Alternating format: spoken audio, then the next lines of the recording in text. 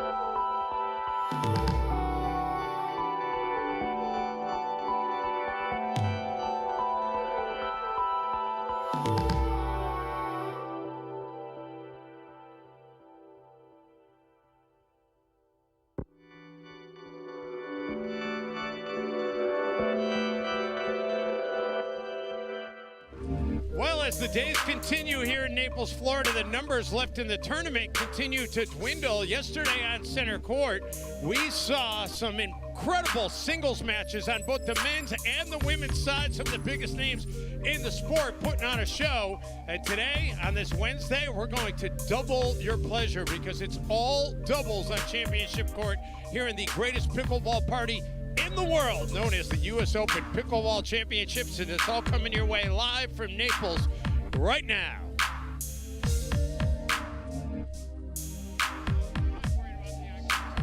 It was C at best. Dave doesn't have his headset on yet.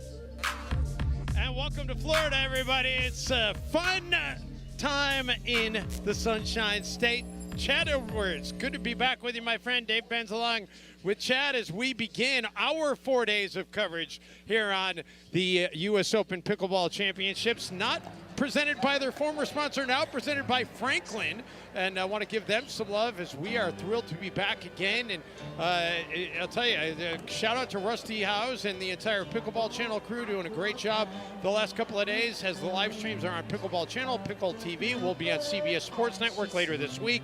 And it is, great to be back, Chad. I know you and I both look forward to this event every year and getting here to Naples, Florida. Yeah, I mean, for me, this, 10 years. 10 years, this is where it pretty much all started. It's the one event that I for sure have to come back to every year. So, blessed to be here. It's been a great run so far. We're not done, but still. Right, exactly. I'll tell you what, by pickleball terms, you and I are still pretty young. I mean, we're barely in the champions category. Yeah. I mean, I may not look younger than you, but I am younger than you. Well, I'll take that as a compliment. Thank you. Yeah. By the way, I'm trying to figure out, there we are, over there. I'm trying to get my orientation. Where's our camera?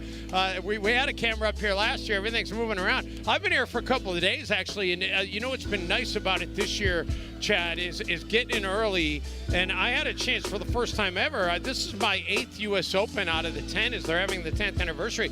The first time I've really had a chance to go kind of take in some of the other happenings besides what takes place on Championship Court. And what happens here on Championship Court, obviously, is such a big part of this tournament. But really, the nuts and bolts of what keeps this tournament together is what happens on the other 60-something courts that are here at East Naples Community Park. Well, and if you look at the progress of the courts over the last 10 years, from 2016 being the first one, we had this front back here, right? You had the area that was over there known as the Dog Run, and everybody had their tents over. And it was kind of, you come into Vendor Village, you see Championship Court, and everything was kind of packed in here. Now with the growth, the expansion, it like you said, I went out to watch some matches on the backside there earlier. It took me 45 minutes to get out there because you run into so many people that they want to stop, they want to have a chat.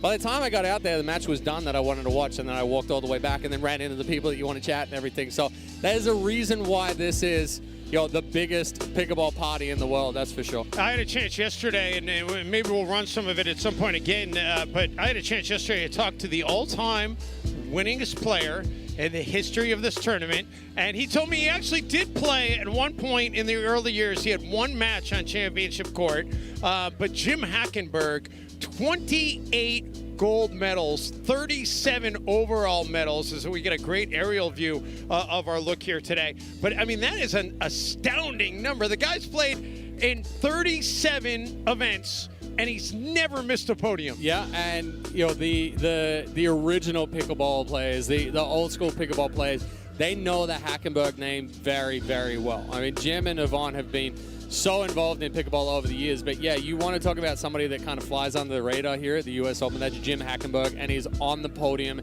every year, multiple times a year, and like you said, the winningest player here in US Open history, and just a great all-around guy. And by the way, couldn't have been more reluctant about his accomplishments. Oh no, he's so humble, so humble. It's unbelievable. Anyway, let's get to the matter at hand, which is going to be coming up. Women's doubles, as Rihanna Valdez and Trang Nguyen McLean taking on Anna Lee Waters and Lee Waters, as our doubles coverage gets underway in just a moment. Stay with us here from Naples, Florida.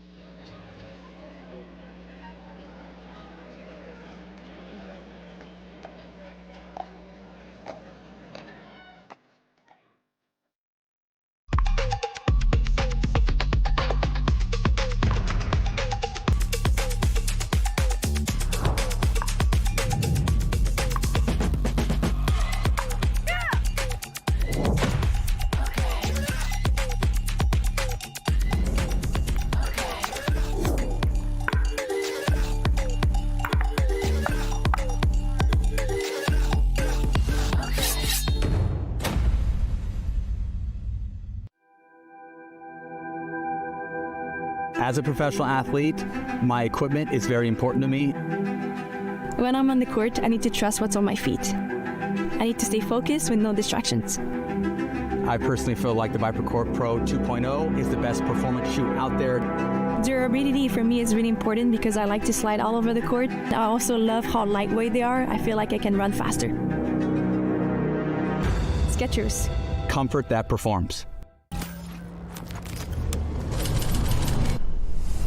Energy is everywhere. In the hit, in the bounce.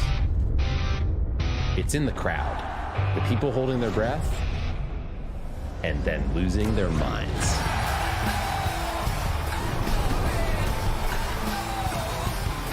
And once energy is unlocked, that's game over. So you like to play pickleball, huh? There's just a few things standing between you and upping your game at the kitchen. No, not that kitchen. This kitchen. Step 1. Ditch the big box store paddle and get a real paddle from Pickleball Warehouse. Step 2. All dinks are welcome. No. We're talking dinks on the court. Final step. Stay on your toes in the right shoes so all those epic shots actually count. So, what are you waiting for? Get on the court with the perfect gear from Pickleball Warehouse. And welcome back as we get you set here for women's doubles on Championship Court. And everybody knows Anna Leigh Waters and Leigh Waters and what the expectations are for them. Brianna Valdez teaming up with Chuang Win McLean. And you might recall, Chad, we saw Chuang Win McLean get the best of Anna Leigh Waters and a guy named Andre Agassi, along with her teammate Len Yang, in doubles action, mixed doubles action here last year. Yeah, and don't sleep on Win McLean and Valdez.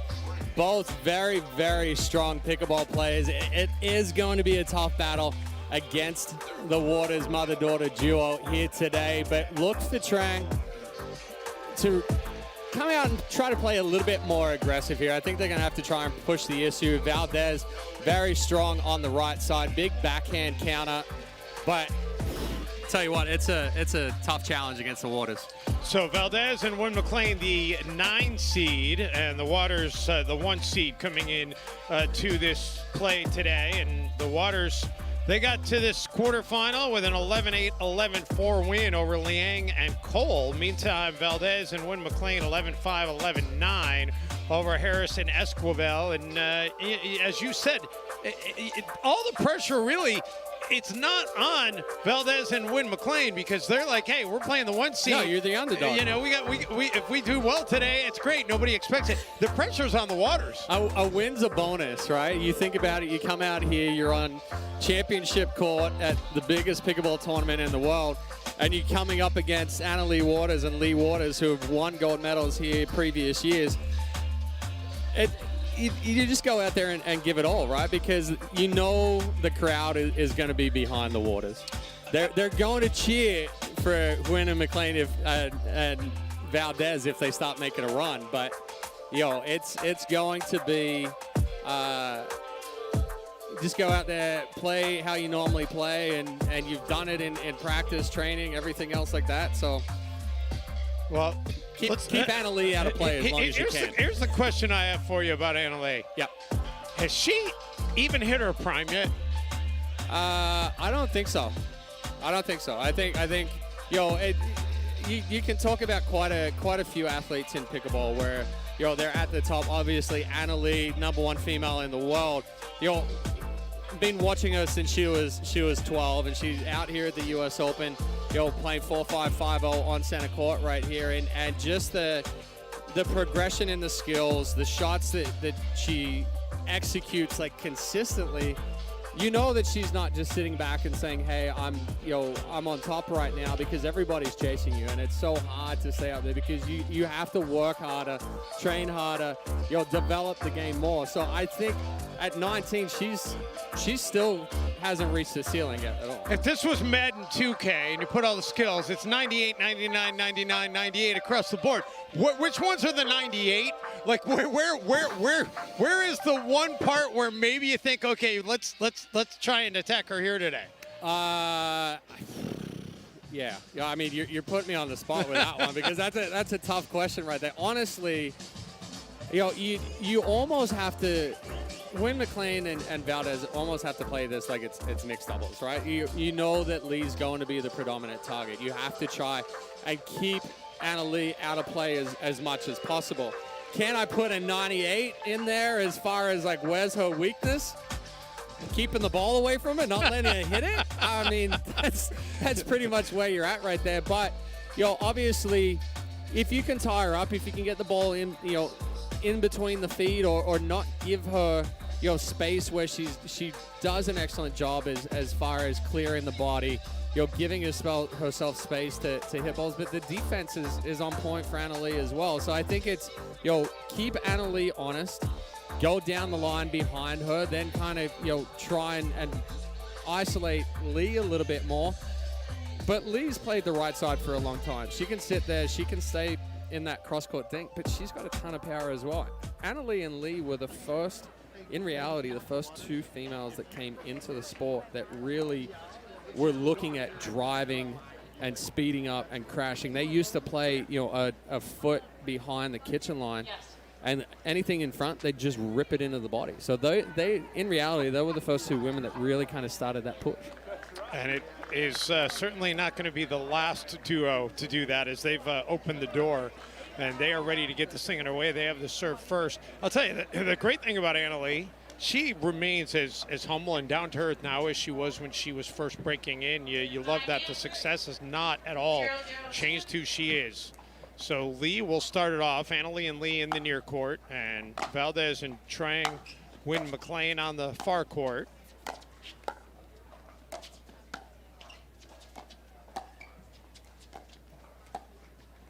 Yeah, that's right there. I think Gwynn McLean and Valdez need to kind of stay in that pattern right there. Put the pressure on Leigh Waters. Tie that ball up in between the feet. Anna Leigh, that two-handed backhand, and the touch shot. But just watching those backhands there from Anna Leigh as well, most players are going to take that two-handed backhand. They're going to roll it hard through the middle.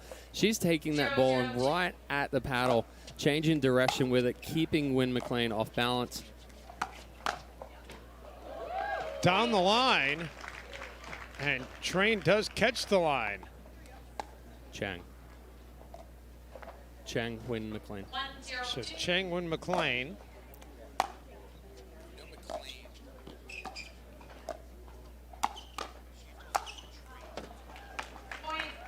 Oh, really? We got an interesting conversation going on in the truck right now. So the truck is telling us she wants to go with Train McLean. Train Win, and we're dropping the McLean. So there you go. Train, sorry about that. So Train Win is what we're going with. I'll tell you what, they beat the Waters today, then everybody's going to know how to say it. Just a little flat there on that backhand flick from Valdez. You saw the paddle face a little bit open. Didn't get the bite, didn't get the shape she was looking for. Sorry. Correction. 0-1. So 0-1. Ooh. Second serve. Just a little big there on that forehand. Anna Leigh with her first serve of the match.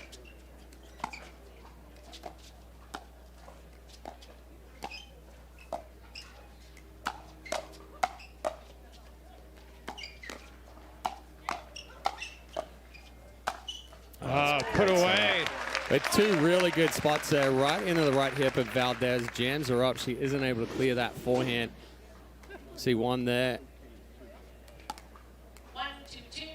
And a good angled finish there by Leigh Waters. Sold it too, which you love. A little bit too deep from Anna Leigh. I think just moved a little quick there, coming back to the middle. She's trying to sell that speed up. But it's also she's playing that next ball too, is if Valdez does get a paddle on it, she's sitting on that forehand if it comes back in the middle. Nice coverage by Anna Leigh to get back to that one.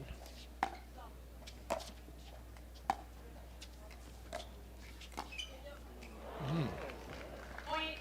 That's a well-placed shot by Valdez, but that's one you expect Anna Leigh to get. Yeah, potentially just leaning a little too much middle there for Anna Lee. Ooh. Quinn called it out. Valdez played it. Second serve. I guess it was in. Waters certainly didn't complain. No.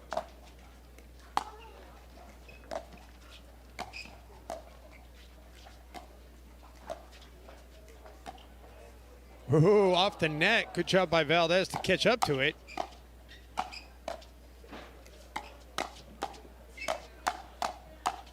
Firefight, and finally Side out. Wynn ain't able to return it. Well, that's one thing you don't want to do is give Lee Waters too many bites at that forehand. You see the first one, she gets a little jammed up. It instantly clears the body. Is able to take those next two forehands well out in front.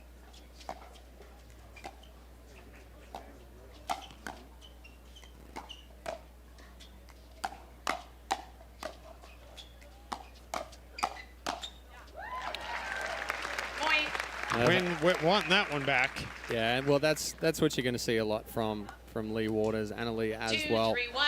It's going to be that step back speed up. Ooh. Misfire there. Point. A little extra spin plus the time to think there on that serve. 3-3-1. Wynn kind of mishit it, pushes it wide. Anna Lee going back to back with the looping serve.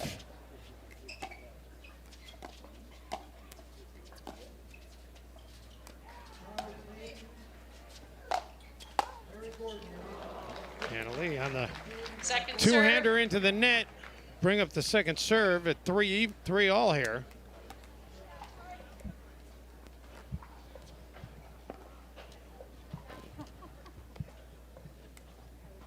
Lee, you're serving from here at 3. Oh, yes, correct. 3-3-2. Oh. The official trying to get everything straight, and Lee says, no, I'm in the right spot.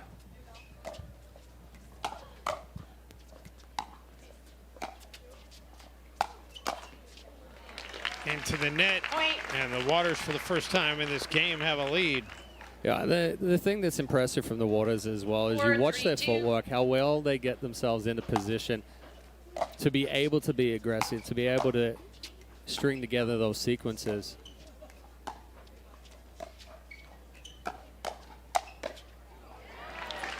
Well, Anna Lee's not the only one that can put some juice on the shot. Oh, no. Lee has tremendous power as well, but watch the setup here too.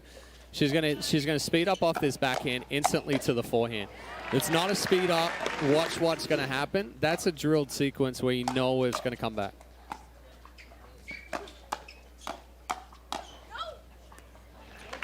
Point.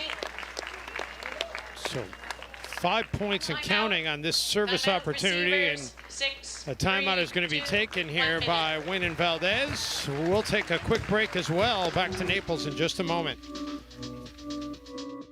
The Franklin US Open Pickleball Championships are brought to you by Pickleball Warehouse. Gear that fuels the fun. Free 2-day shipping on the widest selection of products. By Yola. Ready always. By Skechers Pickleball. Experience comfort that performs on court. And by the official ball of the Franklin US Open Pickleball Championships, the Franklin X40. Play with the best.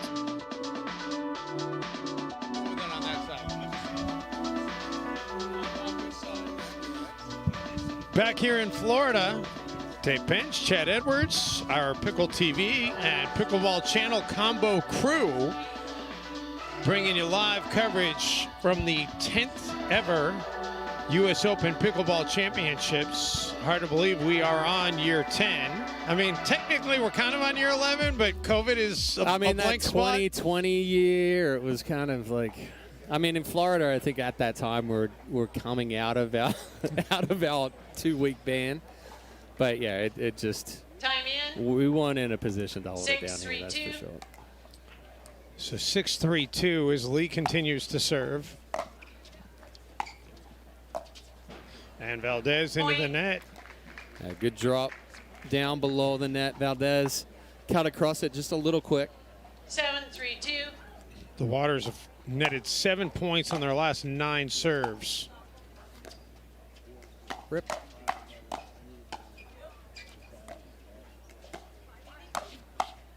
Nice get by Lee.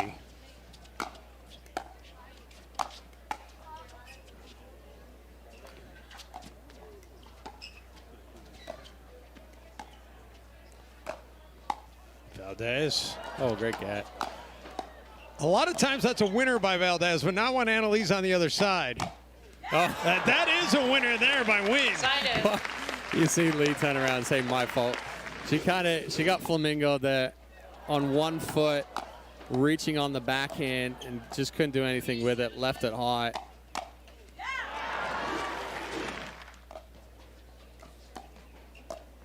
Is there anything worse when it goes off your paddle and you know you've left it high and you're just probably in trouble? Yeah, I mean, that's where it's like, oh crap, I got to try and do something here to stay in the point. But the hard part there for Lee is that she was off balance as well, so she couldn't get the footwork to play that strong defense. But you want to talk about the difference between like an amateur player, pro player. Amateur player, they pop the ball above the net, and they're like, oh, point's done. And most of the time they turn around, they're like, it's over. 4-7-2. The pro players, they like leave it up a little bit, and then it's like, all right, defense mode. Let's get us back into the point. Yeah, although if you're playing amateur at the level I play, you're like, well, maybe they won't be able to execute on this. Annalie just taking everything right now. Lee with the backhand. Side out. Well, that's certainly not a 98 skill for Annalie, is the footwork and the court coverage. Yeah, I mean, she's maxed on that one. Yeah, I'm wondering, I mean, can you get 100? 7-4-1.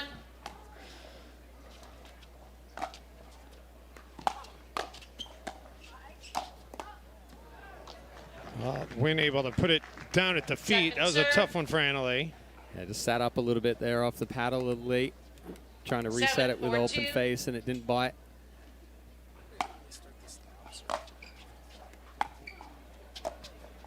It's been a couple of years.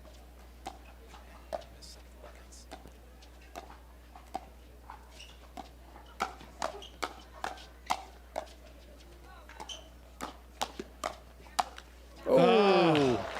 Side out. Annalie did everything to keep that going. Lee was trying to let her get back in position, but ultimately the serve changes sides. 4-7-1.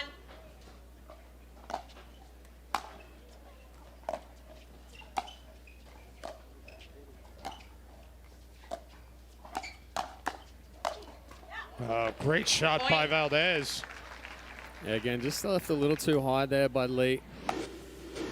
Wynn and Valdez take advantage of it. This forehand right there, it wasn't quite a fully committed speed up.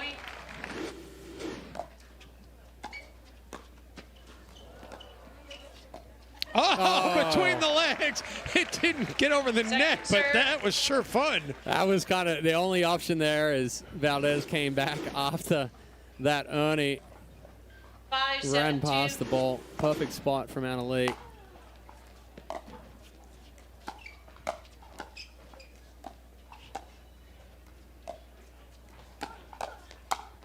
Ooh, watch your face, and it still lands in. But again, that setup off of that backhand speed up. Great footwork. And that's one of those where it's like, you know, she's got the control on top of it, Chad. I mean, she puts it right on the line. But she's not perfect. But you know, and again, it's kind of, you look at the top pros, you look at the good pros and the pros that are still developing, right? And pretty much every ball Annalie hits, it has a purpose. It's a sequence that's been drilled. It's you know, that's why she looks so smooth out there on the court. Nothing's really a surprise as far as what's coming back at her.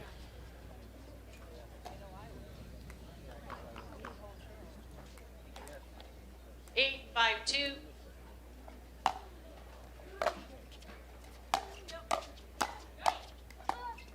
Good get by Lee.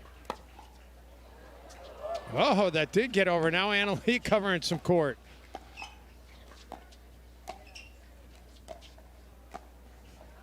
Good ball there from Valdez, right at the toes of Lee. And you wonder if, in their mind, they're thinking, okay, when are we going to switch back? How much that plays into kind of losing your focus on a shot like that? Yeah, a little bit.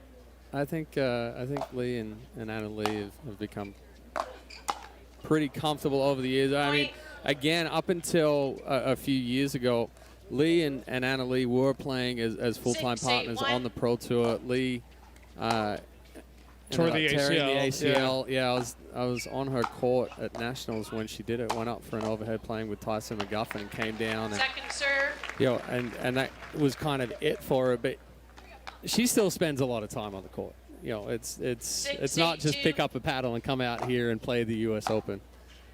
Well, and listen, Father Time remains undefeated. And I say remains because in 10 years, Father Time might go down too. But for now, Father Time remains undefeated. But you can't help but think that Lee maybe has gotten a little bit better as well. Maybe it's the recovery. She's fully back from the ACL. But being able to play with Anna Lee, I mean, that can't help but make her better as well. Yeah, and you're out there playing with your daughter again. It's you know, a great environment. You're out here on Championship Court. Everyone's out here to watch you play. Well, we'll take a breather. Timeout here in Naples. The Franklin US Open Pickleball Championships are brought to you by California Sports Surfaces, the official surface of the US Open Pickleball Championships. By Engage Pickleball, bringing you the new X2, our most powerful spin-generating paddle. By Kitsch Pickleball, the official merchandise store of the US Open. And by Duper, the gold standard in pickleball ratings worldwide.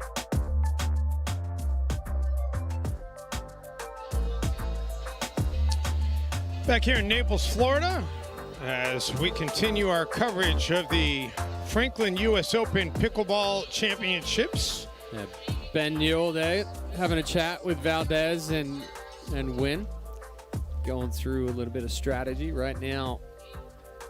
Lee and Anna Lee, short of a couple of errors here and there, haven't really looked in any danger.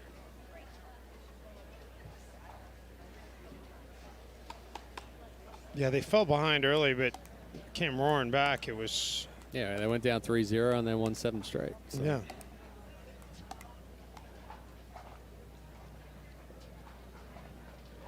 And now 2 points away from taking game one. Time in. 9-6-1.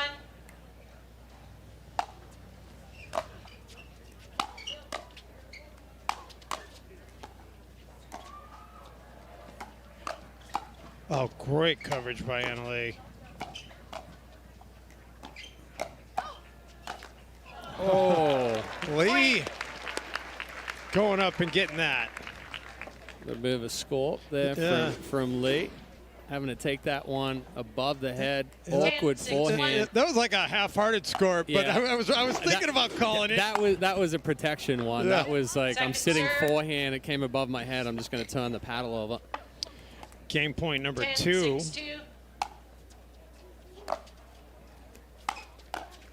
And that is it.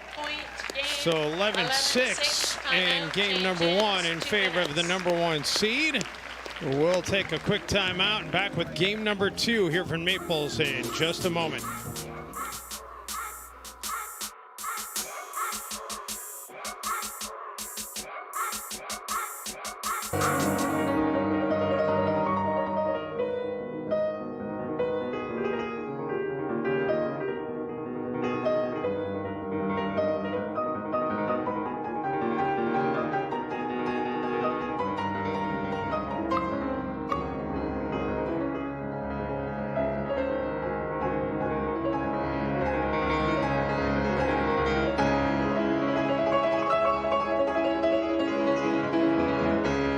Let me do the talking. You bring the money? Of course. First, show me your step. Once you try it, there's no going back. Say the field lasts hours. Let's play! You always want more. You start, friends are gonna want to try it too. Please, freeze! Those pads are illegal. Hand them over. This can be. These are dual approved. My play?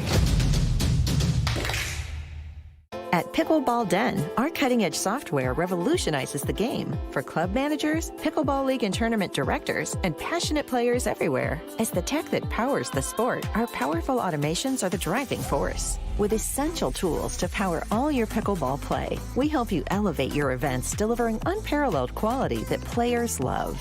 Proudly serving as the official tournament software of the US Open Pickleball Championships. Level up your pickleball experience at pickleballden.com.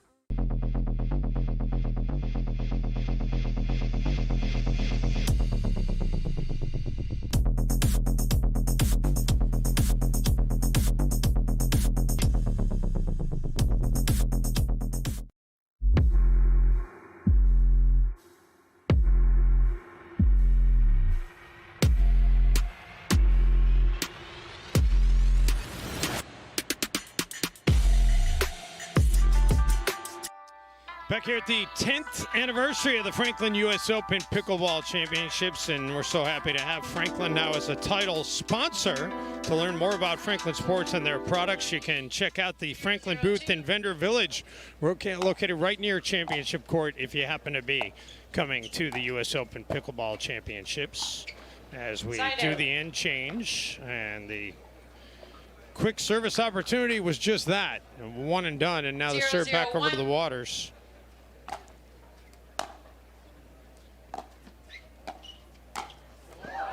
See ya. That is just nasty.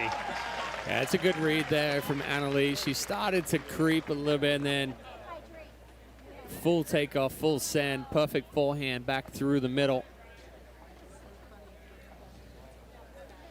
Annalise on the full run. 1-0-1.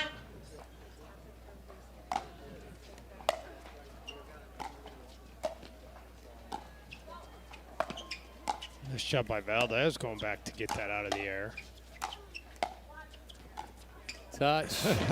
Good pressure there from Annalise. You see how far she's reaching in, and then she can accelerate on those two forehand rolls. Once she'd pushed Wynn back, then it was just that touch volley. Oh. I mean, they have every tool in the toolbox. Lee pumping the arm in the air right there. She's getting involved in the action. Great two-handed backhand there. Splits the middle for Lee.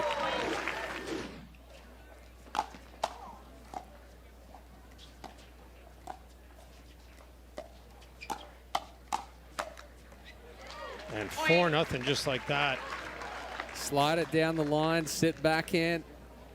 Another great execution there from Annalise.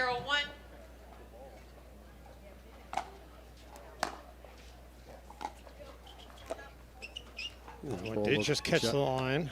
I was almost going to say it looked wide.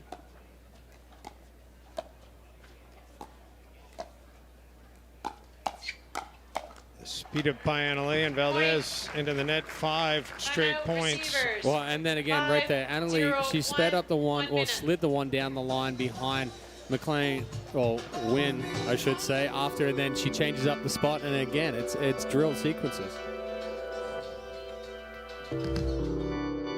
The Franklin US Open Pickleball Championships are brought to you by Pickleball Warehouse. Gear that fuels the fun. Free 2-day shipping on the widest selection of products. By Yola. Ready always. By Skechers Pickleball. Experience comfort that performs on court. And by the official ball of the Franklin US Open Pickleball Championships, the Franklin X40. Play with the best.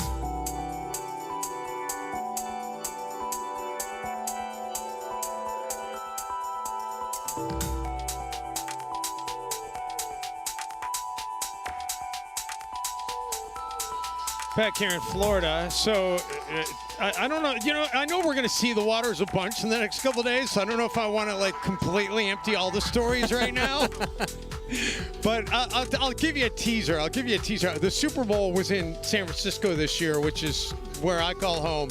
I ran into the Waters in an unusual place Super Bowl week, and I'm going to tell you about that later in the week. It caught me completely off guard, but it speaks to both A, how big Annalise has become, and B, how humble she still is. The story I'll tell you later. 5-0-1.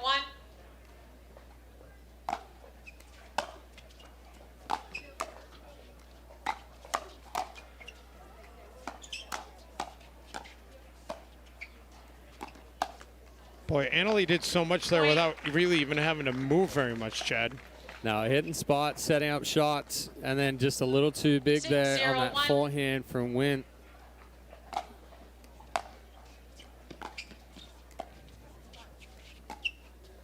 Ooh, just misses. You see the reaction from Annalie after she hits that one as well. Aggressive on the inside out forehand, just pushed it a little too deep.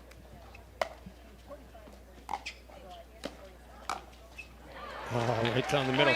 Well, and that I was almost going to say, am I going to have to ask you a question, because Lee had reeled off 6 straight points. 7-0-2. And Wynn and Valdez only had 1 serve, but I guess technically if they were to pickle them, it would wouldn't not be a golden yeah. pickle. I knew where you were going with it. No, technically, it's not a golden pickle. If the other team ever got to serve. It's not, but it's a silver right? pickle. It's kind of like, golden pickle in reality is starting the game on the 0-0-2 and reeling off 11 straight. But which we did see here a couple of years ago.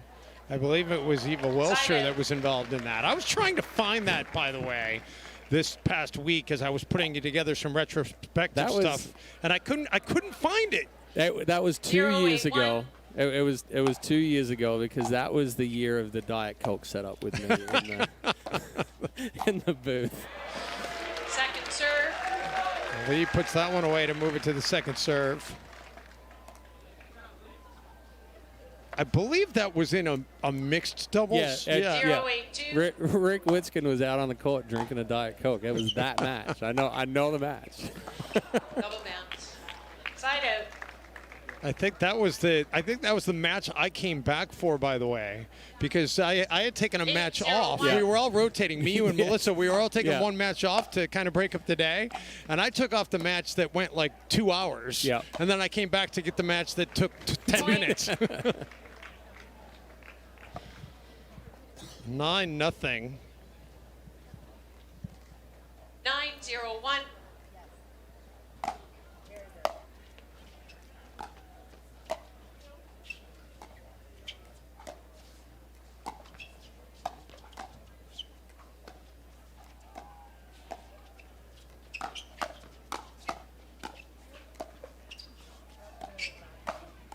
Oh, great defensive shot. Oh, how about that? And then the lob.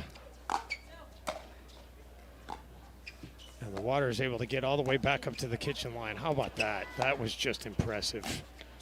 Great angle. Great touch. She thought she might have a chance for an ATP, but that was a heck of a point. The crowd loving it. It takes us to match point. The touch right here from Lee Waters, when almost getting that.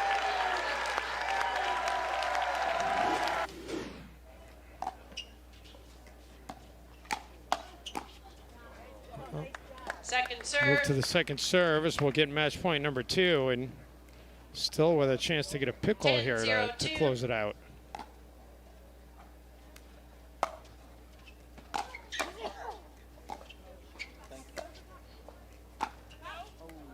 That's long. Just overcooked it, rushed a little bit there, did Annalie.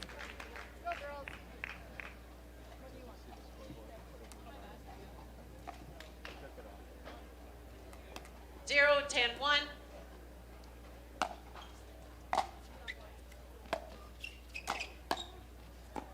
Oh. All right, so the pickle's out of play, and now you just say, hey, let's see if we can put a couple together and make them work for it. Well, if you're the Waters, you're calling you on the jinx for talking about it multiple times. I think in the grand scheme of things, them having a pickle or a win, they're not really going to lose any sleep over that. That's true. That's true. It's not as much as somebody talking about the no hitter while it's in development. Yeah. Although Dick Bramer, the longtime voice of the Minnesota Twins, gave me a great perspective on that when I was in Minnesota that I'll share after this point. Great touch there from Annalie. He told me, he said, listen, am I going to be a slave to a jinx, or am I going to be a slave to like letting the fans know what's happening? And he's probably right. Well, I'm sure a lot of athletes would tend to disagree.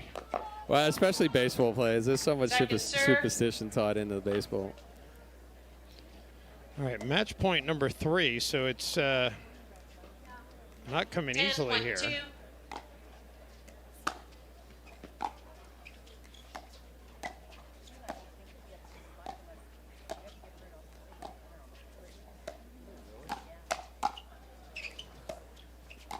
Oh, great get, and then the great angle there from Anna Lee. 11-1. So the Waters win it in consecutive games. Had to work a little bit harder in game 1, taking it 11-6. They take game 2, 11-1, and they'll be moving on to the semifinals, where we will almost certainly see them again later on this afternoon here on Zing Zang Championship Court. We'll step aside. Our coverage of the Franklin US Open Pickleball Championships continue from Naples in just a moment.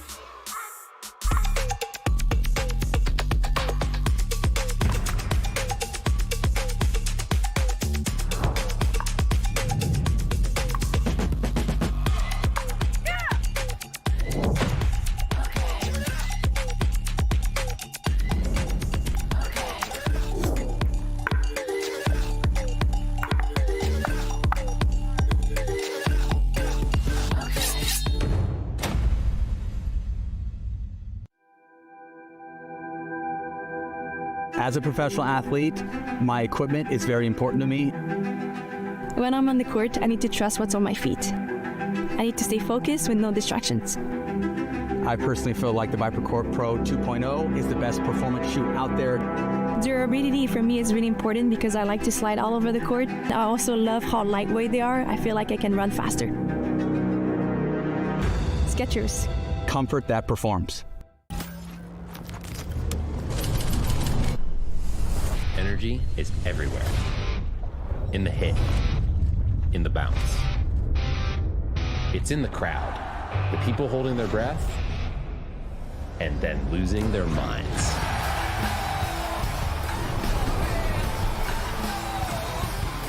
And once energy is unlocked, that's game over. So you like to play pickleball, huh? There's just a few things standing between you and upping your game at the kitchen. No, not that kitchen. This kitchen. Step 1. Ditch the big box store paddle and get a real paddle from Pickleball Warehouse. Step 2. All dinks are welcome. No. We're talking dinks on the court. Final step. Stay on your toes in the right shoes so all those epic shots actually count. So, what are you waiting for? Get on the court with the perfect gear from Pickleball Warehouse. Well, some of the numbers from that match we just saw here in the quarterfinals. By the way, they've changed the schedule a little bit this year, Chad. So I misspoke earlier. Semifinals will not be today. They're going back from what they did last year. They're reverting back to the previous form. Yeah, so we're going to play through the quarterfinals, and then the semifinals will be on Friday, finals on Championship Saturday, like it always is. Previously, we had played through to the semifinals and just gone to, the finals on Saturday. So, it just goes for an extra day of excitement because the semifinals are a lot of the time just as exciting as the finals. And the semis will be live on CBS. In fact, we're going to be on Friday. We're going to be on CBS Sports Network live for 6 hours. I'm not sure who they had to bribe to convince the execs that Dave Benz and Chad Edwards should be on CBS for 6 straight hours live. Yeah, that's some pressure right there. I mean, whew. I just need to make sure I'm not eating any rice in the booth, which is an inside joke. Here's a look at some of the highlights from that last match. And, it took Anna Lee and Lee a little bit. And it wasn't their first match of the day, but, it is the first match on this court, which is a little bit different. And it does play differently. Outside you have, obviously, a lot more wind because the stands here block it, but the sun, wind direction, everything else like that. But the shade is also different as well. You can see the shadows on the court. It takes a little bit of time to get used to, seeing the ball in the different conditions, but quick to adjust. You saw the run down from 3-0 in game 1 and then just kept it rolling in game 2. And you see the teams for the next match on the court. Megan Fudge getting ready to take the court, and we'll also see her squaring off against somebody you know pretty well, Simone Jardim. Yeah, I've known her for the last 26 years or so. Yeah, it's been a minute, but Amanda Henry and Simone taking on Megan Fudge and Sophia Sewing and Seving and Fudge. You know, they're the 2 seed coming in, but you know you're taking on Simone as a 7 seed. I don't know if I love that. Yeah, the seedings, like if you look at the draws, the seedings are a little different this year, going straight off of Duper ratings. But you know, it's a challenge anywhere throughout the draw at this point right now. So, you know, Fudge and Seving, newer partnership, newer here in 2026. So, still kind of figure out a few things, but you know, defensively wise, Megan Fudge is phenomenal. She's added a lot of offense to the game. Sophia Seving, watch for the offense coming out of her and getting big in the middle. Zhajing and Henry have played together on and off for the last couple of years.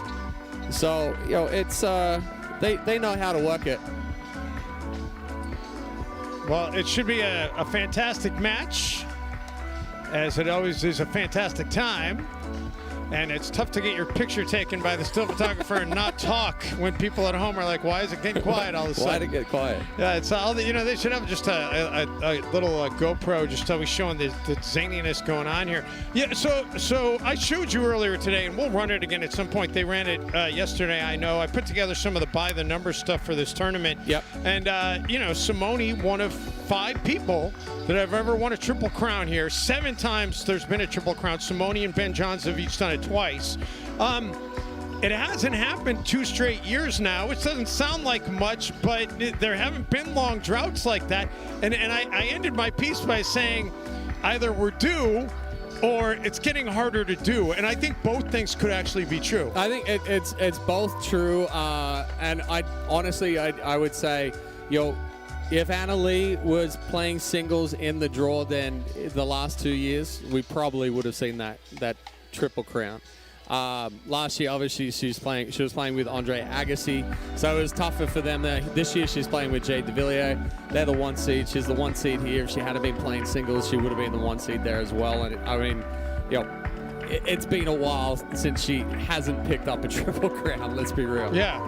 You almost you wonder, and I know she's got other commitments, and I know you know, she's doing what's best for her, but boy, you almost wonder, like, at some point is she going to say, okay, I need to check that box. I need to have the US Open Triple Crown. Yeah, and I mean, and again, you talk about how busy she is. I do believe she gets done here today, and then she's going over to Miami to play in a $1 million match tonight over there.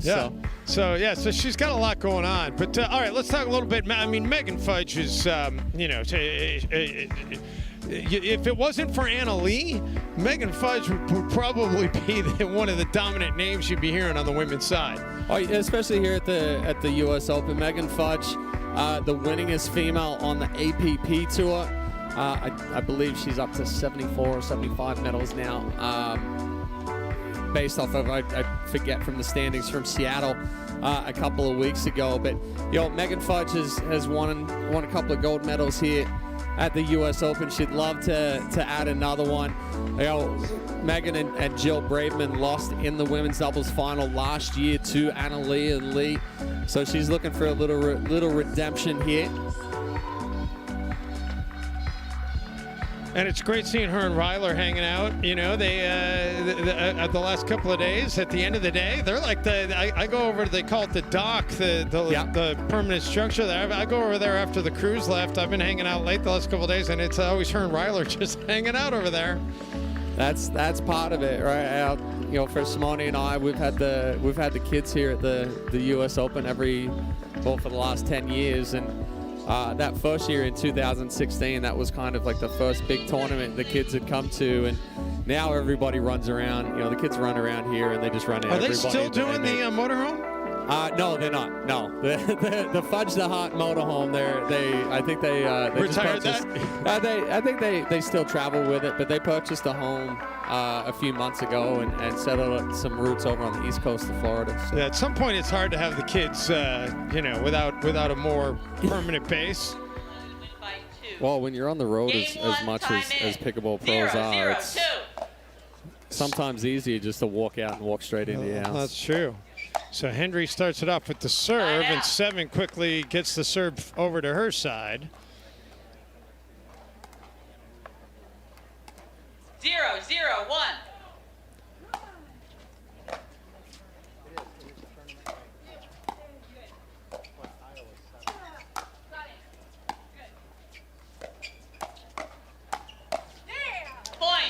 Nothing Hendry could do with that one.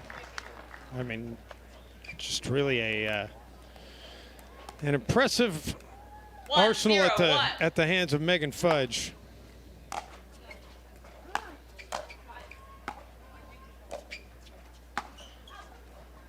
Ball just deep, and that's part of what I was talking about with Megan Fudge and coming out and being a lot more aggressive on the offensive side.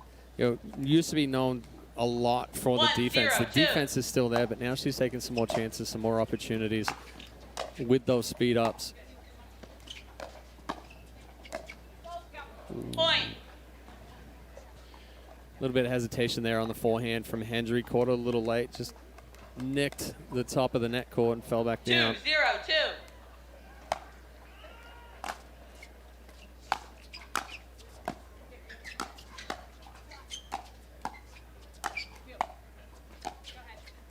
Simone playing all the angles.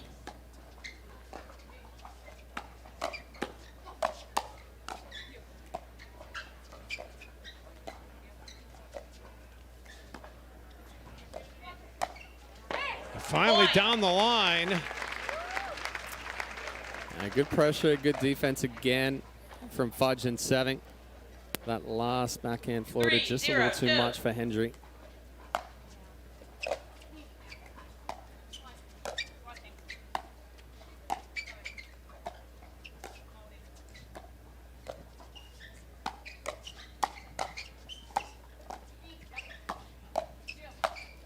And the put away by Seven to make it 4 straight points. Again, it's that pressure. You see both Zhang and Hendry digging balls from the toes. When that final ball pops up, big finish from Seven.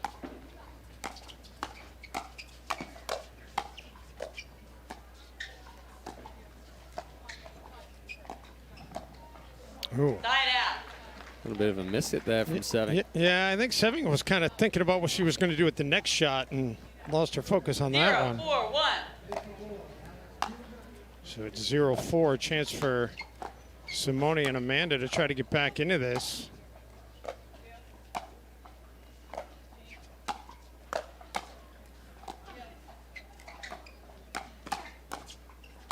Ooh, that might have been an out ball, but it's a winner anyway. It was a good read there from Fudge off the inside out from Jia Jing. A little bit of a miss hit as well, and left that ball up. 0-4-2.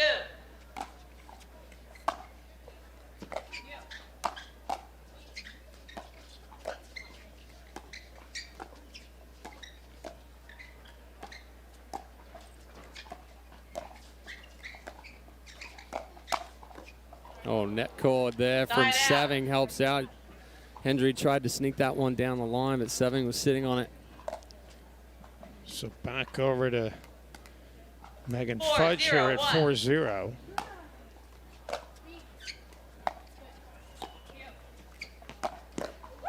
Point. ATP played beautifully by Sophia Seven. Off the paddle, it didn't look like that ball was going to reach the court. I think Hendry reached out to it and caught it before it bounced. It may have bounced short.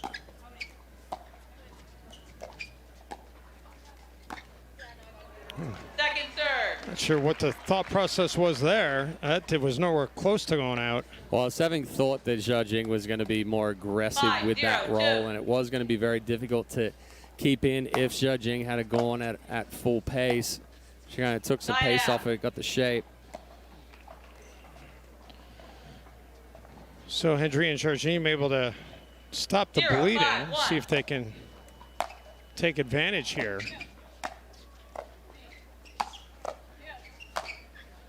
Oh, that one looked like it was going to just hop on over, but caught enough of the net cord that it stayed on their side. Hendry and Jia will take it, though, for the first point on the board.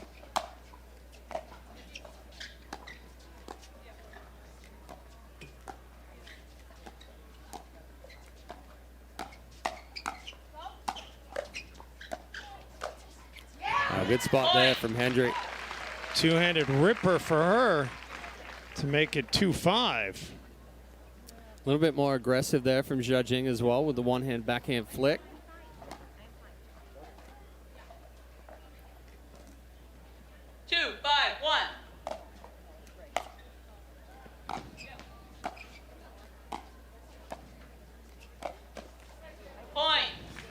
Well, that's a good adjustment there from Hendry as well. So she had tried to speed up one directly down the line, and Seving sat on it with the backhand.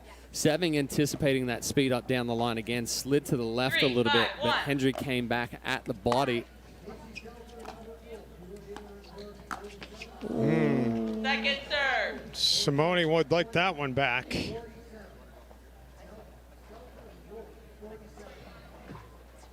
Kind of a half Oni right there.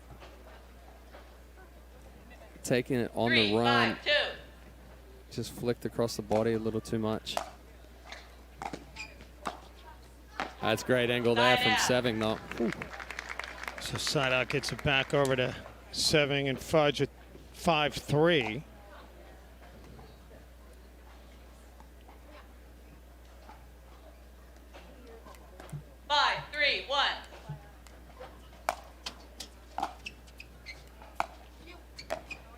Off the net.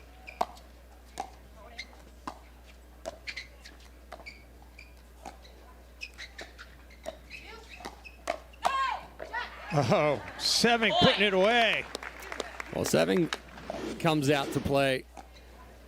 Fudge trying to call her off that ball, saying it was going to go out, but Seving already fully committed to it. Wasn't going to get cheated on the swing.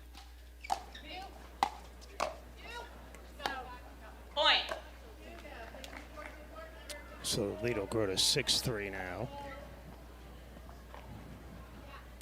7-3-1. Sophia Seving. 2 career medals at the US Open. Both have been bronze. Second serve. Fudge coming out, trying to be aggressive with that two-hand backhand. It was a little tighter into the body. She couldn't get fully extended.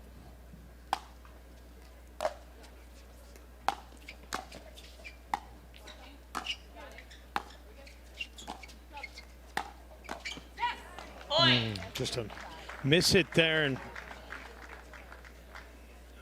not sure if Amanda thought that Simone might come over and take that. Well, it was a perfect spot there from Fudge because Jia had come over and been aggressive a couple of times, but as that ball came back down closer to the line, she had to slide over. Well played shot though by Simone to get the serve back.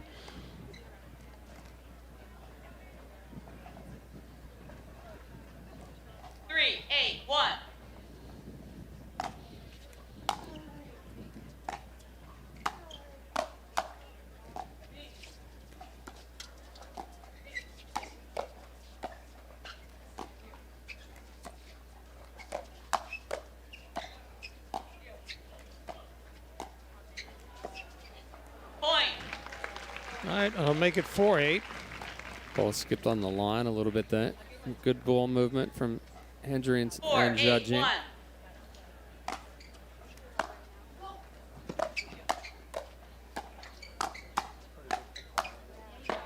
Net caught again. Yeah, Sophia's like, sorry, not sorry.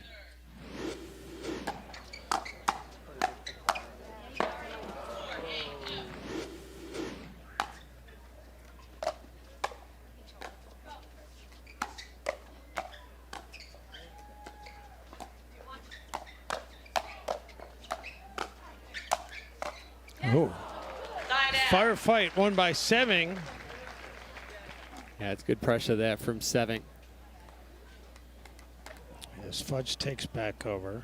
Fudge didn't win a Triple Crown last year, but she did win 3 golds. She, in addition to the mixed pro doubles and the pro singles, she won the pro split age doubles gold as well. Fudge sitting all over that two-handed backhand. Again, comes out. She's aggressive here. Reads that ball straight off the paddle of Zha Jiang.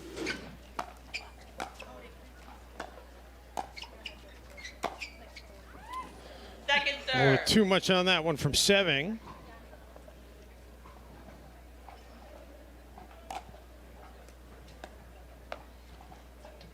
Nine, 4, 2.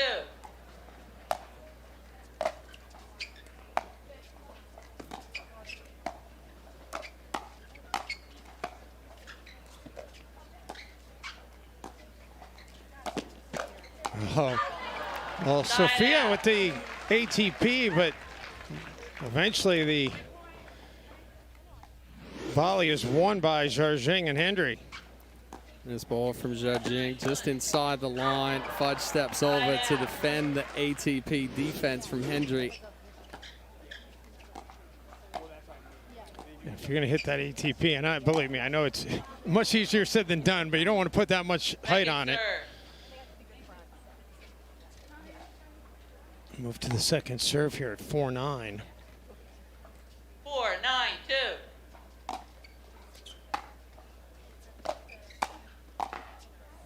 Side out.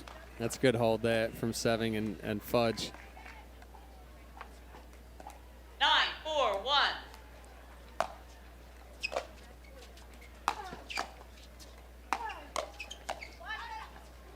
Second serve. Well,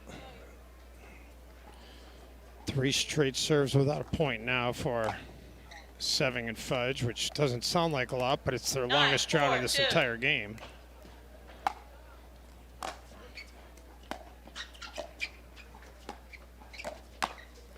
Seving sat all over that forehand. Knew where Hendry was going to hit it even before Hendry knew it. Read that little poke that Hendry was going to do off of the backhand.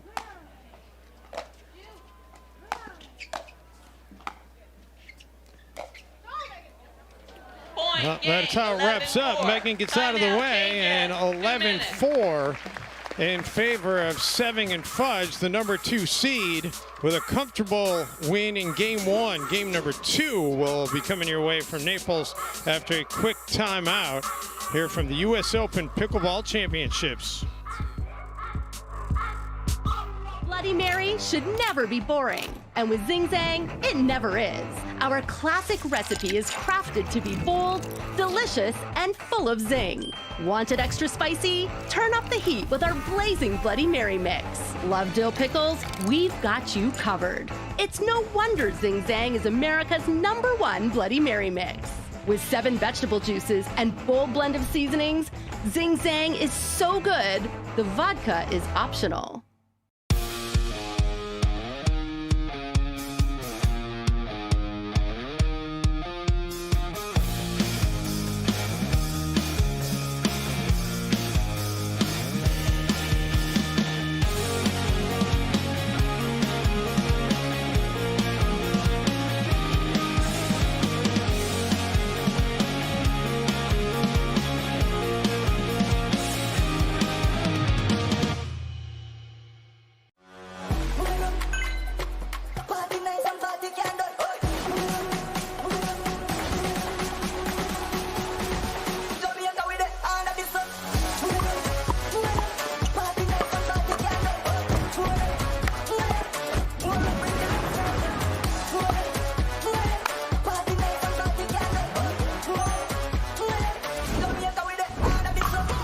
What's your duper?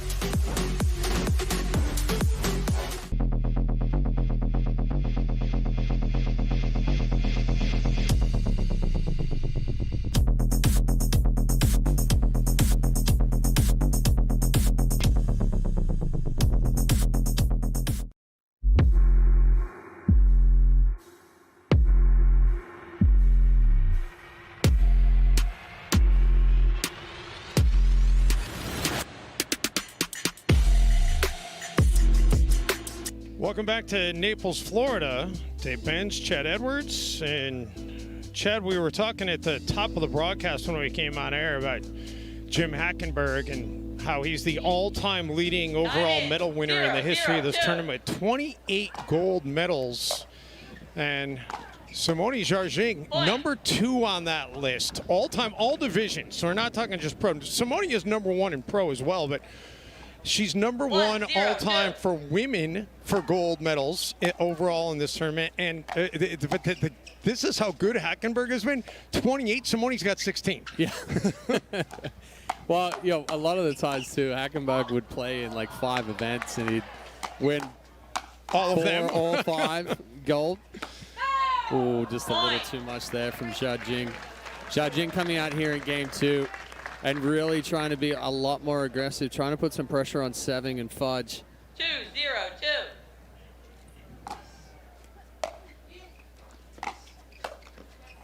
And make it 3-0. The great thing about that, you know, you talked about the Hackenbergs, like Simone and Corinne Carr, they played in their first ever pickleball tournament, was sponsored by the Hackenbergs up in Kalamazoo, Michigan. Yeah, that was what planted the bug and got Simone hooked on competing again. Was that Kalamazoo tournament we're playing on an ice hockey floor. And that does stay in to make it 4-0. Yeah, Jim told me, he said they had no idea who Simone and Corinne were, and they came in and beat the defending national champs from the year before, and they were like, who are these people? Yeah, for mixed doubles, they wouldn't even let Simone play 5-0 because it was her first tournament. She had to play 4-5, and then they got into 5-0 because Corinne had already played a couple of tournaments before. Oh, this one, Seving not able to bring back in. Yeah, and then after that first 4-5 tournament, they told her she'll never play 4-5 again. And back then, 5-0 was like the pro division.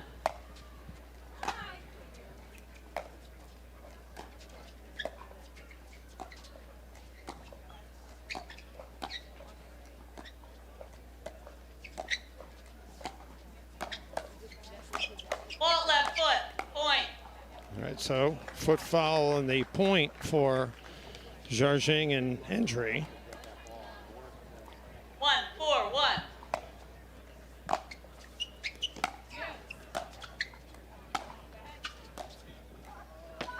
That's a nice Second serve. angle that played there by Seving. Well, it was 2 good deep balls there from Seving. The first one, Jarjing, you see she's 3 feet behind the baseline there. 1-4-2.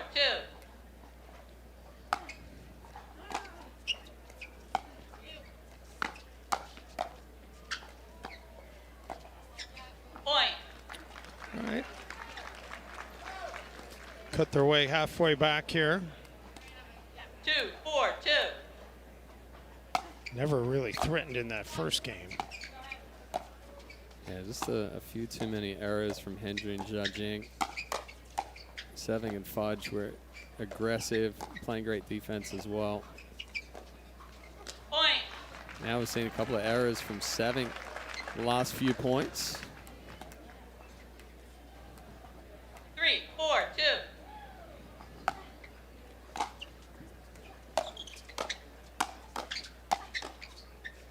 Oh. Tie down.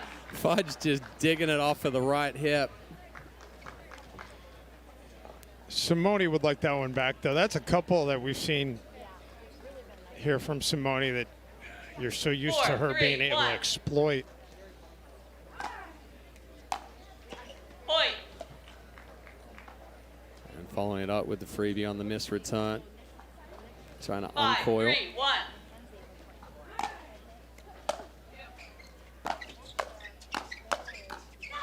Second serve. That one just getting behind Fudge. Different angle there. Coming off of Hendry's paddle. 5-3-2.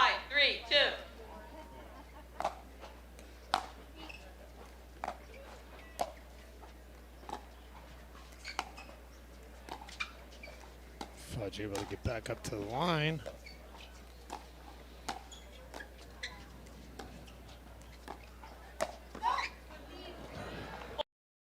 Fudge able to get out of the way. I'm not sure if Hendry was trying to tag her, but 6-3-2. I think it's 6-3. Just a little bit of a mishit there from Hendry on the forehand roll.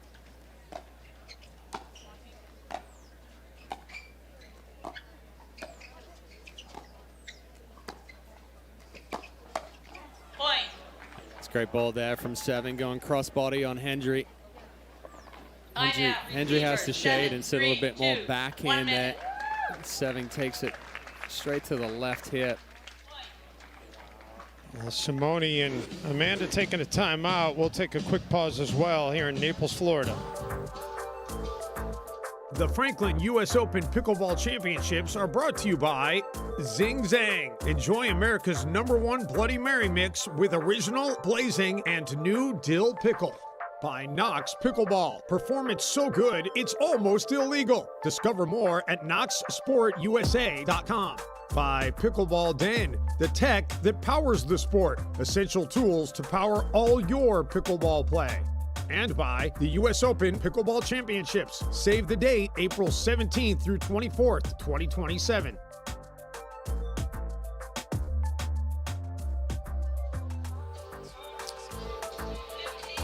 Back at the Franklin US Open Pickleball Championships, and Chad, anybody who's a regular viewer of pickleball knows that you are the spouse of one Simone Jarging, and she's kind of in that twilight zone right now in terms of her career. She could certainly still win in the pro division. I'm not selling anything short with her because I've seen her do so much.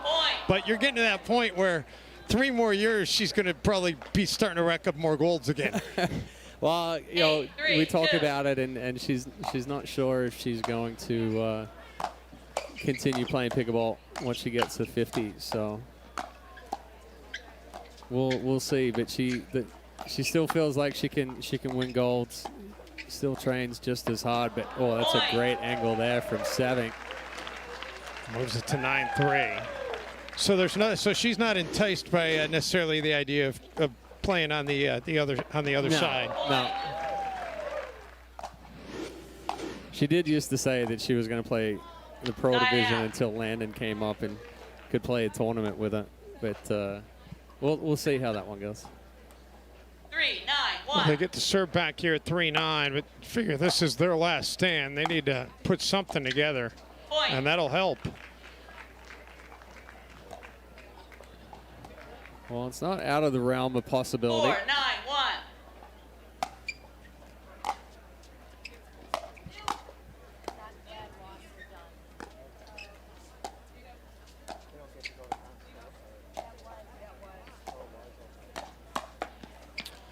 Move to the second serve.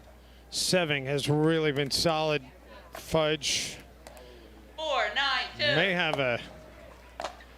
may have a pretty strong partner going through this bracket here, Chad.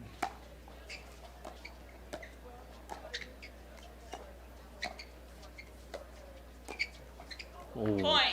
It's in the top of the net. Yeah, I mean, Seving and Fudge complement each other very well as a partnership. Again, Megan Fudge is so solid on defense. 5-9-2. She's added that little bit of aggressiveness in the offense, but Seving, is really does a good job being aggressive out there and putting pressure on.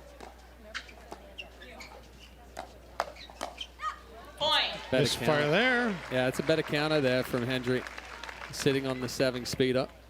Got it back tight into the body. 6-9-2.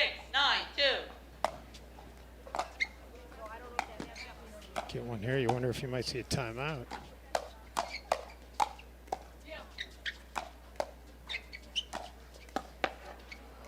Oh, somebody just gets it over.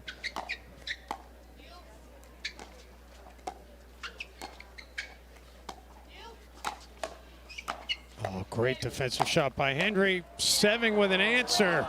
Oh, that was good. Yeah, a couple of good digs there from both Jarging and Hendry. Just that final dig there from Hendry was a little high. Gave Seving the opportunity to hit that harder overhead.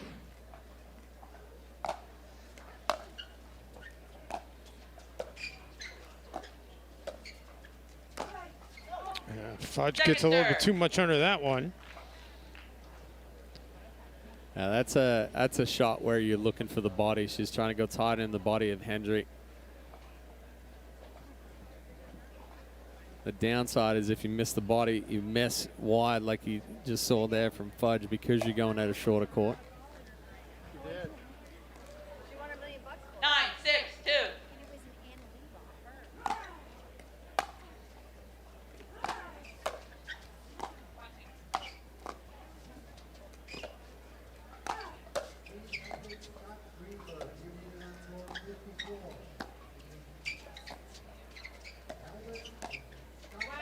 Seven catches the line. That was nasty. And nice inside out there from Seving. Nothing Zhajin could do about it. And match point. Off the net. Side out. And the side out. So not done yet.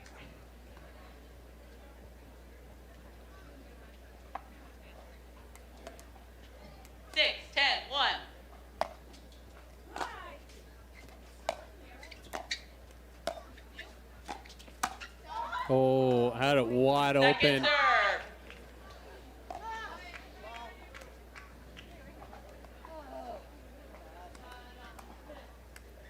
And Simone's frustrated too. You can tell by the way she's bouncing the ball before the serve.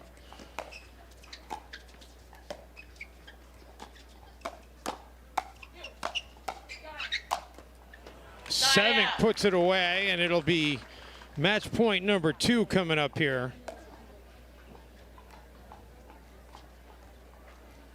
10, 6, 1.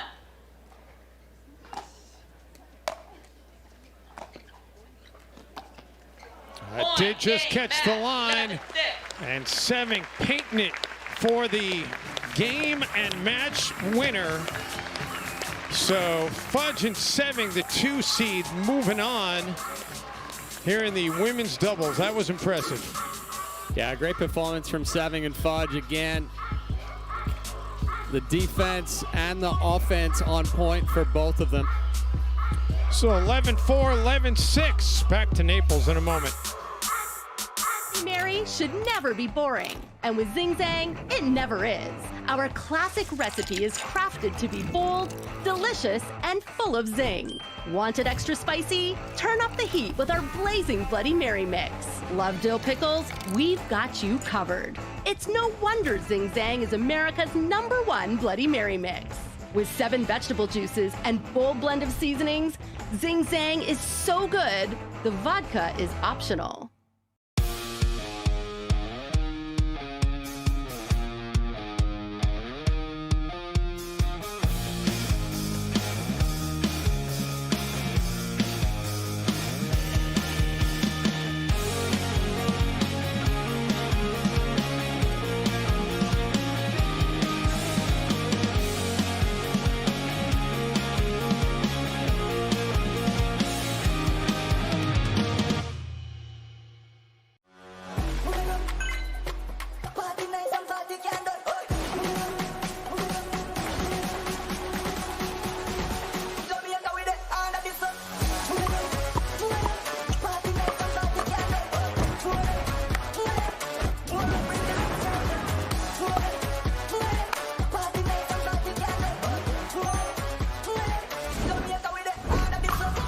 What's your duper?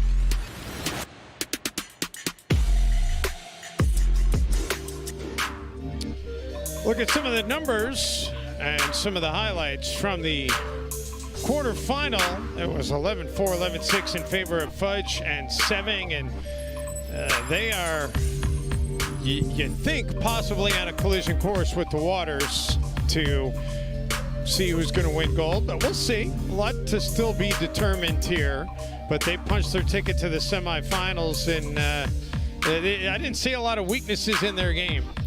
No, I mean, there were a couple of errors that crept in, but I think that was more so from just letting off on the intensity a little bit and not keeping it on. I still think there's another gear they can kick it into, and we'll probably see that coming into the semifinals and potentially through the finals. Well, here's a look at the numbers brought to you by Skechers, and see the unforced errors. And you know that if Seving and Fudge hadn't had 22 of them, it might have been even more lopsided.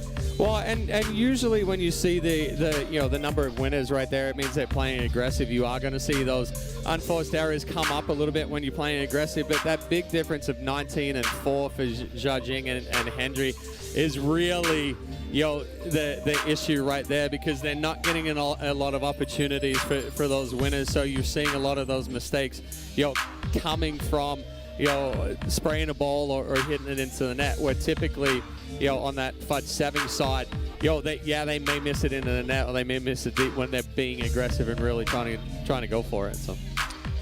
Well, they're moving on. We're going to move on to the men's side of things after this quick timeout. Our coverage of the pro doubles here on this Wednesday from beautiful Naples, Florida will continue after this quick timeout. And back with more coverage in just a moment.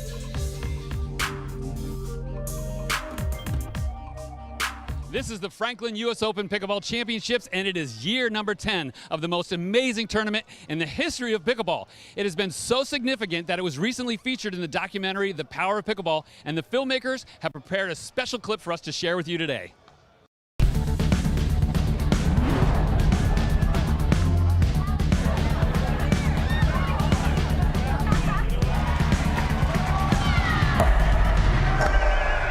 This Welcome Center here was built 2 years ago for this event.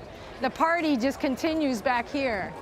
When we first started doing this, some of the people that were in the sport for many years kind of frowned on what we were doing. And they said, all you're trying to do is money grab and whatever. And we were like, we're trying to make an event. We're trying to bring this sport to the next level. We kind of stuck to our guns because we saw some things that were really going to be important for a big event like this. What was really important to us from the beginning was that this was truly open to everybody. You know, we wanted men, we wanted women, we wanted young, we wanted the juniors, we wanted the mature athlete. What I love about it here is the diversity that I see. I mean, there's just all kinds of different people coming together for the sport of pickleball. In 2016, pickleball changed forever when Chris and Terry created the US Open. After that happened, every major tour, every major event, and the pro tours that came after all came to the US Open to see what was really, truly possible with pickleball. What we now think of as pro pickleball would not have happened without what Chris and Terry did through the US Open. 2 years ago, we sold the US Open to a company called PF4. We ran 2023 and we're running 2024, and so this is our last event. It is bittersweet for us. It's an emotional week for us with the people that we've worked with, and it's something that we're going to miss, but we're kind of ready to move on. They have done more for this sport than just about anybody that I've known, and so they will forever hold a special place.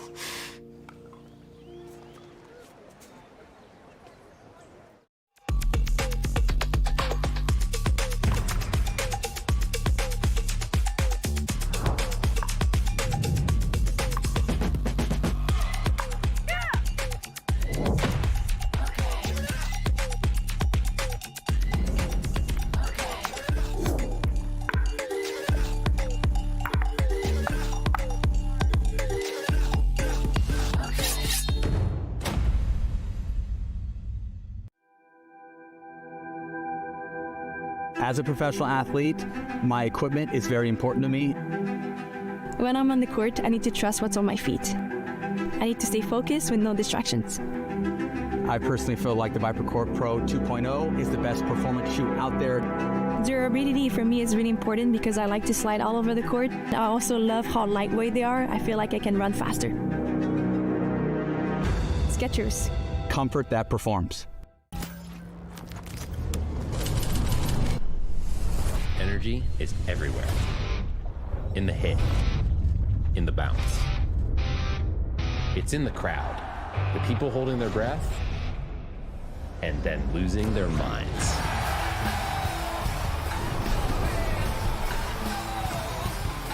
And once energy is unlocked, that's game over. So you like to play pickleball, huh? There's just a few things standing between you and upping your game at the kitchen. No, not that kitchen. This kitchen.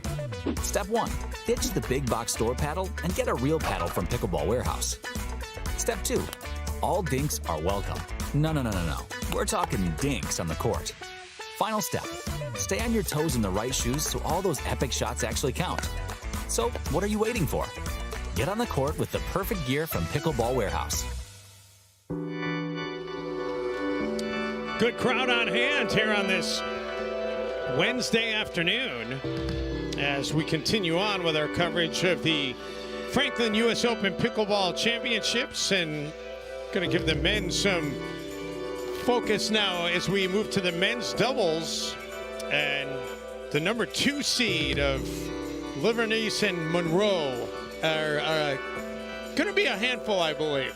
Yeah, honestly, for them, it all depends on how they come out and how they start this first game. If they can find a rhythm early, then they're going to settle in nicely. If it gets a little squirrely, there are times where it's different for Monroe and Livernice to kind of bring everything back in together. But so far here, they've been playing fairly smooth. Haven't been tested a whole lot coming through.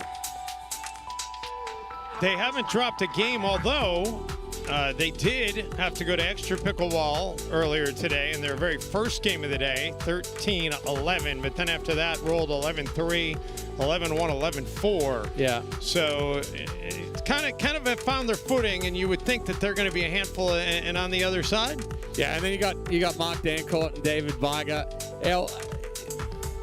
relatively unknown players, but don't underestimate them. Mark Dancourt, super fast hands. David Biger, he's pretty crafty. He's got some power as well. So both of these guys can kind of, surprise you at times, especially with how quick the hands is. I was talking with Livernice Jr. earlier over in the Pro Player Lounge as far as, strategy-wise and how to treat the conditions out here. We're talking about one thing here at the US Open with the heat, and as the day goes on longer, the ball kind of gets a little bit softer, a little bit slower just due to that heat. So we're probably going to see a lot more drops compared to drives here. Usually, in windier conditions, and if the wind does happen to pick up, you're going to see a few more drives because it's not as affected as much by that wind. But I think we'll see Livernice and Monroe come out, be a little bit more conservative, look at rolling that third, and getting themselves up to the kitchen a little bit more controlled. We may see a little bit more on the chaos side from Dancourt and Biger. By the way, Jack Monroe already has a gold this week as he was victorious in the men's pro split age doubles alongside Jimmy Onsings. Yeah. Jack and Jaime. Jaime, number 1 on the champion side for men's players. It's a pretty good tandem. A very, very strong tandem, that's for sure. Point. And already a 2-0 lead here. That's a good speed up there from Livernice. 2-0. In fact, Monroe's been perfect in terms of medals. He's got 4 medals to his credit, and he's got 4 golds. Side out. Yeah, I picked up the gold medal with Len Yang last year in men's doubles. I remember how excited Len Yang was taking his first medal, and it being a gold, and then gold with Megan Fudge in the mixed. Yeah, they don't technically count the split as part of the Triple Crown, but it gives you a chance to still win 3 without winning a Triple Crown. Yeah. A little bit of extra money in the pocket too. Yeah, which he did last year as well. The pro doubles, the mixed pro doubles, and the split age last year as well with Jaime. Yeah, won it 2 years in a row, back to back. By the way, if you want to follow along with any of these stats, you can go to usopstats.com. It's a full database with all the history and the medals of the winners over the first 9 years and 10th year of this tournament as well. So it's great to finally have a database to be able to look at all this, because for years we were always kind of like, you know what, I went off memory a lot of the time, and I found that as I'm getting older, the memory's not as strong. I still have a fairly good recollection of all of the matches that I've commentated. Yeah, but we've called a lot, man. It's easy to forget some. Yeah, I mean, I actually started in commentary here in 2019. The US Open was my first full time in the booth. So along with Melissa McCurley. Yeah. Second serve. I got a lot to owe to the US Open, and getting a start in pickleball and then a start in commentary, and this is kind of the roots for me right here.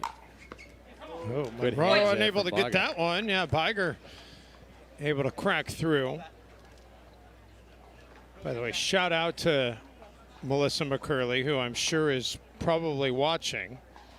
I think Melissa's out playing today, actually. Is she? You know, this is going to be the first year that Melissa's actually going to play in the US Open, because usually she's running it.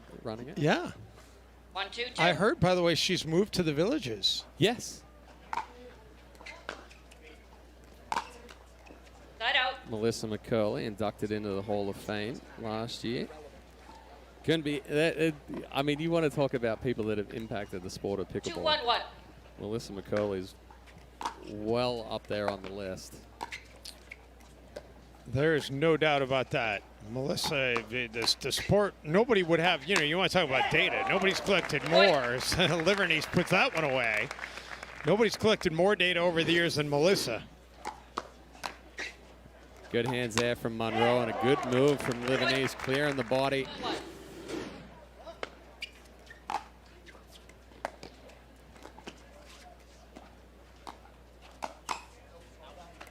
Yeah, Livernice is so dangerous with that backhand flick. Doesn't come from a racket sport background. 4, 1, 1. Lacrosse and football. Puts a lot of time in on the court. Second serve. Just a little quick there from Monroe. Monroe, on the other hand, he got into 4, pickleball 1, 2. early. And he's never left.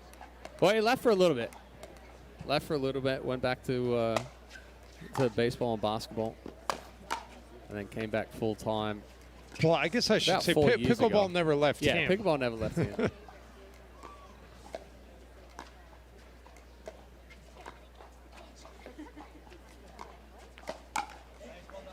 Into the net and make it 5-1. And if memory serves, I believe Jack probably has a birthday coming up, because didn't we give him a cake last year? I think so. On the court? I think so.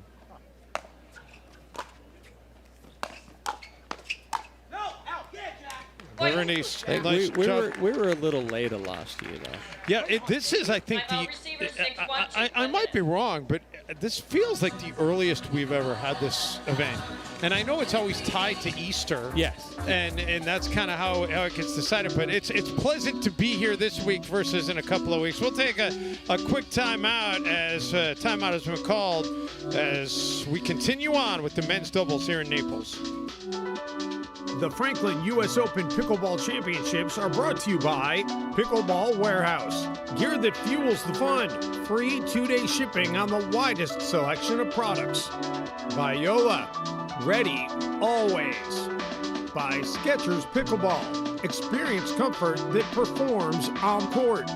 And by the official ball of the Franklin US Open Pickleball Championships, the Franklin X40. Play with the best. Beautiful day.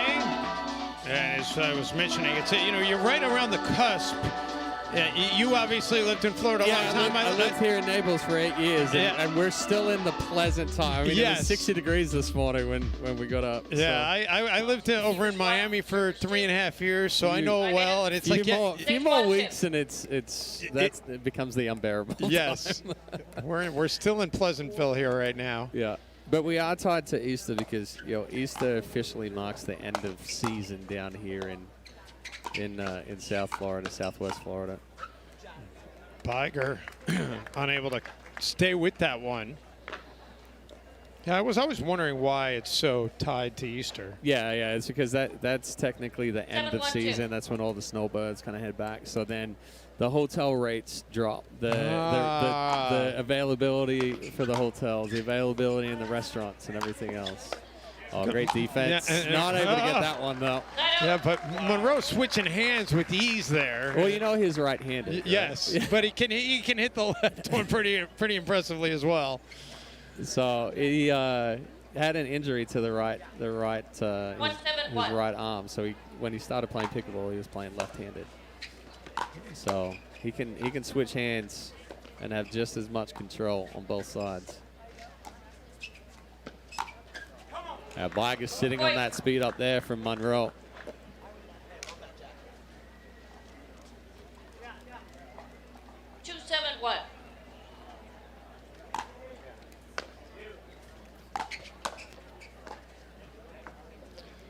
Into the net for Dancourt. 2-7-2.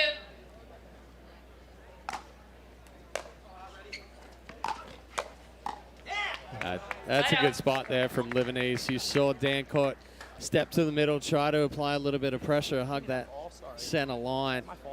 Yeah, Livanese sold it too. He didn't really show it till the last second. Yeah, just snuck it down the line a little bit, a little inside out.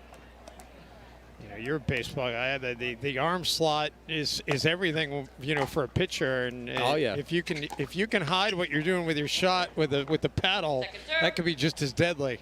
Yeah, if you can, I mean, we call it holding it on the paddle. If you can hold that shot, wait for a commitment, that's one step ahead already.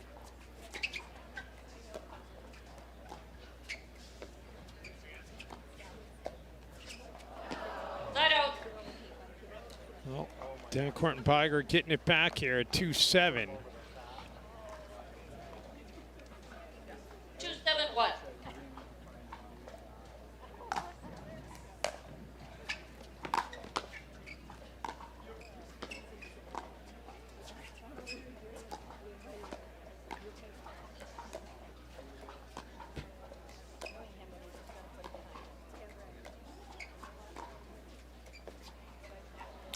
Monroe, the unforced. Skipped off the line a little bit, got tied into the body. 3-7-1.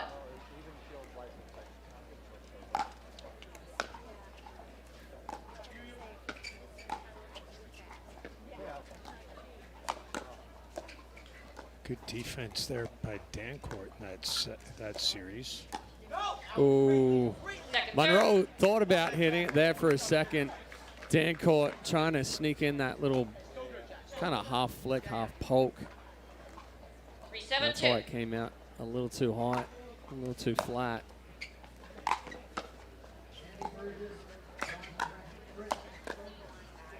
Biger unable to catch up to that one, side out. Yeah, it's a good setup there from Livanese. Goes well crossbody on Biger and then comes back middle.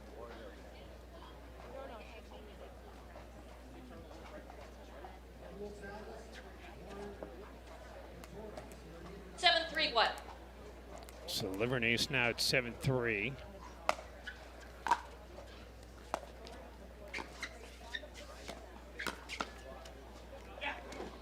Monroe saying, my bad.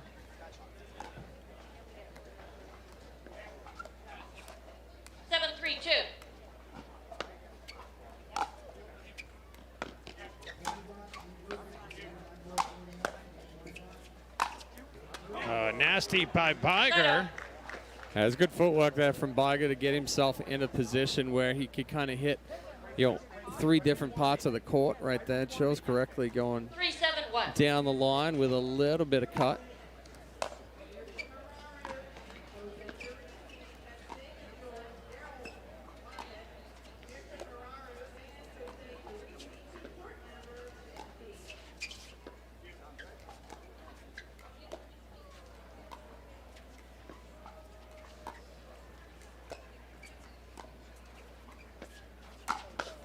Dancourt to speed up for profit. Yeah, I was going to say on that last service side for the Livanese and Monroe, you don't want to hang around and be sitting on 7 for too long, giving Dancourt and Biger some opportunities to get back, really get back into this one.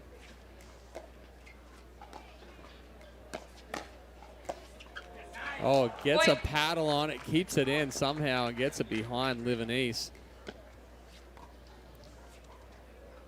Back within 2 here at 5-7.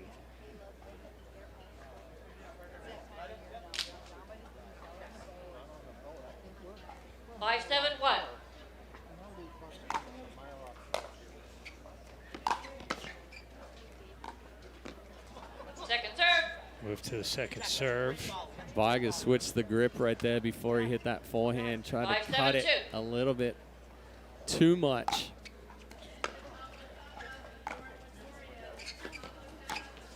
Oh, behind the back. Dancourt got Livanese going the wrong way. Yeah, you saw Livanese leaning toward the middle there. Good sell from Dancourt. Chance to get even here at 6-7-2.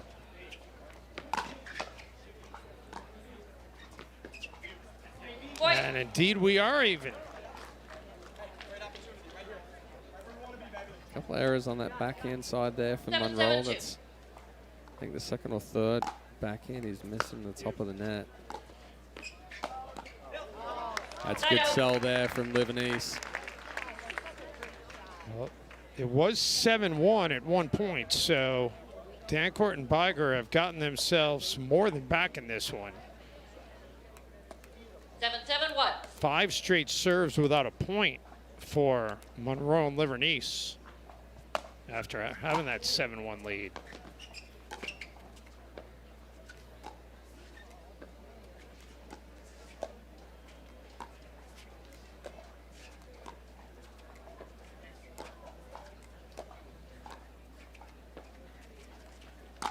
ATP well defended by Livanese.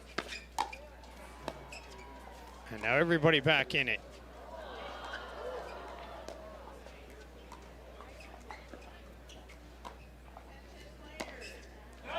Oh, doesn't get the roll, does Livanese.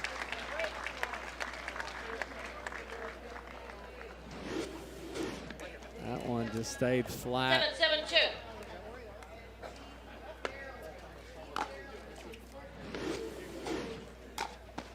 That one wasn't going to stay flat, though. Good step back and speed up there from Dancourt.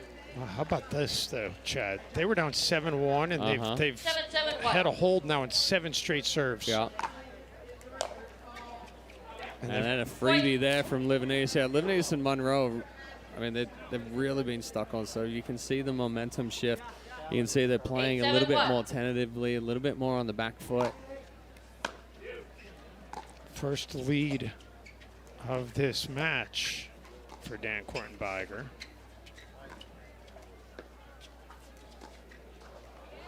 Second serve. Move to the second serve.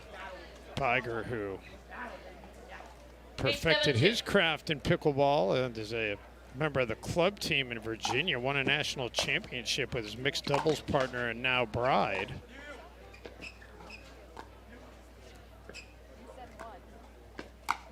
Yeah. Oh! That I don't know if that line. was. I don't know if it was in, but Dancourt and Biger didn't see it. So I want to see a replay on that one because I thought it was out as well, but everybody's just reacting like, okay, it was in. We'll step aside. Oh, here we go. Here, let's get the replay before we take a breather. Oh, yeah, it's in. All right. Timeout as it's still tight in this first game in Naples.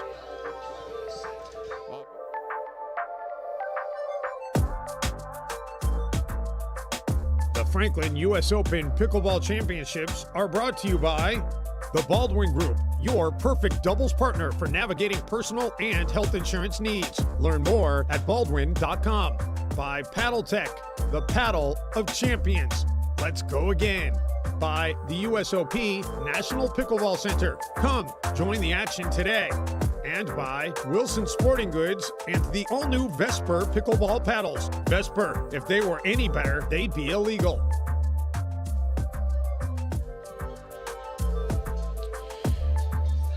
Back here in Naples.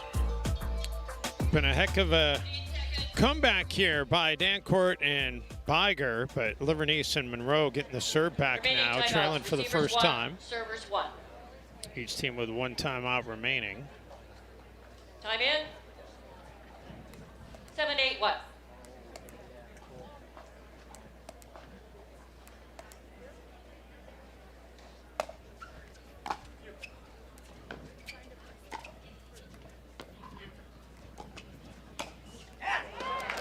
And a winner by Livernice to get it back to 8-all. That ends that run of 8 straight without a point. Well, that's big for the confidence right there.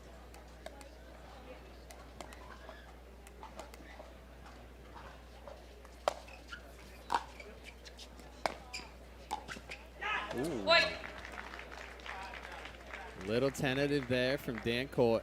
Just tried to bump that back, but never really got any lift on it. The way he reacted, he thought maybe he felt like he took it away from Biger.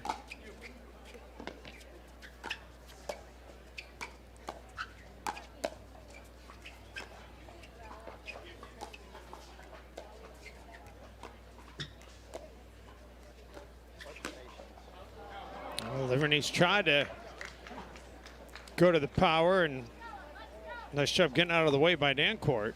Yeah, right idea, just wrong execution there for Livernice, going for a little too much angle. Right at that short court, gave himself a very small target.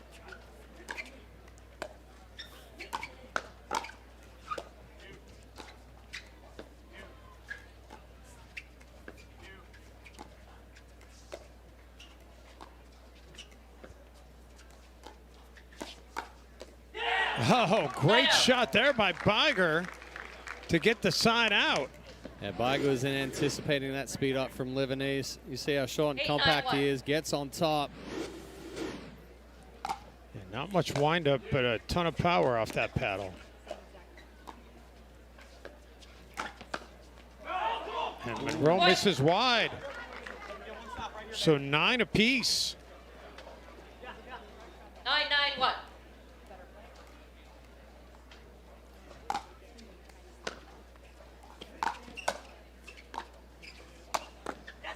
Two good step overs there from Livernice. First one protecting Monroe as he came forward on the encore from the stack. And then stayed and was able to get that next forehand down at the feet. 9-9-2.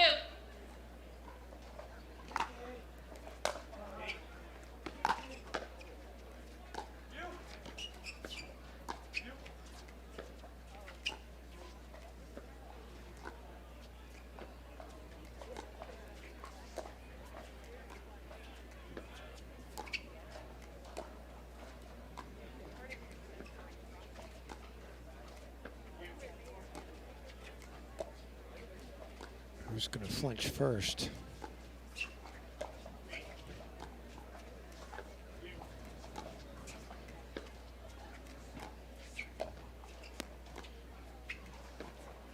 The lob sets up Dancourt, says thank you very much. Yeah, that one, Monroe trying to sneak something in right here, but does not get any depth on it. Just feeds the perfect overhead. So game point for the 10 seed, looking to steal the first one here after they were trailing 7-1.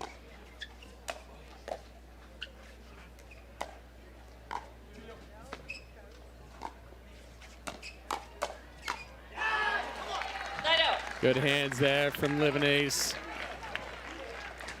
Well, we told you earlier, Livernice and Monroe needed to go 13-11 in their very first game of the day, so they've already been in this position.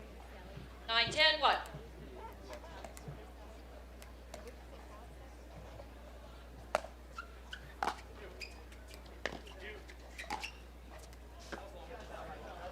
And that misses, so we are going to extra pickleball here.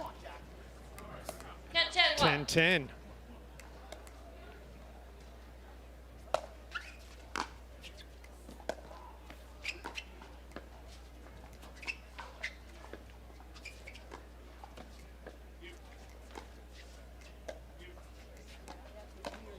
Oh, that was ambitious. Oh, how quick are the hands by Biger?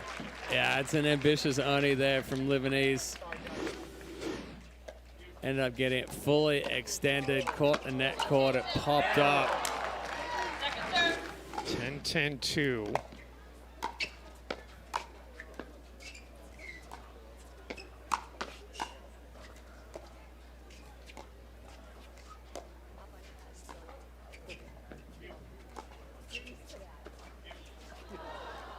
Dancourt able to keep it alive. Oh! Anything you can do, I can do better.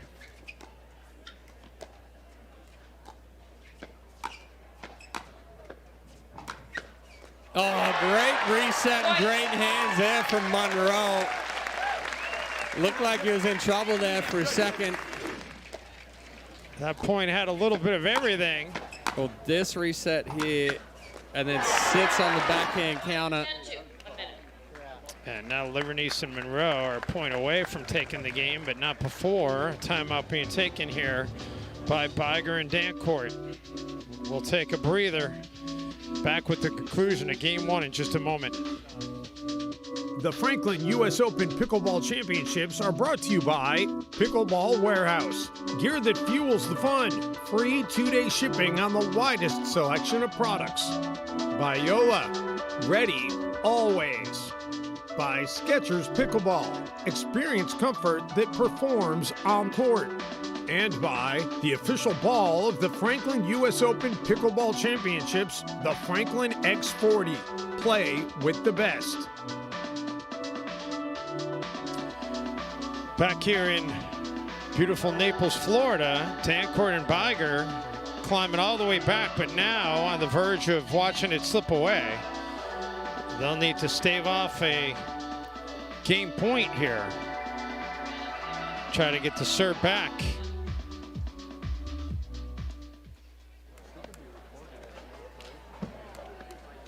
As Monroe trying to end it here. 11-10-2.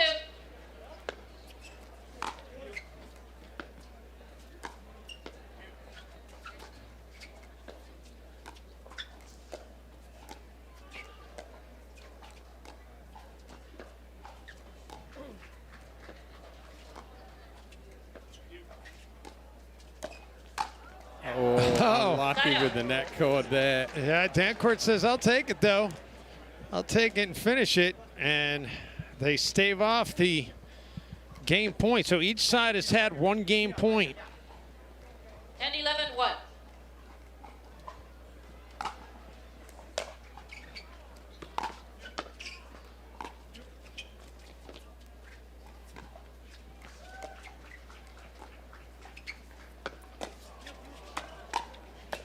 Oh, great defense there from Biger. Sneaky around the post from Jack Monroe, switching it to the right hand and culling it around. So back to even at 11.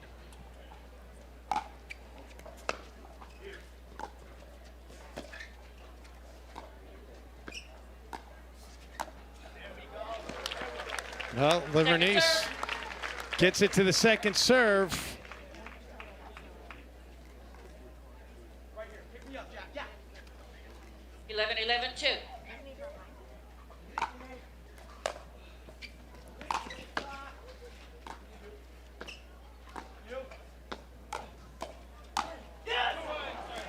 It's tough spot there for Monroe. Takes it fully cross court, and then it's Lebanese that ends up getting burnt right there as Dancourt goes on the attack. Kind of leaves it a little high there too. Just tags Lebanese. So we've got game point number 2 for Dancourt and Biger. 12-11-2.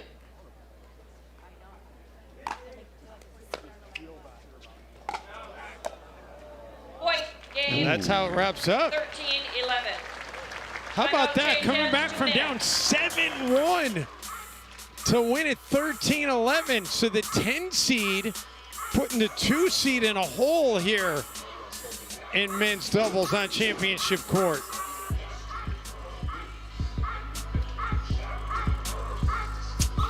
That was an impressive comeback. We'll see if they can take the momentum into game 2.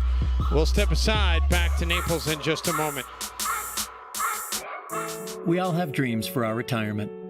Sometimes the dream is about living near the beach or the grandkids. Sometimes the dream includes spending a lot of time on the pickleball court. Whatever the dream, staying strong and healthy is what allows us to enjoy it. And the Baldwin Group's health insurance advisors can help you find the right Medicare plan for you, guiding you through plan options so you can choose your coverage with confidence. Visit info.baldwin.com/pickleball to get started.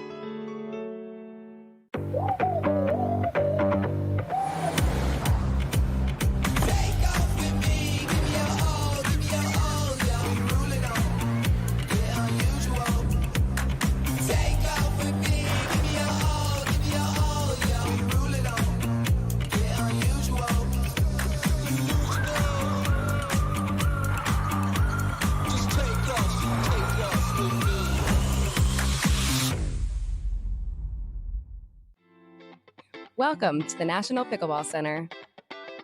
In the heart of Naples, Florida, the premier destination for pickleball. Join leagues, play tournaments, or improve your game with clinics and lessons for every level. With 65 courts built for championship play. The world's best pickleball is closer than ever. The US OP National Pickleball Center, home of the US Open Pickleball Championships.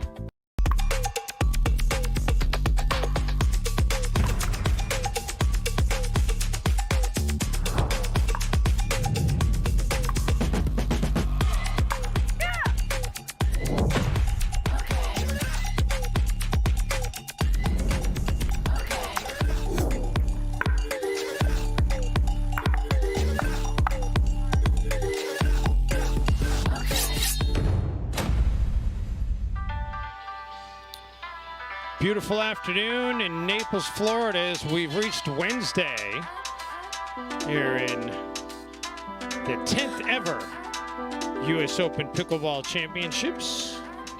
Mark Dancourt and David Biger, they will start in the near court with the serve here at 0-0-2 after coming all the way back to take that first game.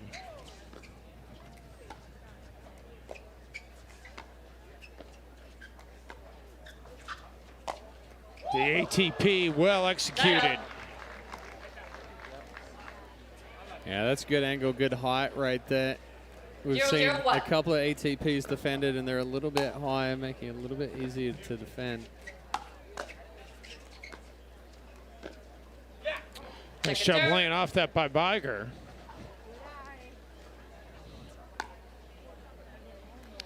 Libernice and Monroe in that first game looked like they were rolling, and then they hit that lull, Chad, and can kind of start to mess with your head a little bit. Yeah, got stuck at 7 there for quite a while, and you see a little bit of the confidence go out, a little bit of that momentum shift. Had a little bit of a later charge. Missed opportunity for game point.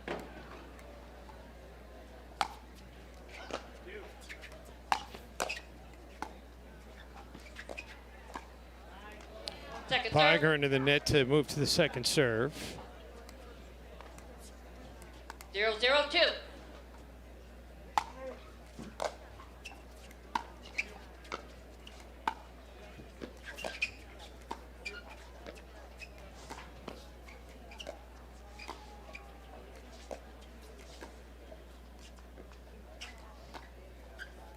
Another one. And not only did he hit it, then he got back in position to hit the secondary shot. Well, and that's where the game's progressed to, right? It used to be if you hit that ATP, it was almost a certain winner. Now so many of them are defended. Yeah, the only option really there for Livanese is to go around the post, because it actually does buy him a little bit more time, and it's a lower shot than trying to take that back on over the net.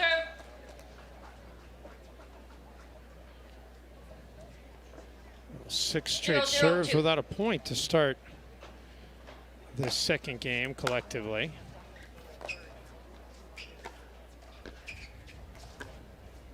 Monroe thought about the Ernie Livernice.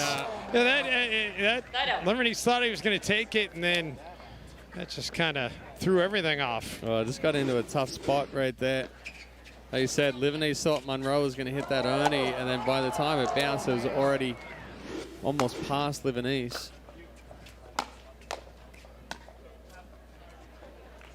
Second serve. 0-0-2.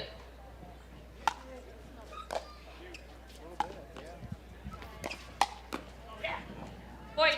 Good counter there from Dancourt on the speed up from Livanese. It only took 9 serves to get our first point of this game.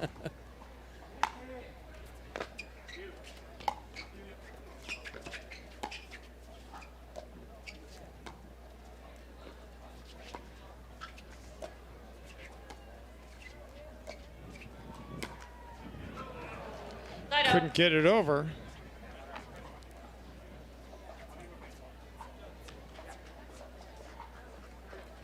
Zero, one, one.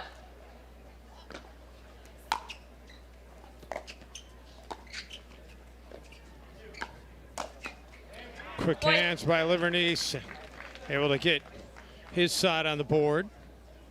Yeah, set up nicely for him there. Didn't have to try and do too much.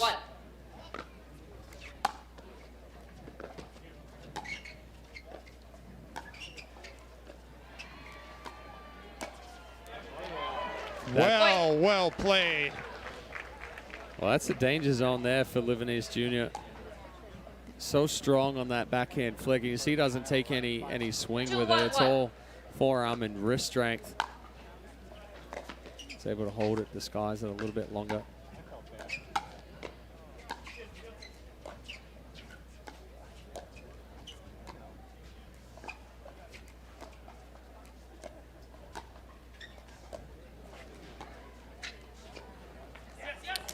And Monroe into the net to move to the second serve.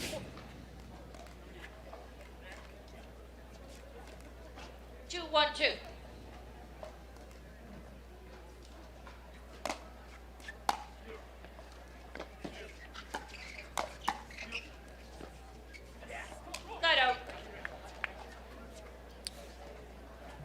Don't typically see as many errors from Monroe as what we've seen today. He's leaving a lot of balls short, missing a lot of those balls into the net.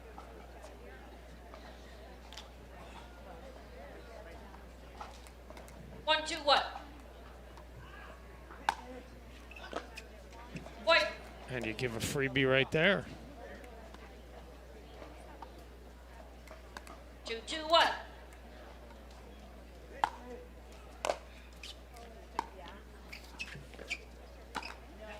Second serve.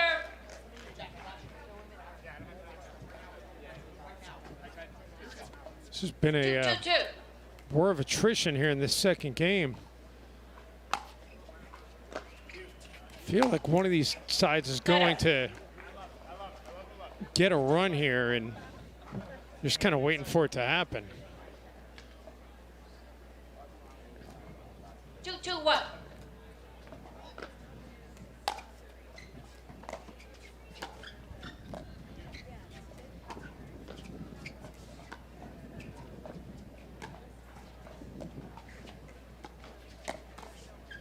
Speed up by Livernice, defended by Dancourt. And then finally put away by Monroe. Yeah, Biga fed that one perfectly into the sitting backhand there of Monroe. Doesn't have to do anything there other than just punch forward. Finishes with the left hand.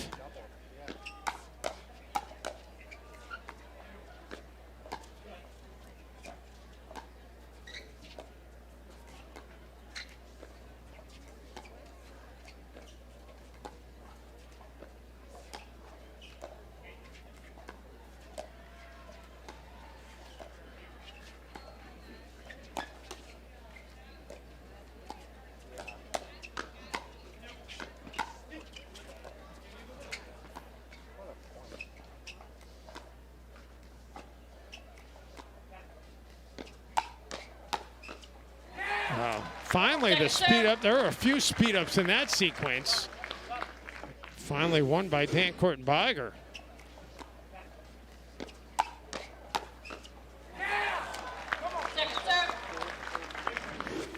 Been impressed by Biger here.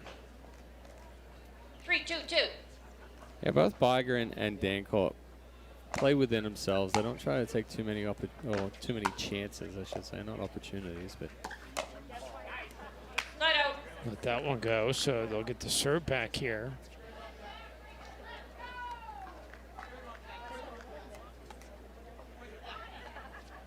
Two, 3-1.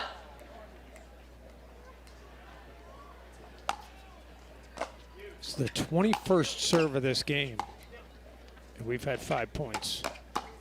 It's just been all defense. Second serve.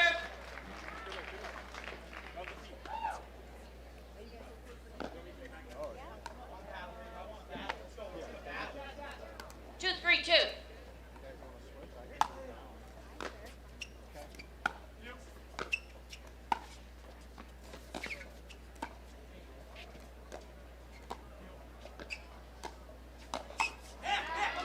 Into the net, and back over again to Monroe and Livernice.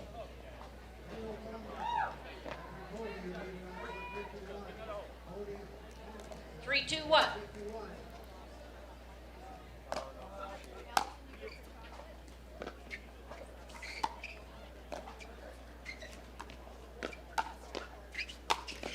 Biger goes up to get it, well defended, but then put away. How about that? The one-handed backhand flick from Dancourt. 3-2-2.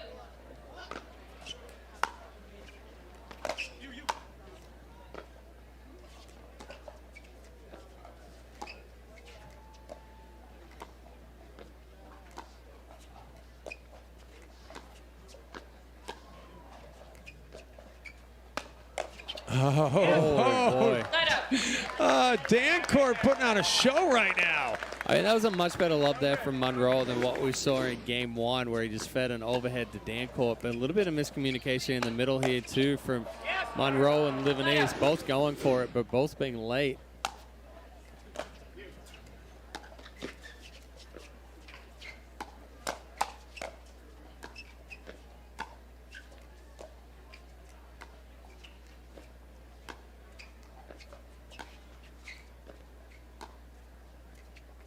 ATP does land in. Back corner.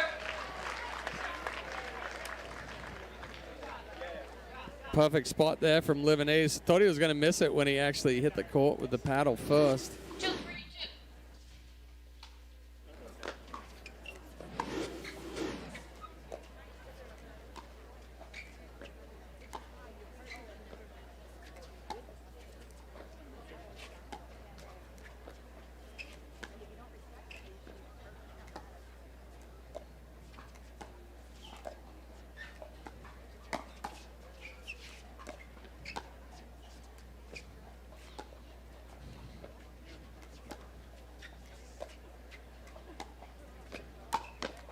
Speed up by Biger. Finally ends the drought. First point in 7 serves. Monroe tried to sneak one down the line, but didn't fool Biger.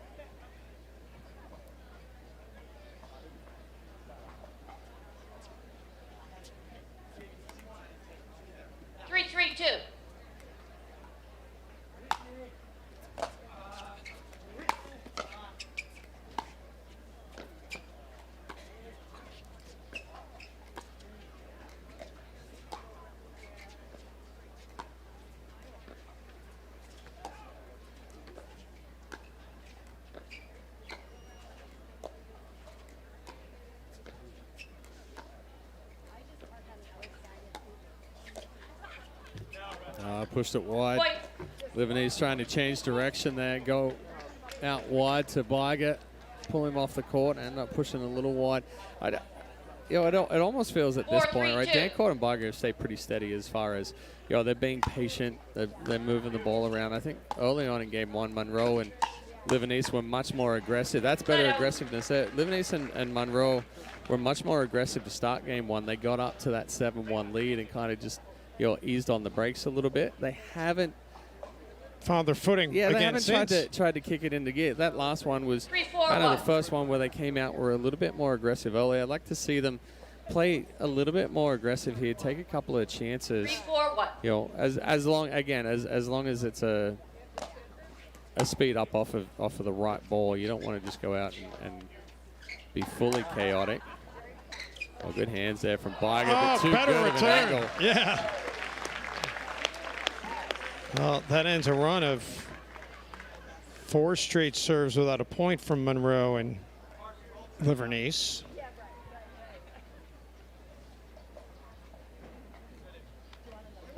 We've been tied at every number in this game. 4-4-1. 1-1, 2-2, 3-3, 4-4.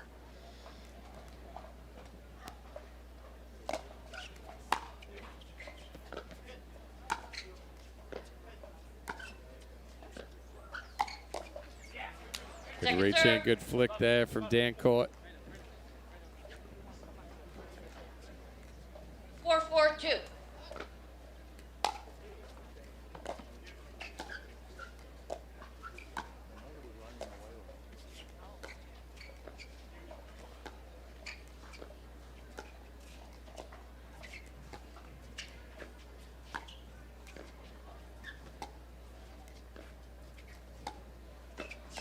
Off the net, and Monroe able to take advantage. Again, much more aggressive dinking there from Livnice and Monroe. They were 5-4-2. pulling Dancourt and Biger out wider. Created that opportunity. A little bit higher ball. Oh, that ball's out too. Biger missed the sitter right there. So Livernice and Monroe 6-4-2. back-to-back points on back-to-back serves for only the second time in this game.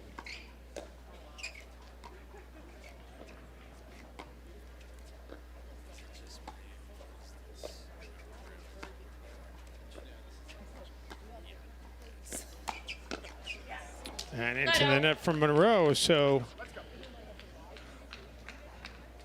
at least they got 3 on that service opportunity.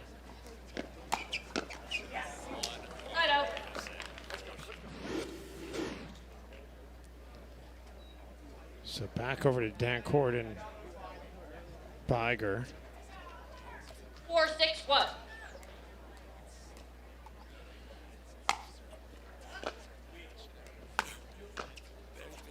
So Dancourt gets up to the net and misfires. 4-6-2. 4-6-2.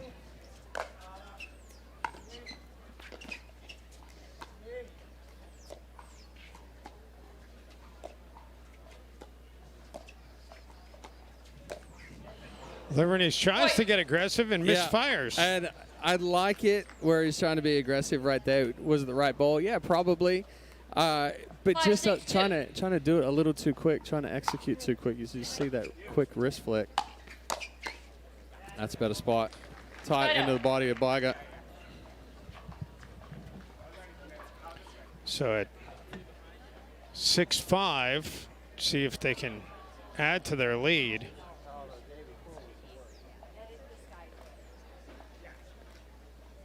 6-5-1. Trying to get back into this one after dropping that first game, squandering that 7-1 advantage. Second serve.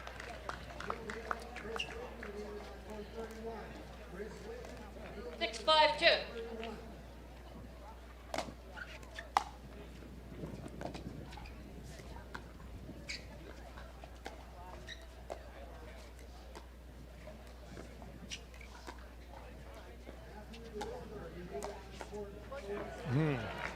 Right into the body, and as good as Biger's Benny, it wasn't able to catch up to that one. 7-5-2.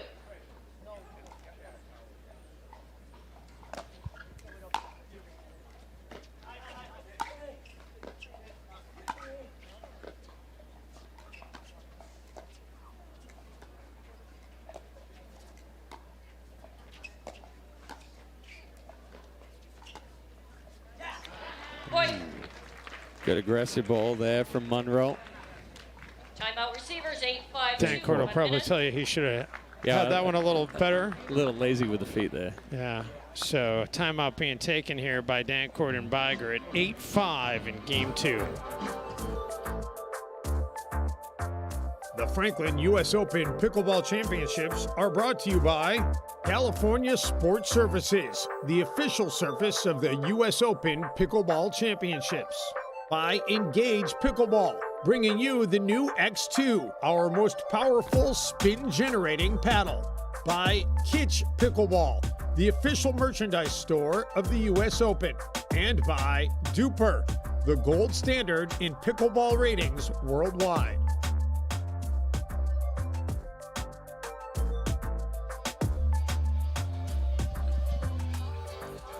Great to see that all comers are welcome here in Naples, Florida. Chad Edwards. Absolutely. That's a cute dog right there, sitting down next to the court. I'm a big dog fan. I've got 12 dogs at home. You got 12? Well, you got room for 12 dogs. You got a whole like we got a menagerie zoo right there. Yeah, we got a menagerie.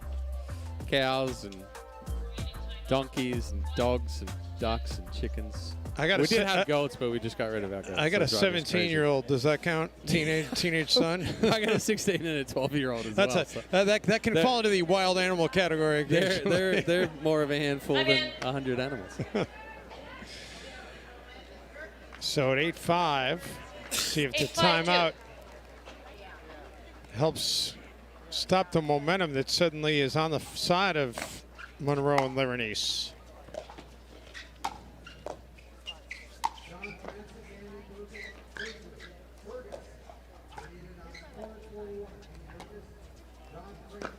Oh, yeah. Biger had run too far. He overcommitted on that one. He almost needed to just keep going further and do an ATP to ATP. Got himself into a tough position here. 9-5-2. He was actually looking for the Ernie if Monroe had tried to take it down the line.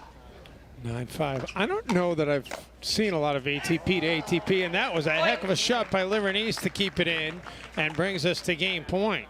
I've seen a few of them. It's much rarer 10-5-2. than even a double Ernie.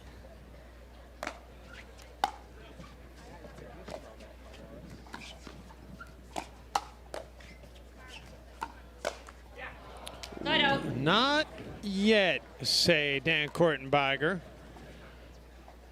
A little too big on that forehand there from Livernice. Got tight into that right hip.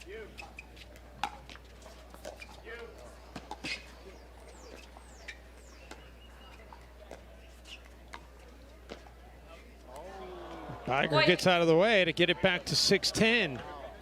Monroe trying to go for the offensive lob or slower backhand roll right there. Either way, it didn't bite enough. Second serve. Move to the second serve. As Dan Court will take over. 6-10-2. Dan Court calls Boca his home. So not too far to come for him.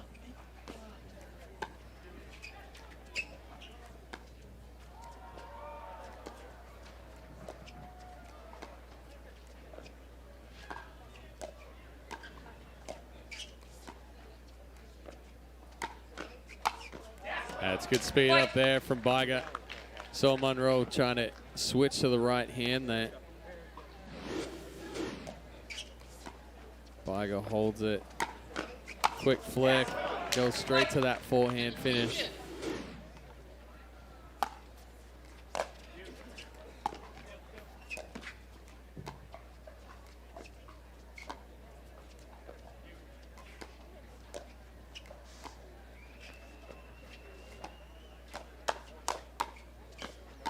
Quick hands by Biger.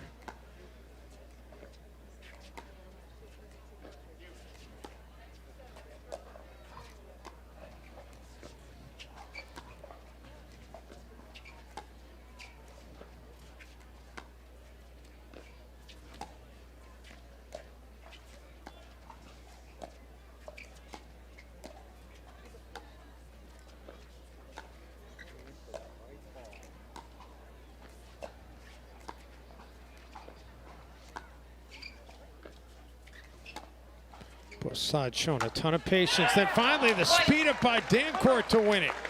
Wow. All right, that all comes back to the reset in the hands from Baga earlier on in that point, getting him back into it. And then excellent ball movement and patience there, waiting for that final ball to pop up. Timeout receivers, 8-10-2. 1 minute. So they've reeled off 3 straight points on this service opportunity, and Livernice and Monroe now using the timeouts. We'll take a quick breather. Back to Naples in just a moment. The Franklin US Open Pickleball Championships are brought to you by Pickleball Warehouse. Gear that fuels the fun. Free 2-day shipping on the widest selection of products. By Yola. Ready always.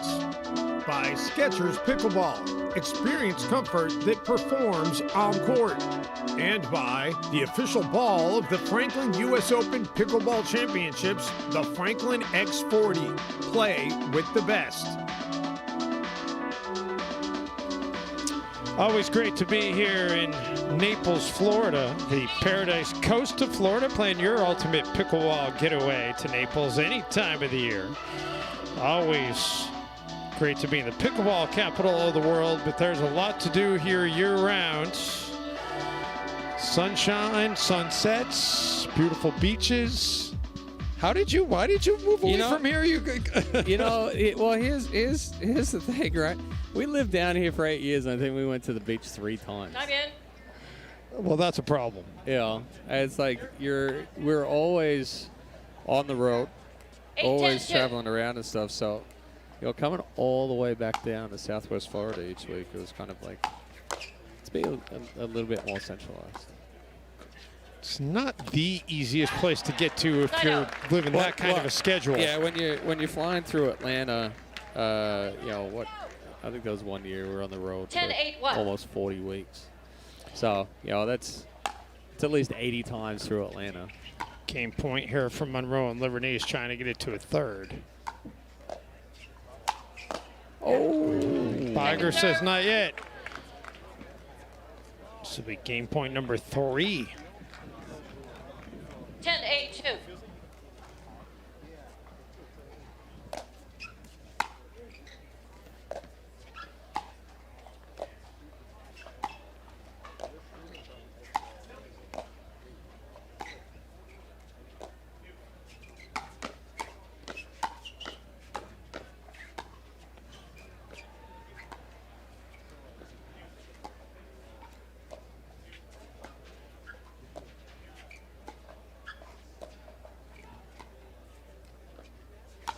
Biger speeds up and finds the corner. Game 11-8.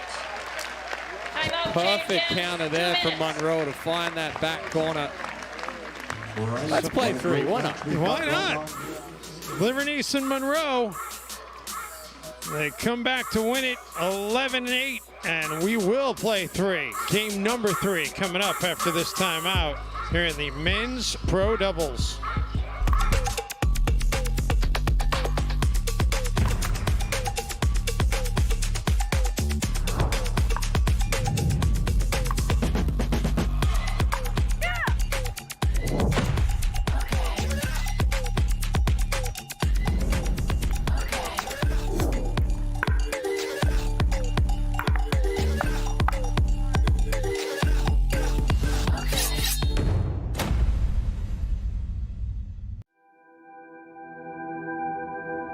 As a professional athlete, my equipment is very important to me.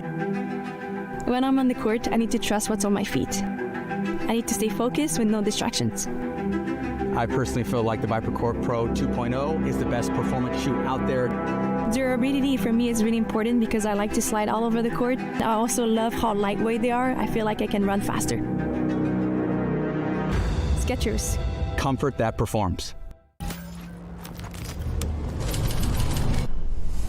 Energy is everywhere. In the hit, in the bounce. It's in the crowd, the people holding their breath, and then losing their minds.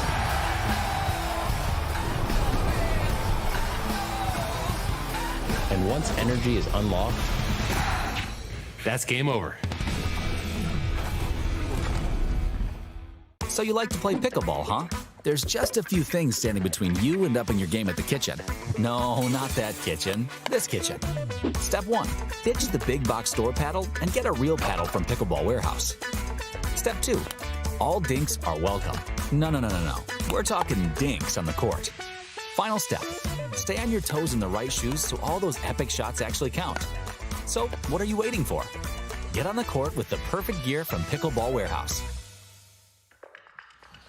Back here at the 10th anniversary of the US Open Pickleball Championships. And our first match to go 3 games today. And Monroe and Livernice will start in the near court at 0-0-2. At 6, time in, 0-0-2.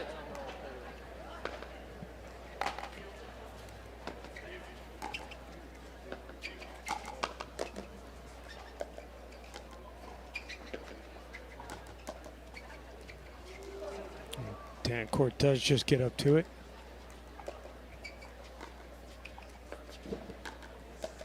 Foot fault, left foot. Oh, Richard called on the left foot. So the side out over to Dan Court and Biger. 0-0-1.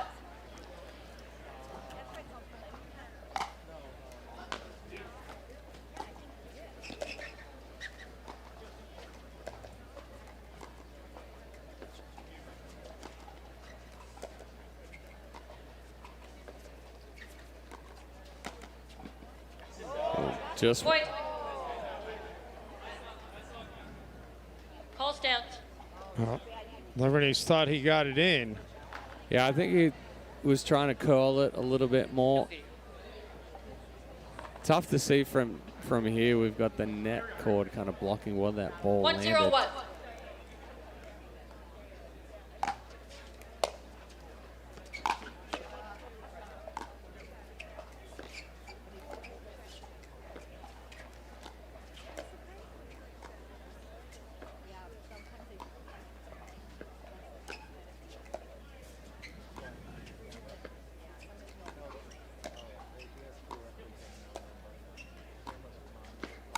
Speed up by Monroe.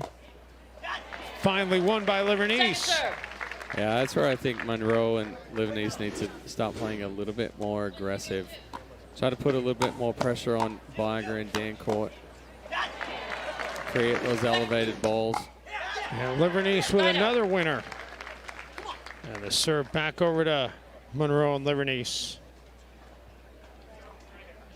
So Chad, we're in the 10th year of this tournament. What's your guess on how many Franklin X40 balls have been used collectively in the 10 years of this tournament? Well, early on it was the Duro. It switched to Franklin in, I want to say it was 2021. Switched to Franklin. I don't have the you're right. I don't remember the exact year of the switch, though. Yeah. But I do know how many, and I'm covering up the number. You do know. Putting you on the spot. You do know how many. Well, at least coming into the year. How do you know how many? Well, because I'm guessing Franklin knows how many balls they've shipped to the tournament. Now, does that mean that they were all used? They shipped to it. Doesn't necessarily mean they were all used. Plus, I do know early on, I'm not naming any names, but we have these ball hoppers that are kind of here on the courts. They were spread out a few. I do know some players took like bags and bags of balls home with them. Okay. So let's say it's 7 years. 1-2-1. How many matches were played each year? That's the question. Okay, I can tell you how many matches have been played in 9 years. 27,000, so 3,000 a year, basically. Yeah, that's right. That's about where I was trying to anticipate it. Oh, just lands in off the paddle of Monroe. Move to the second serve. I mean, in retrospect, if it's 27,000 matches. 1-2-2. That means there's 54,000 balls that have gone out because there's 2 balls per match.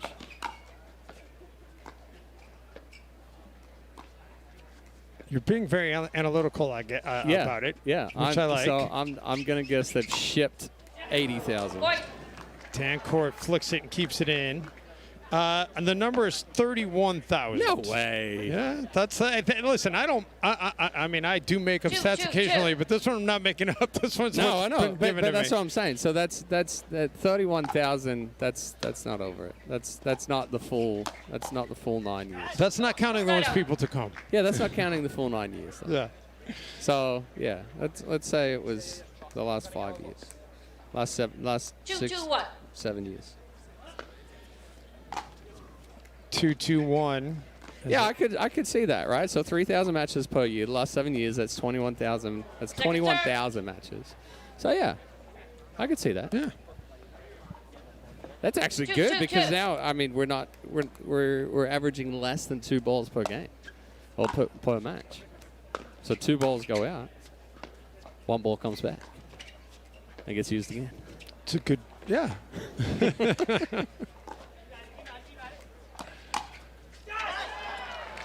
Unable to get it over the net cord, and Monroe and Livernice jump back in front. 3-2-2. That's a lot of Franklin X40s. Right So there. some other numbers for the first 9 years. So I mentioned the 27,000 matches, 45,000 games, 11,000 as Livernice unable to get it over, and it's side out. 11,000 of the 45,000 games decided by 2 points. 2 points.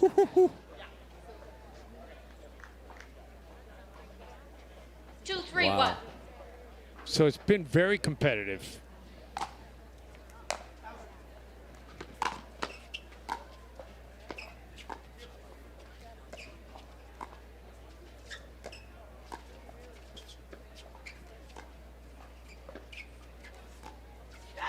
That's a great ball there from Monroe. Aggressive, out wide to Dancourt.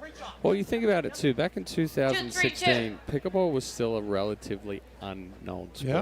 Yeah. You know, you wear a pickleball shirt, and people would be like, "Oh, what's that?" 4 years later, people are like, "Oh, I just tried pickleball. I played pickleball." Yeah, and it's interesting, you know, how obviously it's been well documented the effect that COVID had on pickleball. Yeah. But coming every year to this tournament from the West Coast and the Bay Area, as that one is going to miss long, and then suddenly 4-3 now. I feel like the Bay Area in general, I don't want to speak for the whole West Coast, but the Bay Area in general was late to the party. But in the last, 4 or 5 years, yeah, it's taken off there now, Oh, he sneaks it around the post. Look at that. Libanese just turns around, looks dejected, drops the shoulders. He's like, my bad. I didn't think he had it. Patience. Wow. Calls it. Wow. Dancourt getting pumped up. 1 point away from the end change now. Yeah, don't look now, but Biger has gotten a point on 3 straight serves.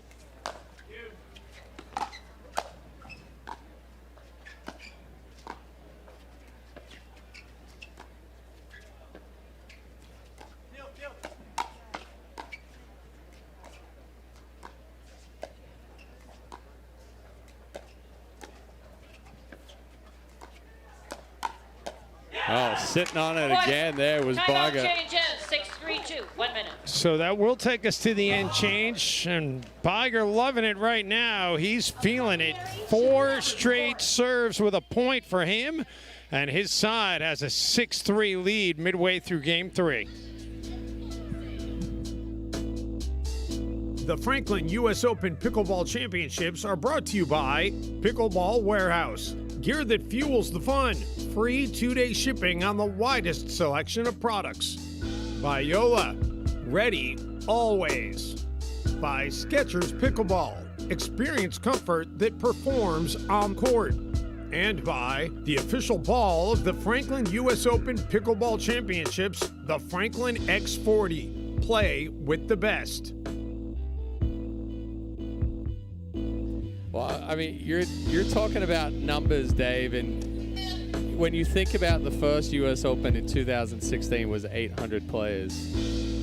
And now it's 3,600? Yeah, with like 7,000 in the lottery. And oh yeah, by the way, over 600 volunteers this year. So we're nearly as many volunteers as we had players in the first year of the tournament. And 800 was a massive tournament in 2016. Yeah, shout out to Terry Graham and Chris Yvonne, who were at the helm of this thing for so many years, and now Mike D, Bob Bowman, and Ben Weinberger have done a great job. Their second year at the helm of this tournament, just making it bigger and better. But Chris and Terry, it wouldn't be what it is today without you guys having the vision to create this thing in the first place. Oh, the vision and the persistence. I mean, you think about trying to sell something to somebody that they've never heard of. Right. Say, hey, this thing's going to be massive.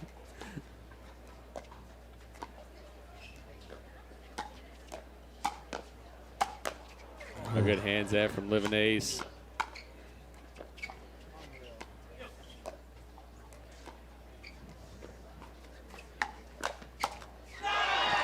Wow, that was a heck of an exchange. Yeah, that's great defense there from Lebanese and Monroe. Even that last speed up there from Dancourt was a very good speed up cross body. And they read it well. 3-6-1. Well, you talked about the new ownership group as well, and when they were talked about coming in, they didn't want to change the Open. They just wanted to make it bigger, and that grassroots foundation is still here, and it's still. You always worry when a new ownership group takes over, and 3-6-2. it's not going to feel like it used to. But now, 2 years in, it still has that same feeling, but keeps getting bigger. And each year we say, can it get any bigger? Yeah. Yeah. Well, I mean, case in point, up until about 3 years ago, you didn't really have to have your credential when you walked around the grounds. No. Now, you better have your credential. That's how it's gotten. It's everybody wants to be in and be a part of this, and it's understandable. Yeah, great get there from Lebanese. Fully outstretched, gets it on the end of the paddle. Keeps that ball down, keeps him in the point. Biga leaves that one a little high. So back over to Lebanese and Monroe at 3-6.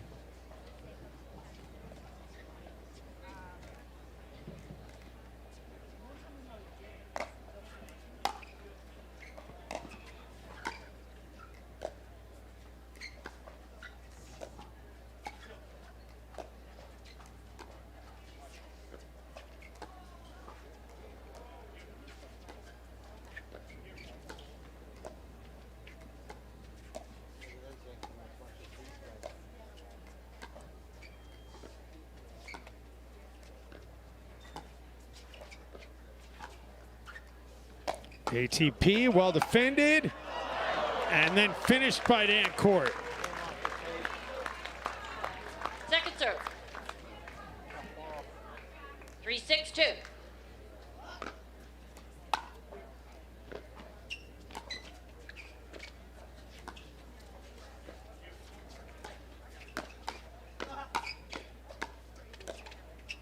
Biger doing a great job. Well, right as I say that, miss hits that one, but. Well, that was all about the spot too, that elevated ball into the right armpit.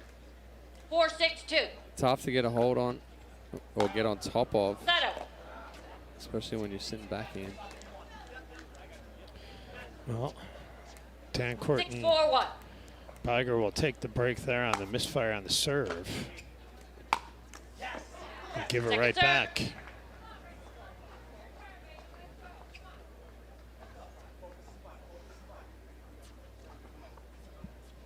Six, 4-2.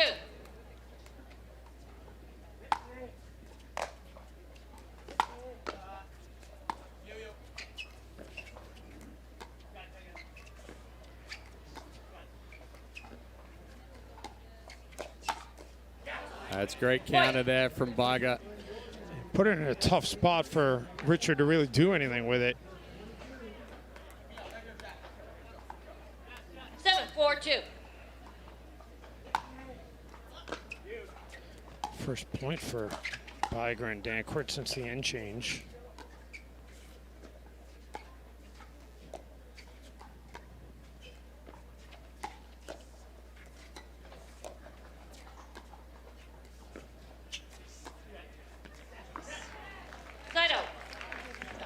Livernice get a gift. Yeah, that's a gift for sure right there. We haven't seen Biga miss many 4-7-1. of those easy backhand dinks there. Point. Misses just a little long. Yeah, that could be a costly mistake there too. 5-7-1.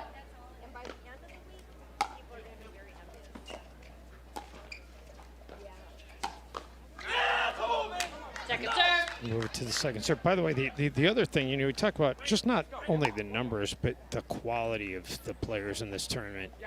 I mean, you got the 10 seed here with the 2 seed on the ropes in this matchup, and you know, it just speaks volumes to see the depth here in this tournament that you really can be a double-digit seed and still beat anybody. And that's, you know, we're seeing that across the board in pro pickleball right now. It's tough being a high seed. You know, we were talking about Annalie Waters earlier and being #1, and everybody's coming after you. You know, those higher seeds, it's tough. It's tough going. Everybody is pushing the limits. Everybody's getting better. Everybody can have that run at a tournament.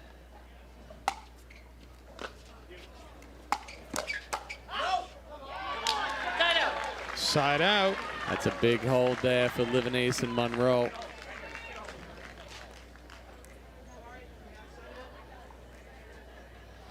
Livernice and Monroe only 2 points though in their last 7 serves, so they need to find a little stretch here.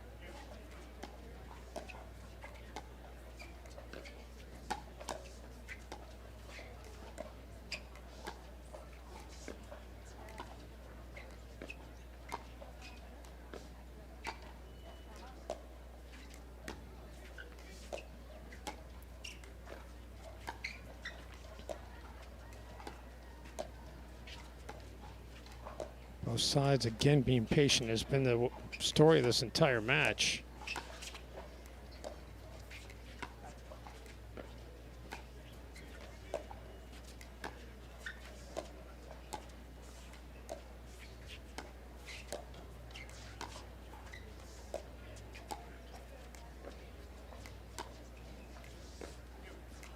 Oh, Dancourt kind of got lulled into sleep there. Miscommunication there in the middle. Dancourt thought Biga was going to take that forehand. Little bit of hesitation. Got behind Dancourt. 1 minute. So they're going to take a timeout here to talk it over. We'll catch our breath as well. Getting down to the nitty-gritty here in Game 3. The Franklin US Open Pickleball Championships are brought to you by Zing Zang. Enjoy America's #1 Bloody Mary mix with original, blazing, and new dill pickle. By Knox Pickleball. Performance so good, it's almost illegal. Discover more at knoxsportusa.com. By Pickleball Den, the tech that powers the sport. Essential tools to power all your pickleball play. And by the US Open Pickleball Championships. Save the date, April 17th through 24th, 2027.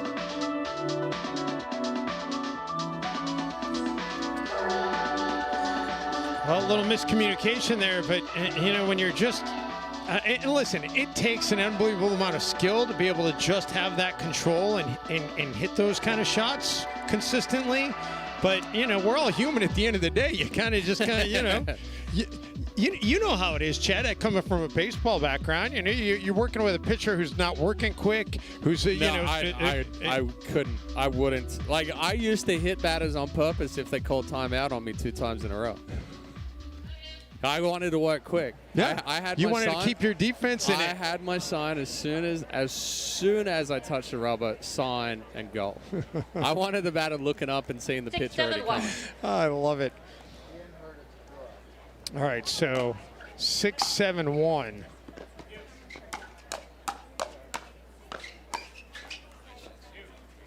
Off the net.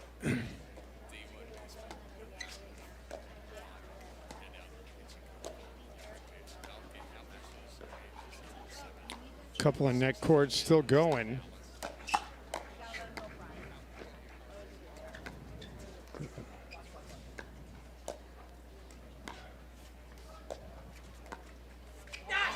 The unforced error, and we're tied at 7 apiece. On a match that over 70 minutes right now.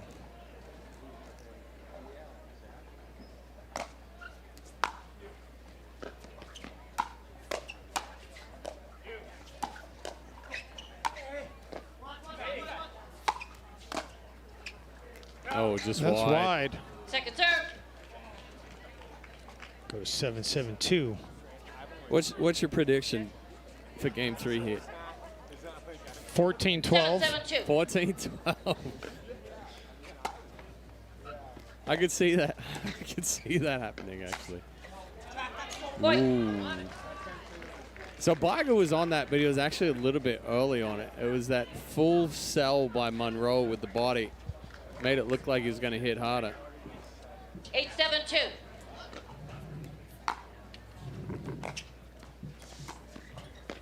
First lead from Monroe and Livernice since it was 4-3, but Dancourt and Biger quickly get to serve back. 7-8-1.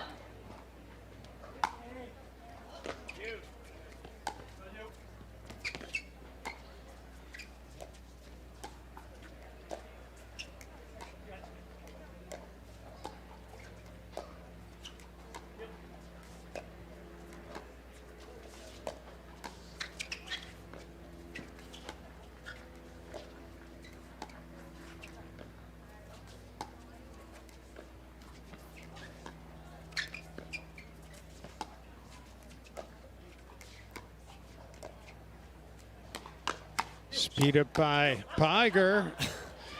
Second serve. I love Monroe on that one, though. So nonchalant with the forehand counter. Anticipating that Biger speed up perfectly. 7-8-2.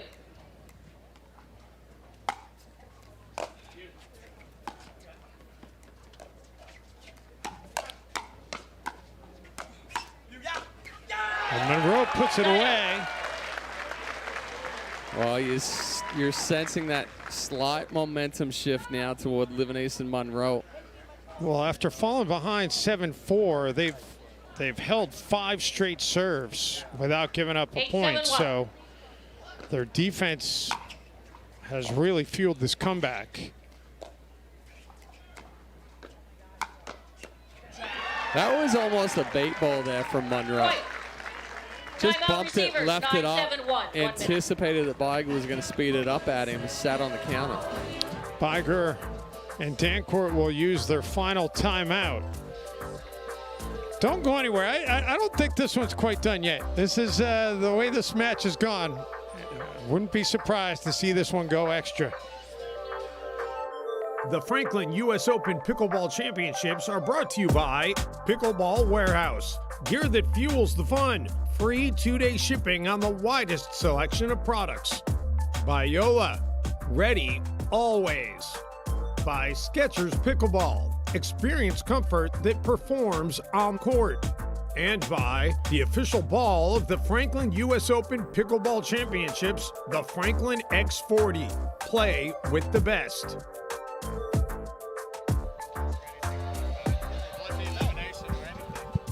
Back here in Naples. Trying to keep the dogs at bay. Dancourt and Biger just trying to see if they can hold off Livernice and Monroe here. 9-7-1. Use their final timeout.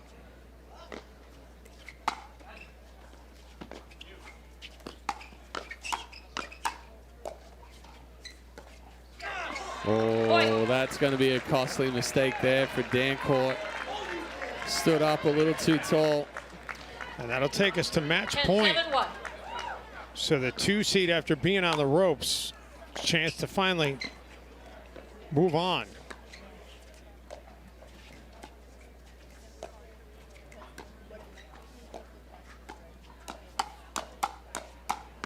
Dancourt's going to answer back, though. Great hand exchange there. 10-7-2. Match point number 2.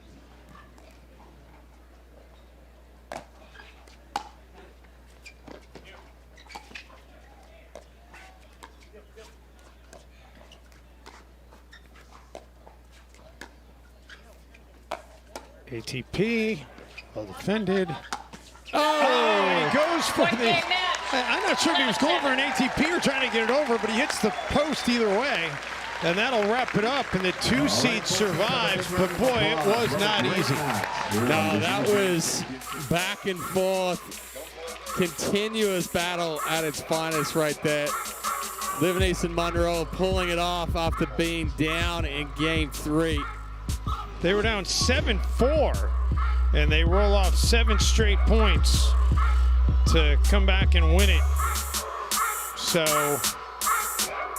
gotta tip your cap to Biger and Dancourt. They put on a heck of a show, but in the end, it's the 2 seed moving on.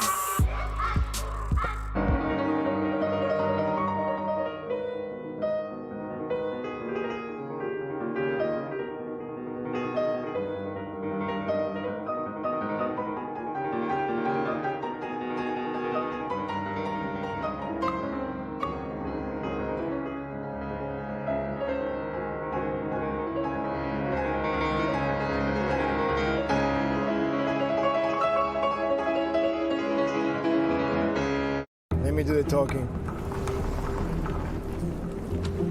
You bring the money? Of course. First, show me your step. Once you try it, there's no going back. Say the field lasts hours. Let's play. You always want more. You start, the friends are gonna want to try it too. Please, freeze! Those pads are illegal. Hand them over. This can be. These are dual approved. My play?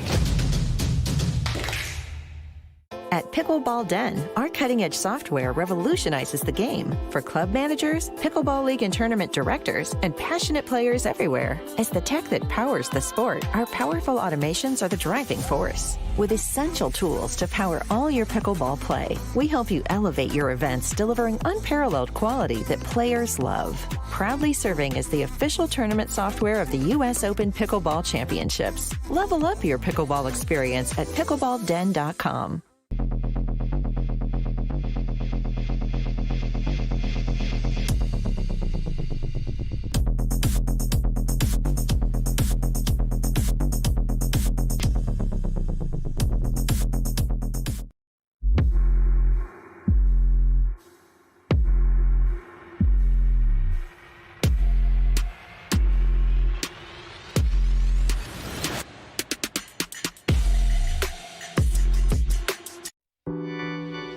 Well, 3 games, 13-11, 11-8, 11-7 the scores. And tell you what, Dancourt and Biger, they had their opportunities, Chad, and you got to really look at Livingston Monroe and say, okay, they were up 7-1 in that first game, probably should have had that one, maybe took the foot off the accelerator a little bit, but they got back up and find a way to get it done.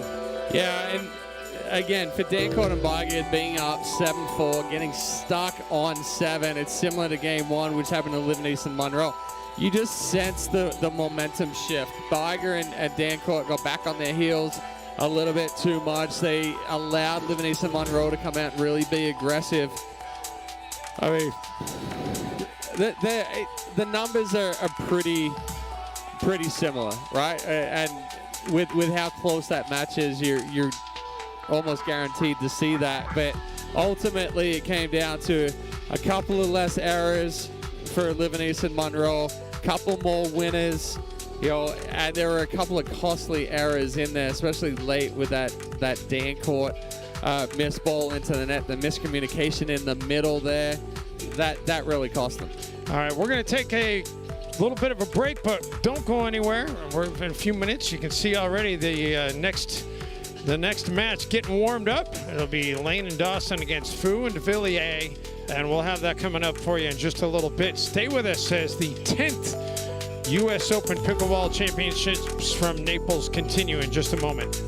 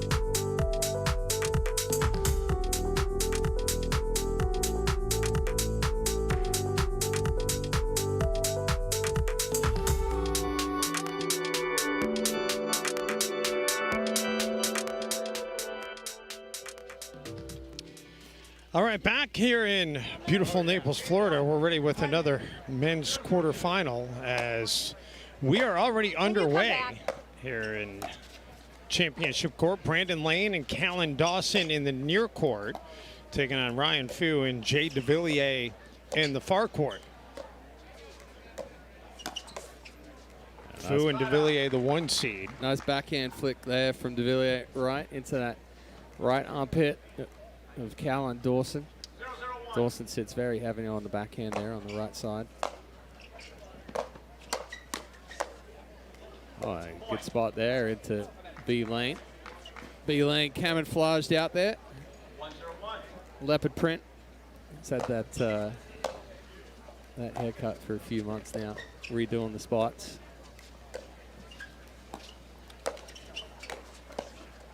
I'm not sure what to make of that look. I think Dennis Rodman is probably looking for some royalty fees, though. Usually he's got the cheetah pants, or the leopard pants, whatever, whichever one we're going with there, cheetah or leopard. But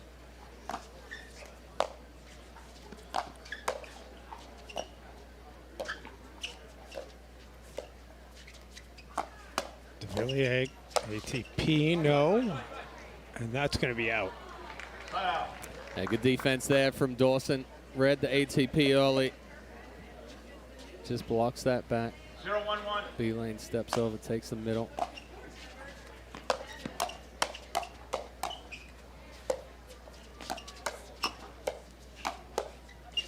DeVilliers just getting everything right now like a machine.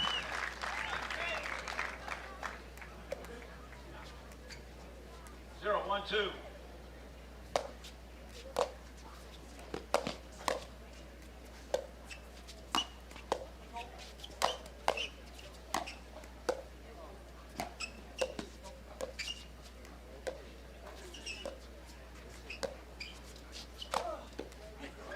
Great two-handed backhand there.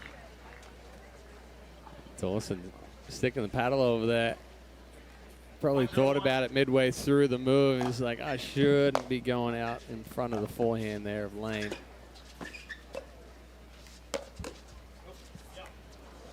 Ooh, just out. Good elevated speed up there. So now Fu will take over. 1-0-2.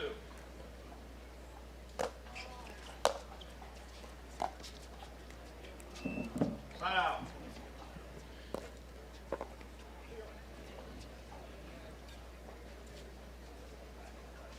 One point and 8 serves to start this one, but I feel like it's been a little more action. Well, I think there's a little bit of a feeling out process going here, but you know DeVilliers is going to come out and he's going to play a lot more aggressive. Lane and Dawson are a little bit more work the point, move the ball around type players, but I think Fu and DeVilliers are going to look for opportunities to be aggressive early.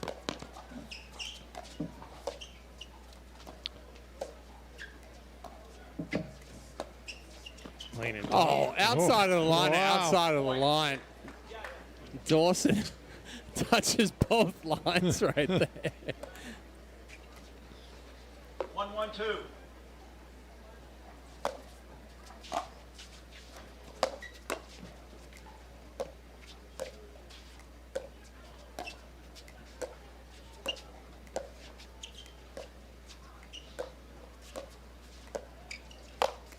Fu goes up and gets it. Well, that's good footwork there from Fu, too, because it's very easy to push off there with that little stutter step. You touch the kitchen with that left foot, and then you're jumping to hit that overhead. And they quickly capitalize to go back in front. 2-1-1.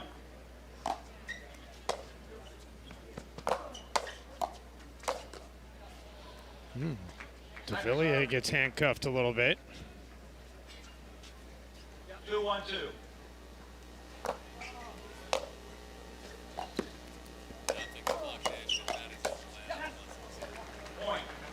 Make it 3-1. 3-1-2.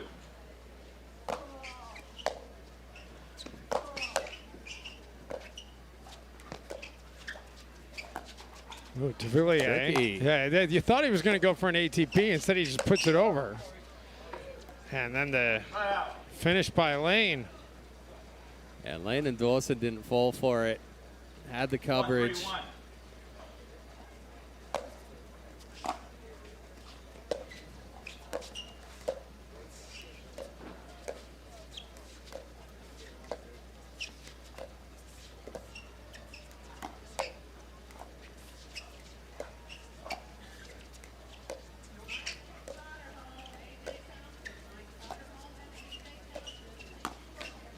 A little flick of the wrist for de Villiers.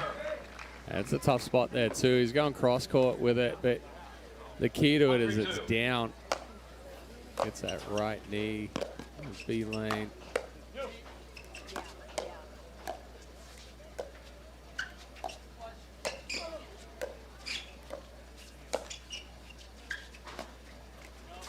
Oh, the ball was just wide. Yeah. So point to make it 2-3. 2-3-2.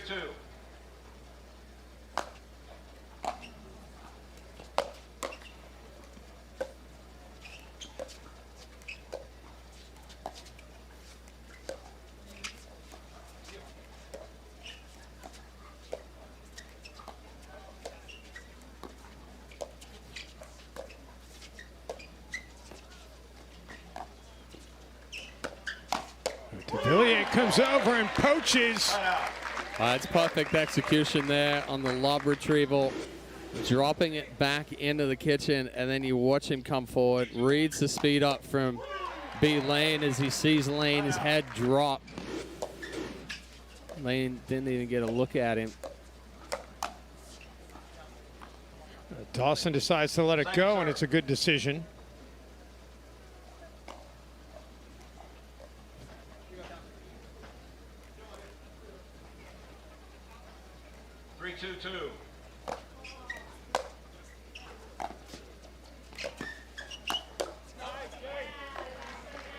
Another good reach-in flick there from de Villiers.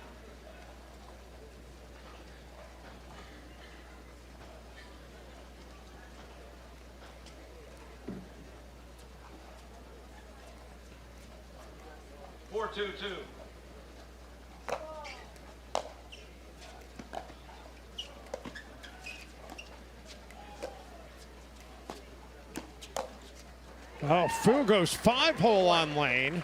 And slides and then gets on top, punches it down. You'll see the slide, slide, punch. First back-to-back serves with points, and now they'll make it 3 in a row for Fu and de Villiers. 6-2-2.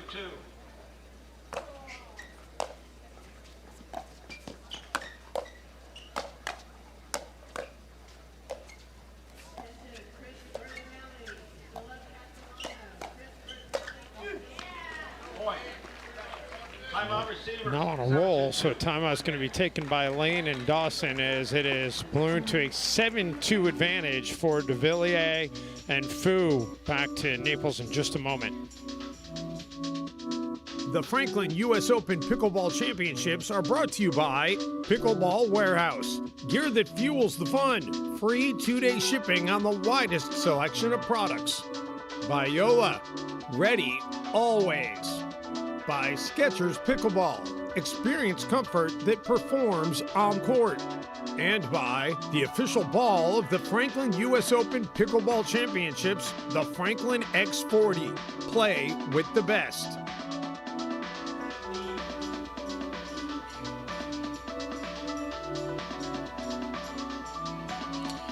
Good look at Jay de Villiers. Just trying to get his team an advantage here. Just the timeout by Lane and Dawson. Ryan Fu will continue to serve. Ryan Fu, former tennis player at the University of Bryant. One of the top high school players coming out of New England when he graduated high school, but had a shoulder injury, kind of sidelined his tennis career, and he found pickleball along the way.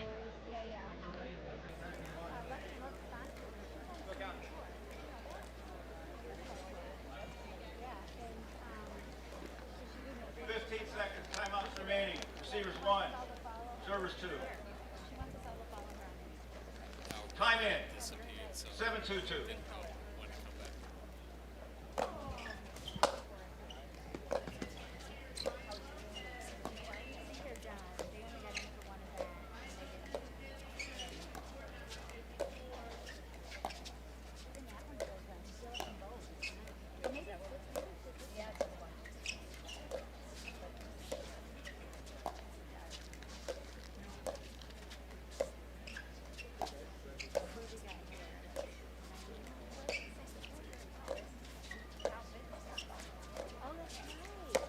Speed up by Lane.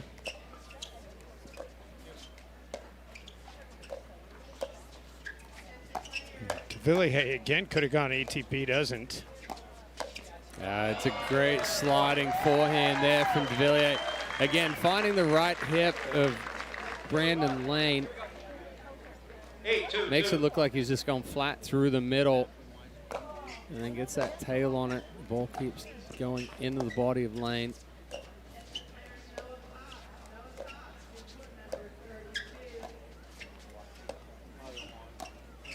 Lob. Tweener. And the finesse to make it 9-2. And Ryan Fu is rolling right now. He's gotten points on 6 straight serves. 9-2-2.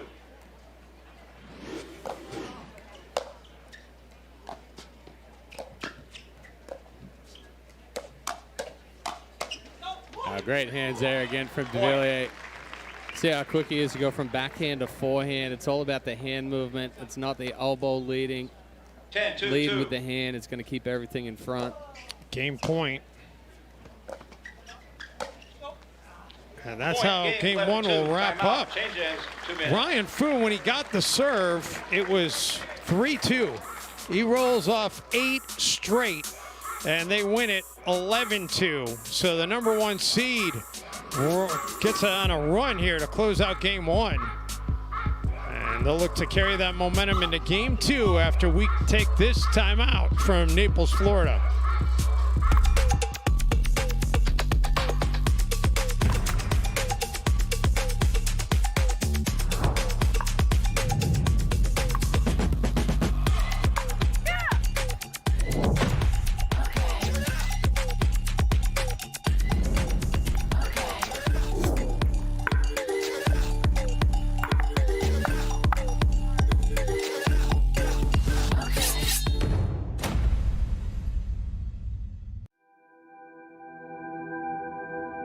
As a professional athlete, my equipment is very important to me.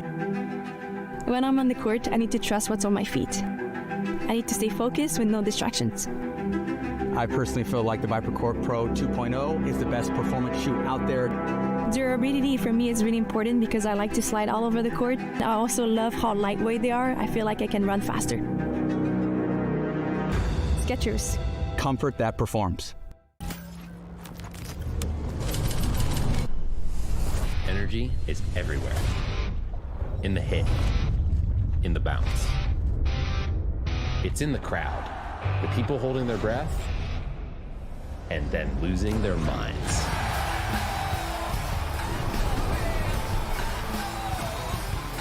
And once energy is unlocked, that's game over.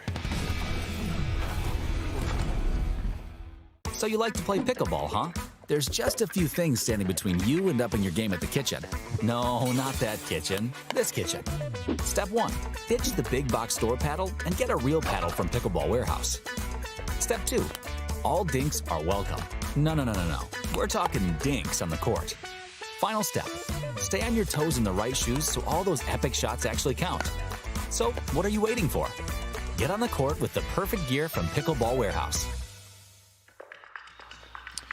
Game 2 for the number 1 seed in the men's doubles draw in the Pro Division here in Naples, Florida. Fu and De Villiers have yet to drop a game in this bracket. And Fu gets them out to a 1-0 lead. 1-0-2.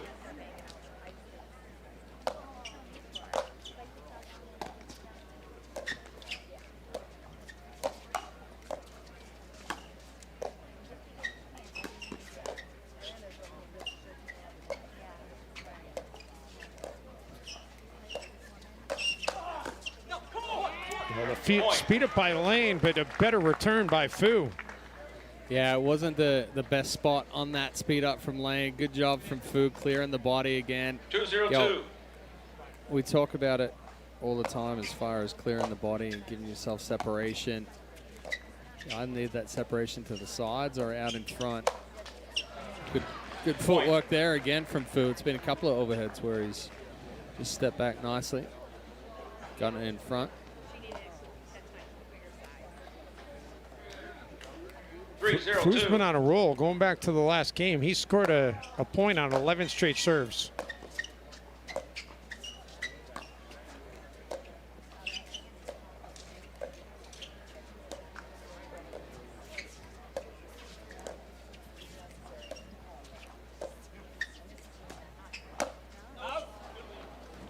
Let that one go and make it 12 straight serves.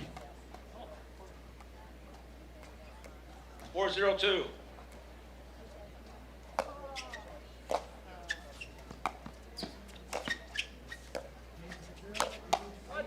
Nice answer from de Villiers a couple of times. Lane trying to throw everything at him. Oh, and then he misses the backhand flick again. Good defense, good hustle there from de Villiers and Fu.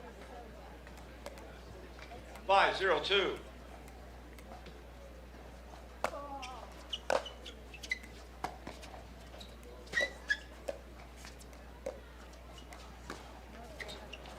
And the misfire by de Villiers, and finally Dawson and Lane will get a chance to serve.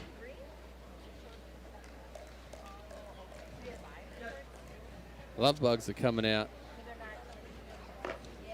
We're getting swarmed up in the booth.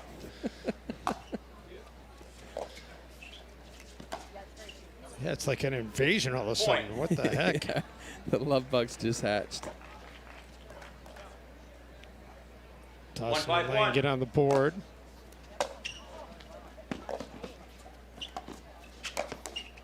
Oh, how good is that out of Jay de Villiers? Find it off the hip. It lands in perfectly. It looked like a good speed up there from Dawson. But watch it right here. I even said sorry for it. Sorry, but I'll take it. Fu hits that one long, so 2-5. 2-5-2.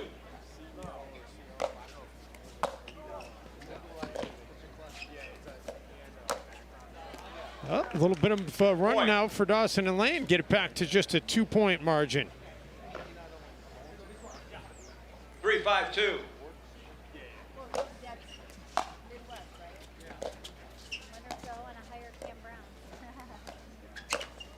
Oh, that's been Side out. a few too many errors from B Lane on that backhand flick. He's missed too deep, missed one in the net.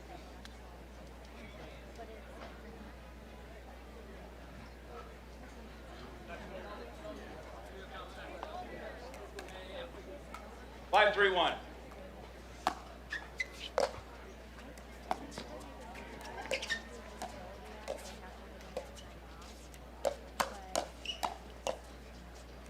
Dawson unable to catch up to that one. 6-3-1.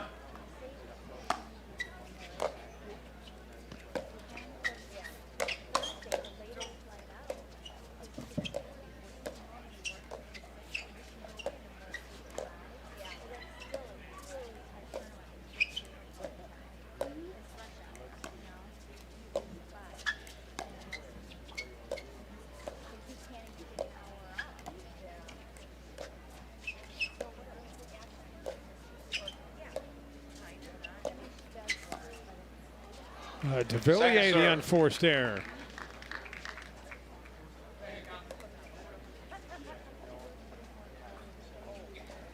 See if Fu gets on a new streak here.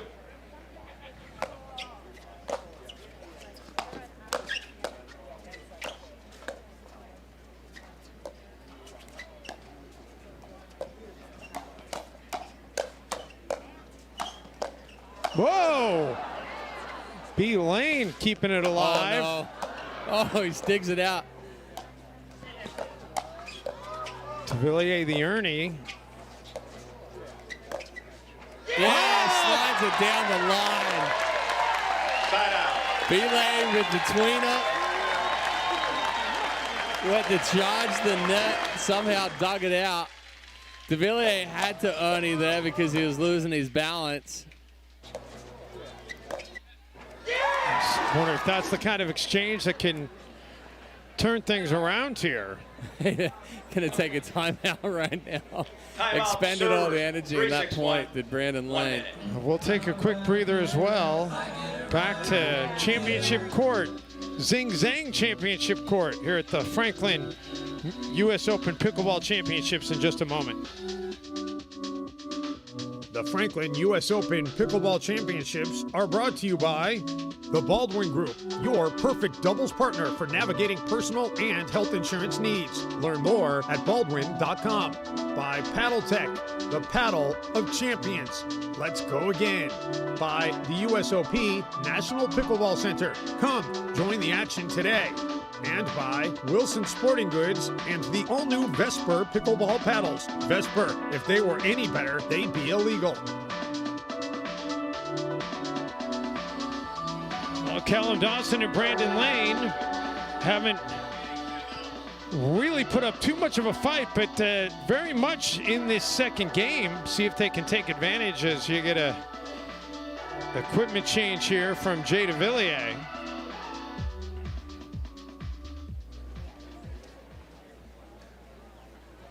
Time in. 3-6-1.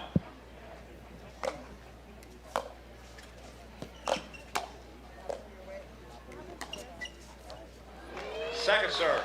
Lane lets it go, and it does land in. Yeah, it's a good controlled roll there from 3-6-2. DeVilliers.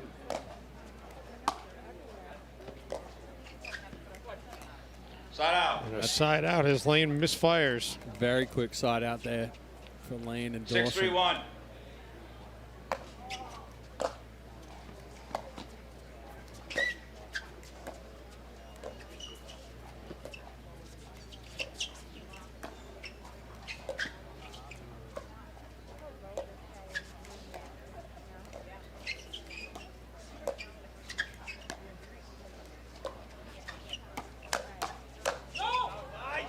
And Lane misses long to make it a 4-point margin. And that's a case of Brandon Lane just trying to hit it too hard. And it's happened a couple of times. He's been on the initial speed up and the counter. Brandon Lane, a Florida native who, when he's not playing pickleball, is out on a surfboard. Getting attacked by sharks. He got attacked by a shark a couple of years ago. Yeah, I remember you saying that last year. That's football. Football here, got attacked by the ref that time.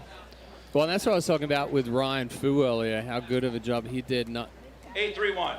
getting done for that push-off. We see B Lane there getting called for the push-off where it's just a stutter step and they end up pushing off the kitchen but never bring that next foot down. Dawson into the net. Suddenly it's a 9-3 game. Lane and Dawson do have a timeout remaining. 9-3-1. And that'll take us to match point.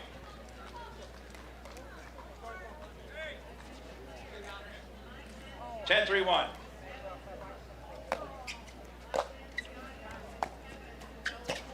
Lane goes for the Ernie. Oh, I left it short. Yep. Second serve. So we'll match point number 2. 10-3-2.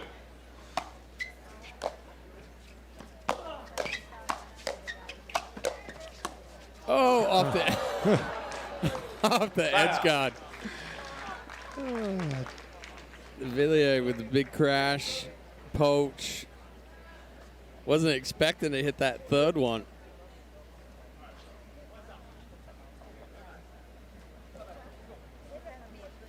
So Lane now at 3-10. 3-10-1.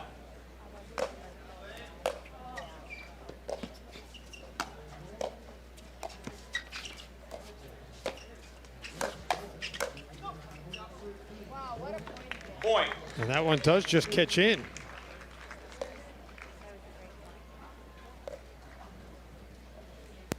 4-10-1.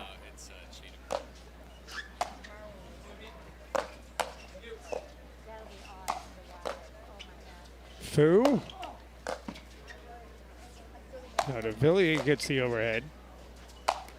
And DeVilliers, the third, tries the charm. Well, more angle on each of those overheads right there.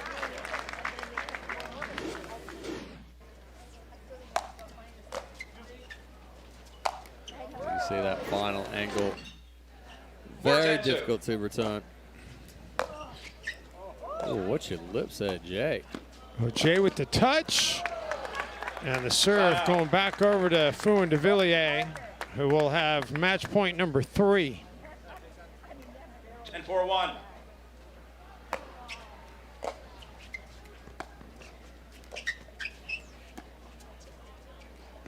Nice offensive lob. Another tweener from B lane. Dawson couldn't catch up to it, and that's all she wrote. 11-4 here in game number 2. So the number 1 seed, they take it 11-2, 11-4. And you can see why they're the number 1 seed in this draw. Yeah, very clean out there for DeVilliers and Fu. Chose the right balls to be aggressive on. Moved that ball around. Didn't make too many unforced errors. Very, very good performance from them. They're going to be tough to beat. We'll take a timeout. Final numbers from this match coming up in just a moment. A Bloody Mary should never be boring. And with Zing Zang, it never is. Our classic recipe is crafted to be bold, delicious, and full of zing. Want it extra spicy? Turn up the heat with our blazing Bloody Mary mix. Love dill pickles? We've got you covered. It's no wonder Zing Zang is America's #1 Bloody Mary mix. With 7 vegetable juices and bold blend of seasonings, Zing Zang is so good, the vodka is optional.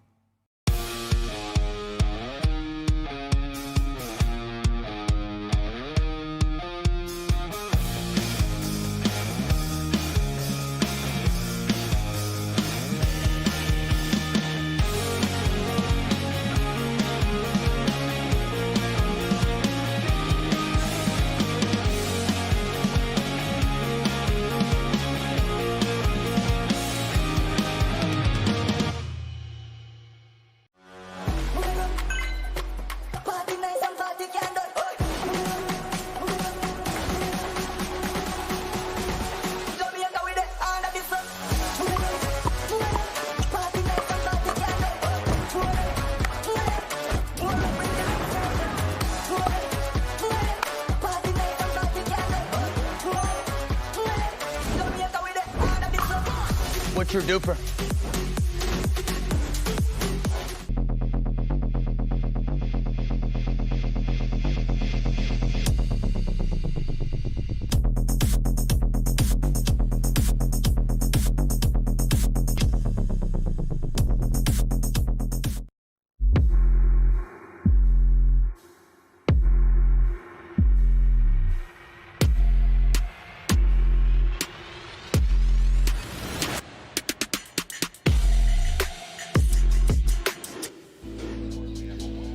Look at the final numbers.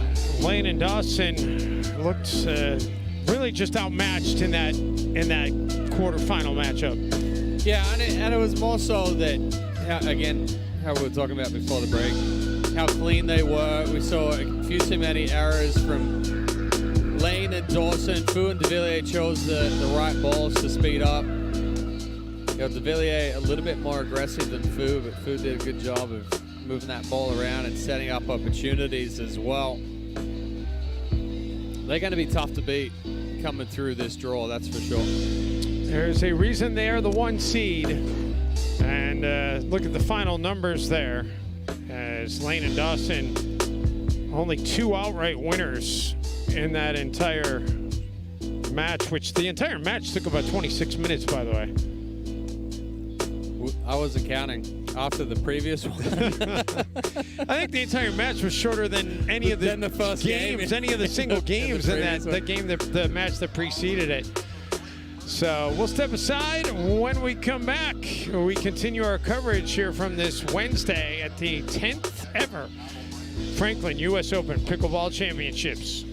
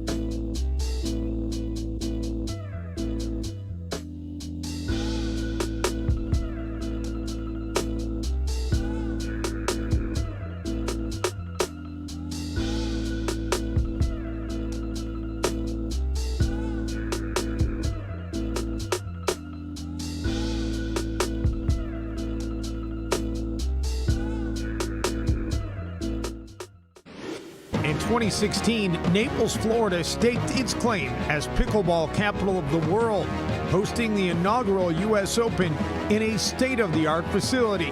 3 years later, the Open is bigger and better than ever. The best players in the world hail to paradise in the quest to add their names to the small and prestigious list of US Open champions. The men's pro doubles is next on CBS Sports Network. Naples, Florida is an ideal vacation destination, but it has also proven to be an ideal pickleball destination, as the city has been a great host to the Minto US Open Pickleball Championships, now in its 4th year of existence at this fantastic facility at East Naples Community Park. And CBS Sports Network is happy to be bringing you our coverage of tonight's featured match. Welcome to Zing Zang Championship Court, everybody. Dave Benz hanging out with Melissa McCurley of pickleballtournaments.com, Mark Renison of Third Shot Sports. Guys, we have reached the creme de la creme, the men's gold medal match, and we're going to see Matt Wright and Dave Weinbach square off against Kyle Yates and Ben Johns. And Kyle and Ben, they're friends. They're from this area, Mark Renison. They have the home court advantage tonight. That's right. They love playing here in Naples. They love playing here on the big stage. The crowd is going to be behind them, and we're going to see some amazing shot making from both those players. And I can't wait to see this match tonight. This is a rematch from the Indian Wells National Championships last November, in which Ben and Kyle did win, but Dave and Matt are really looking to get this championship tonight. And Dave Weinbach is the most decorated medalist in the history of the US Open. Nobody has won more medals here than Dave Weinbach. And let's give you some of the numbers on this tournament. It began in 2016 with only 800 participants. It has grown all the way to over 2,100 this year. The purse is up to $52,000 overall. The age range from 10 to 86 this year. And as I talked about at the beginning, this is a fantastic facility, unparalleled in the sport of pickleball. For more on the growth here at East Naples Community Park, let's check in with Rusty House. The past 4 years since this tournament began in Naples, Florida, a lot has changed. Back in 2016, there were fewer courts. Some of them have temporary nets. Some of them had multi-surface lines. Fast forward to today, and they're all permanent courts, 50 of them. They all have top-of-the-line DecoTurf surfaces. Most noticeably, an amazing shade structure to create a one-of-a-kind open-air arena. But one thing that hasn't changed, it's still the biggest party in pickleball. Back to you, Dave. It is a festive atmosphere, and it's going to be a lot of fun tonight watching the best of the best in the sport battle to decide gold. We'll have the first serve coming up next on CBS Sports Network. The weather as night indeed has fallen here. Still 93 degrees on the heat index, 82 degrees on the thermometer. Here's a look at how our finalists got here. Yates and Johns. It was a little bit tight in game one against Stone and Warnick, and then they took it in game two. Weinbach and Wright, they had to fight a little bit harder to get here. Mark, when you talk about Dave Weinbach, you talk about a model of consistency. He will end the night tied for the most medals ever in the US Open. That's right. Dave Weinbach is no stranger to this court or to the medal podium. He's sort of got unusual technique, different from what you're going to see from the rest of the players. Matt Wright, he was on championship court earlier on this Saturday. He was unsuccessful, but he'd love to redeem himself with a medal here, Melissa. No, absolutely. He played with Kyle Yates in this tournament last year. He's paired up with Dave Weinbach. They played against these two in the National 6 months ago. Ben and Kyle won. It'll be interesting to see what happens tonight. Kyle Yates is a Fort Myers, Florida native, and he is one of the most experienced players at this US Open despite his young age. Ben Johns doesn't have quite as much experience here on this pickleball court, but he does have a long friendship with Kyle Yates. That could help him out.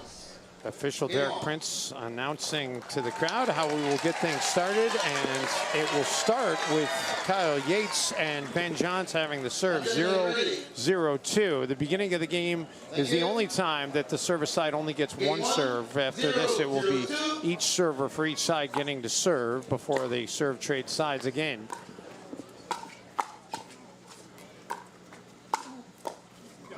And Johns hits that one short, so the serve will indeed change sides. Weinbach and Wright will take over. 0-0-1 now. If you're new to pickleball, when you hear the score, the first score is the serving team score. The second score is the receiving team score. And the score and the third number you hear is which server it is. So now it moves to 0-0-2. I expect to see a lot of hard hit balls in this game. Not typically on the third shot, especially from Dave Weinbach, but these guys are all looking for a ball that's slightly elevated that they can hit hard at the other player, giving them less time to react. Yates went for it there. And I talked to Dave earlier before this match, and he said expect to see a lot of patience and discipline from he and Matt tonight. Kyle Yates and Ben Johns both call this Fort Myers, Naples area home. Ben also a student at the University of Maryland. He has spent a lot of time up at College Park. You can see all these players playing very quickly right now. I think you know, the electricity in the building here, the excitement of the moment, some of these guys are really amped up to play, and we're seeing a couple errors early on. Dave Weinbach will like that one. That's no error. Yeah, he sure did.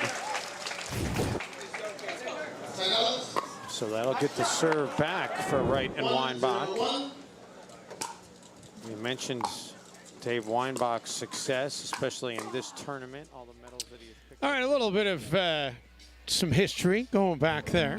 You were in the building for that. You weren't on the broadcast with us, but you were in the building. I wasn't on the Saturday broadcast. I did some stuff earlier in the week with Pickleball Channel, and then I was in the booth there keeping stats, giving you guys information.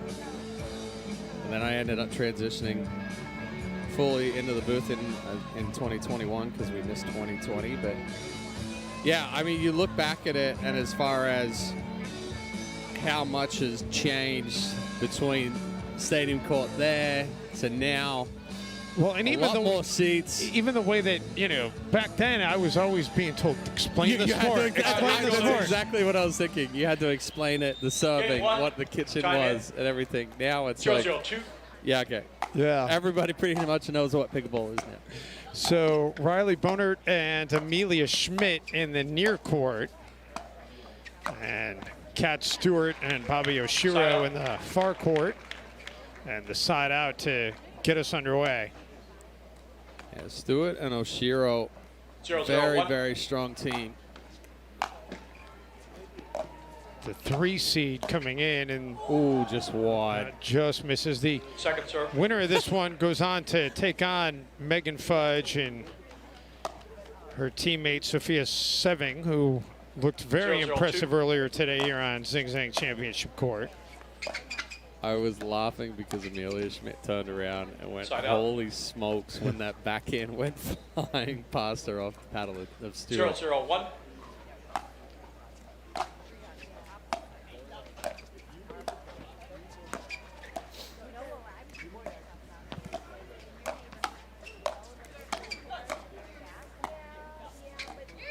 Shiro putting a little touch on it. Schmidt able to get there.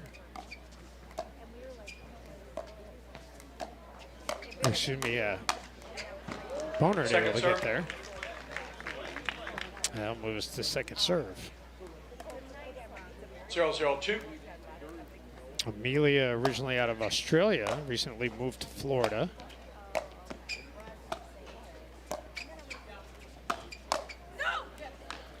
You know a little bit about Australia? Yeah, a little bit. Actually, funnily enough, I mean, even though I was born there, I've lived in the U.S. almost 10 years longer than when I was in Australia. Wow. Left when I was 17 to come here for baseball.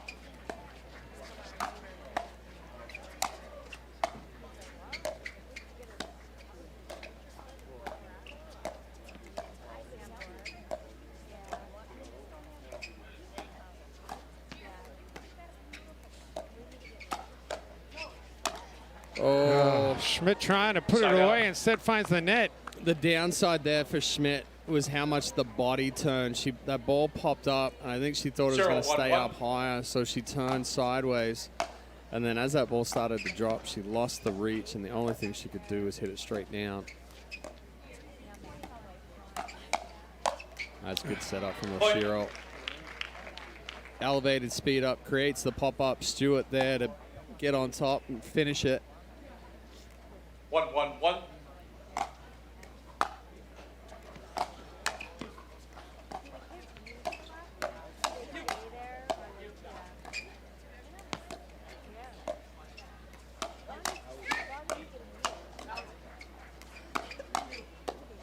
Nice dig.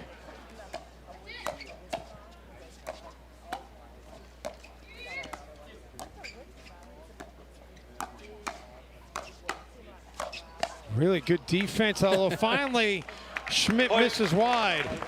Unfortunately for Schmidt and Bona, I don't know how well the strategy of speeding up right at Oshiro and Stewart is going to work. I think Oshiro and Stewart. Oh, Oshiro, that's so good. That is so good.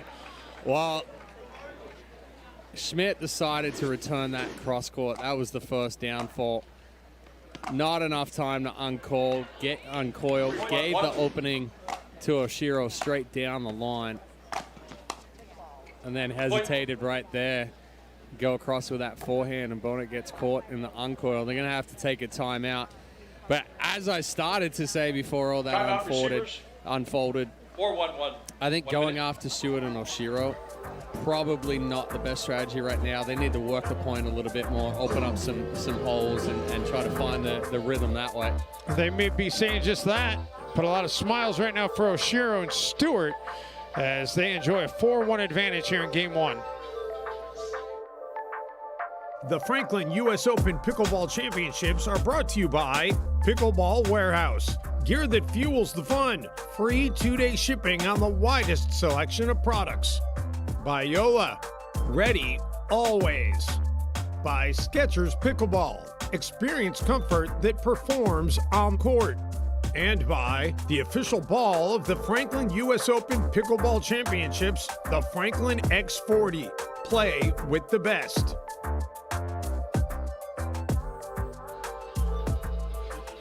10th anniversary of the Franklin US Open Pickleball Championship. So many sponsors that help make this event what it is. The Baldwin Group, Knox Pickleball, a couple of the names that have stepped up to make this event even better in its 10th year.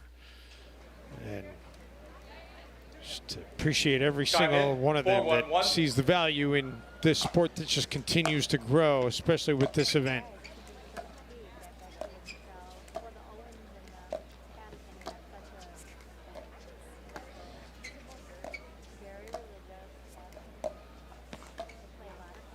Misfire there by Schmidt, and it's 5 straight points now for Oshiro. Yeah, 2 really good inside-out forehands there from Stewart. Aggressive, putting that pressure on Amelia Schmidt, trying to keep her out of the middle of the court.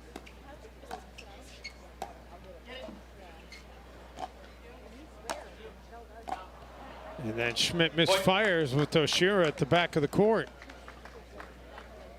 A bit of frustration on the face of Schmidt. She walks back to grab that ball at baseline.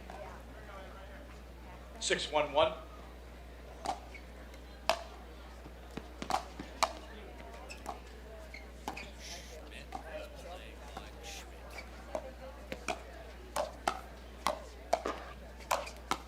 Stewart trying to hammer it away. Somebody hit an angle off the net. Oh, and slides it through the middle. Yep. What did Stewart hit the ball about 9 times in that sequence?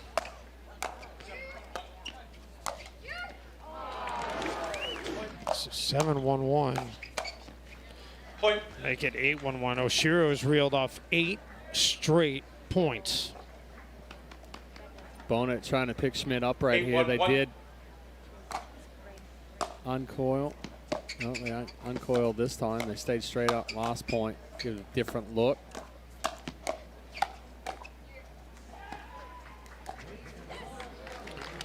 Second serve. After all that, it's just going to the second serve. Yeah, Oshiro got caught 8-1-2. mid-step right there on that forehand. Look out. Oh, Point. Nice anticipation by Stewart. Yeah, we're going to get another timeout here from Bonnet and Schmidt. At 9-1. Timeout. Can't take it home with you. 9-1-2. So we'll take a quick breather as well as game one continues here in Naples. The Franklin US Open Pickleball Championships are brought to you by California Sports Services, the official service of the US Open Pickleball Championships. By Engage Pickleball, bringing you the new X2, our most powerful spin-generating paddle. By Kitsch Pickleball, the official merchandise store of the US Open. And by Duper, the gold standard in pickleball ratings worldwide.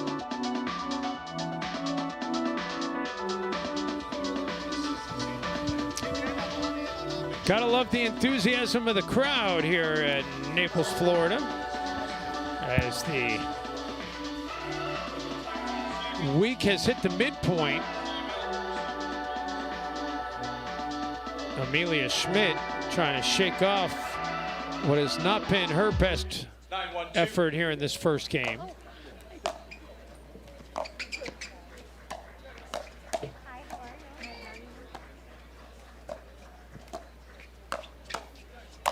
Stewart puts another one away, and that takes us to game point. Stewart has just been feasting on opportunities to hit winners. And that's going to be all she wrote for game one. 11-1. Timeout, change ends. 11 straight points scored on that single service opportunity for Stewart and Oshiro. And they will go to game two with all kinds of momentum. We'll have game two coming your way in just a few moments here from Naples.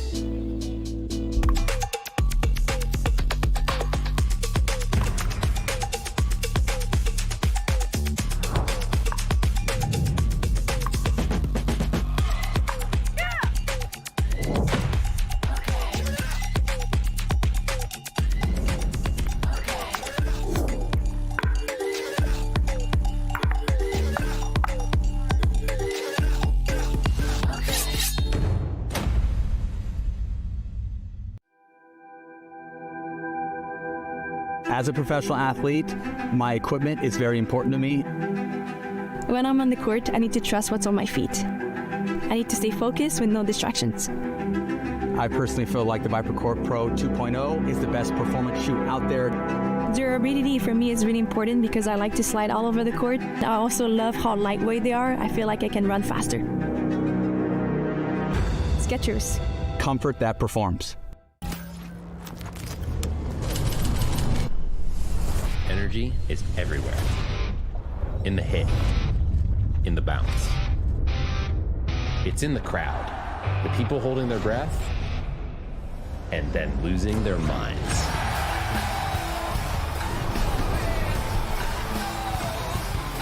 And once energy is unlocked, that's game over. So you like to play pickleball, huh?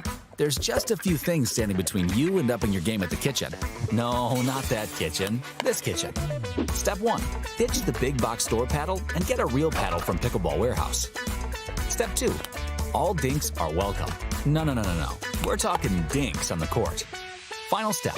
Stay on your toes in the right shoes so all those epic shots actually count. So, what are you waiting for? Get on the court with the perfect gear from Pickleball Warehouse.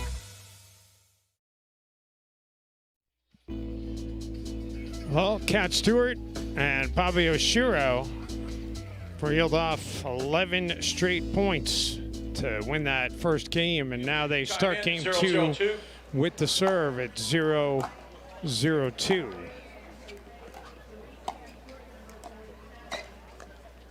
Point. And off the net, they catch a break to get this one started. Yeah, Stewart continuing the run right now, being aggressive. Schmidt and Bonnet need to try and find some rhythm here. Take Stewart away from the middle of the court.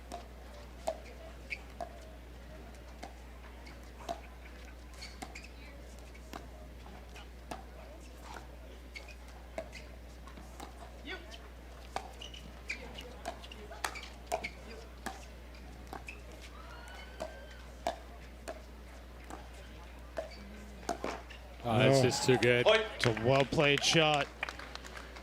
Hey, Great angle. Bobby Oshiro making the decision to take that ball out of the air on the 2-0, offensive lob, got him back into the point quicker, and then Stewart just moving that ball around.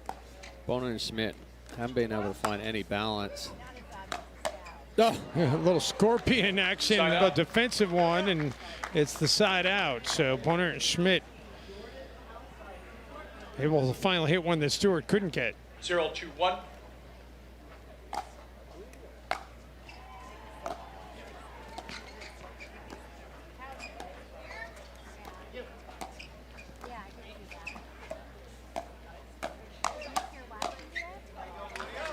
Point. Schmidt able to finish it off. Little help from the net cord right there. 1-2-1.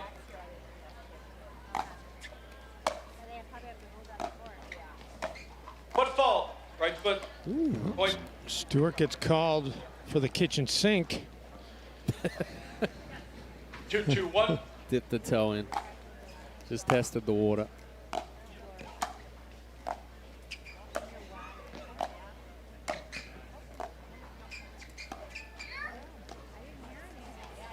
Second serve.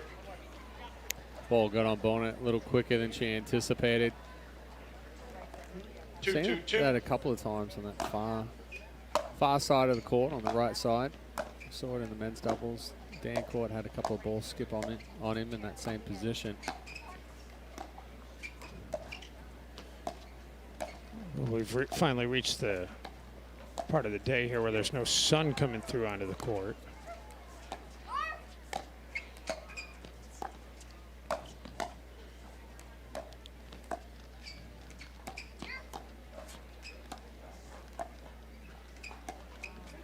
Lob by Oshiro. Oh, yeah. Oh, look your lips Side up out. there in the stands. 2 offensive lobs. Ball control. Big put away there from Oshiro.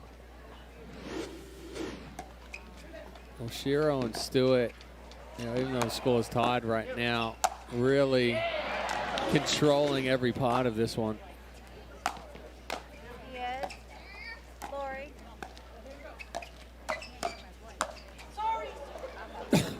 Stewart right into the body.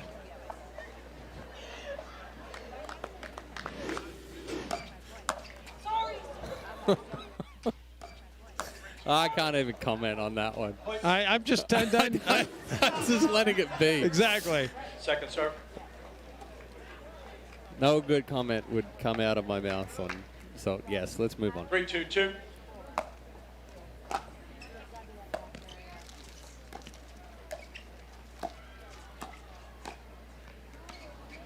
Point.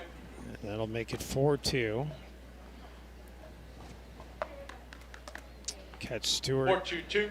looking for her first ever medal in this tournament. Bobby Oshiro's got 5. She won a bronze actually already this week.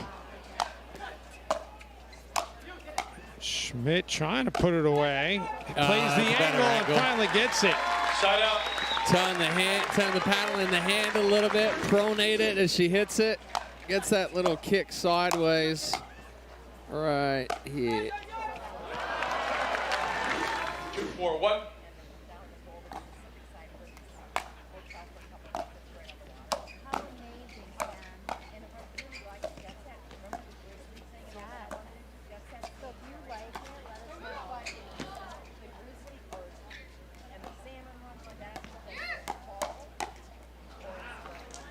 Second serve. Stewart read that speed up from Bonnet perfectly. You see how she was calm.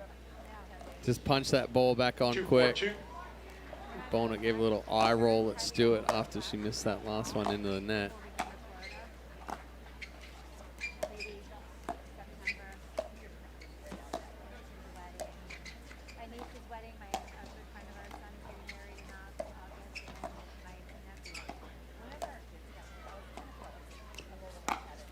Oh, ATP with authority out of Riley Bonner.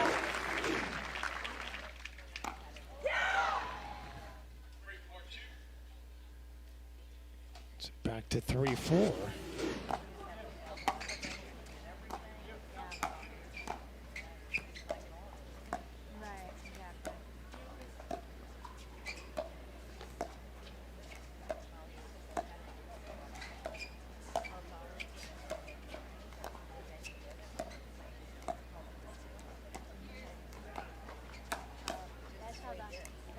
Defensive shot stays in, but then Stewart Side able out. to capitalize.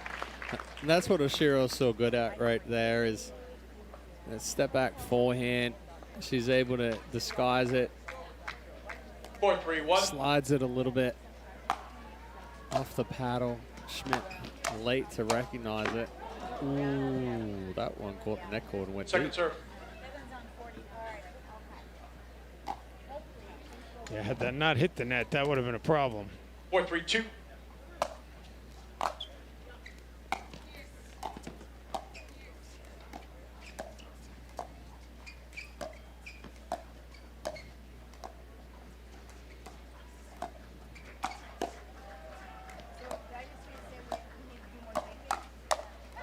And then Stewart with the winner right at Bonert to make it 5-3.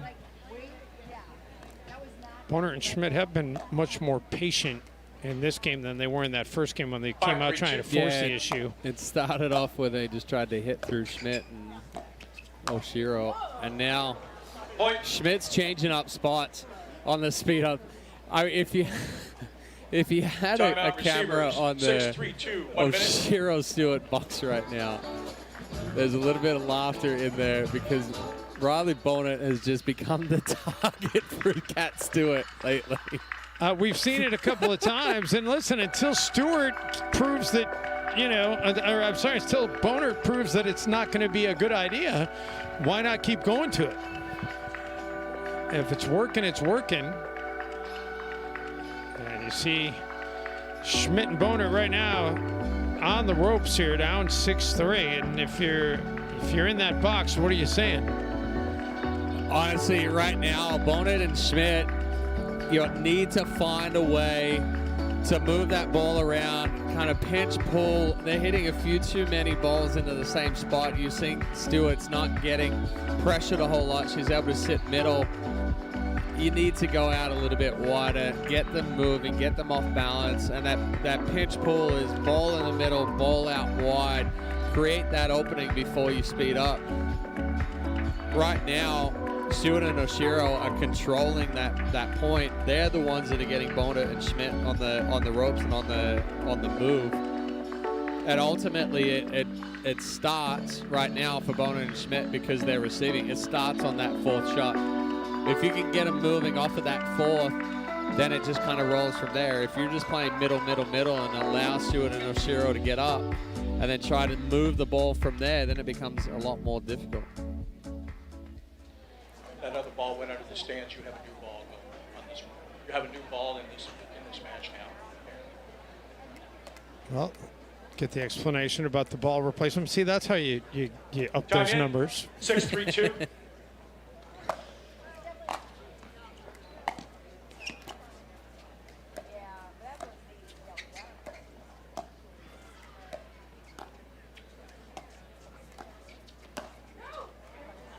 Good job by Schmidt to get out of the way of that one. And the side out, so the timeout does its job. Now see if 3-6-1. Schmidt can do hers.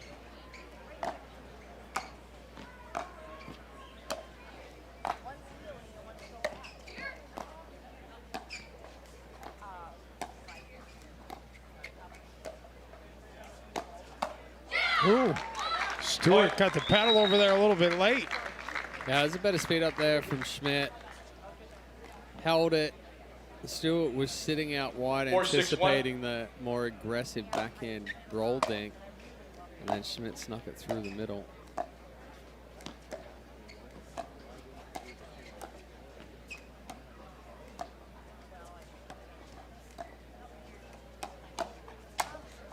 I was wondering how long it was going to take for Oshiro to speed up off that step back forehand. 4-6-2. She sold it with the first two, and then that third one, excellent speed up right into the body of Schmidt. And then Stewart with the speed up. And the side out, so back over to Stewart and Oshiro. 6-4-1.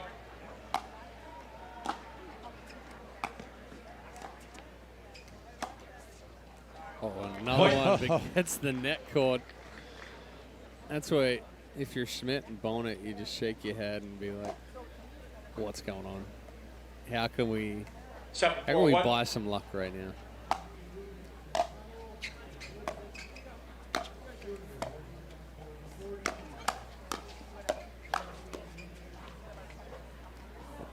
That one. Second serve. They got some luck there. That one floated. If that one had a landed in, then it's just kind of dropped the paddle on the court. 7-4-2.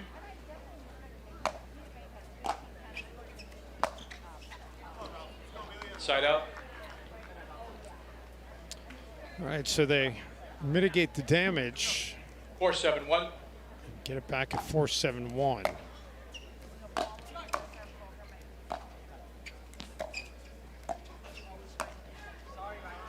Schmidt Second serve. tagged there, so move to 4-7-2. Bonnet's face after this one, she's just like, really? Like, Second serve. come on. Yeah, Bonert has 4-7-2. she's had her share of targets today.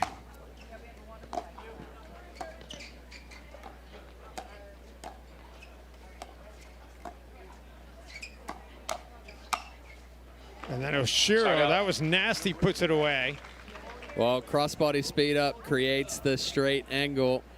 Well, the angle creates the straight line. So Oshiro takes that left hip of Schmidt, knows it's going to come straight line back to the forehand.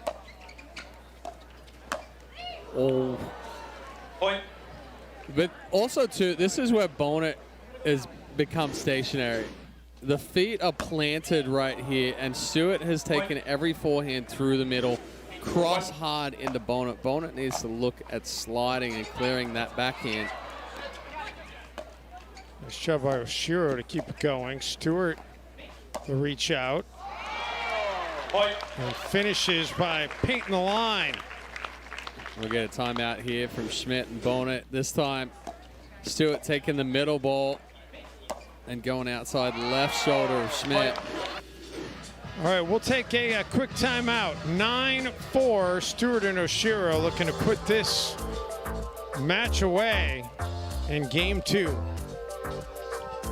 The Franklin US Open Pickleball Championships are brought to you by Pickleball Warehouse. Gear that fuels the fun. Free 2-day shipping on the widest selection of products. By Yola. Ready always. By Skechers Pickleball. Experience comfort that performs on court. And by the official ball of the Franklin US Open Pickleball Championships, the Franklin X40. Play with the best.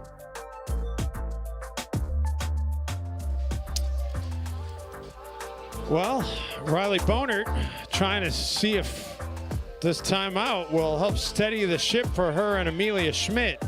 Right now, she needs to put some ice hockey goalie equipment on, or field hockey goalie equipment on, or something. She's getting beat up from Kat Stewart. Time in, 9-4-1. By the way, that was their final timeout, so. All right. Second serve. Force it to the second serve here. 9-4-2.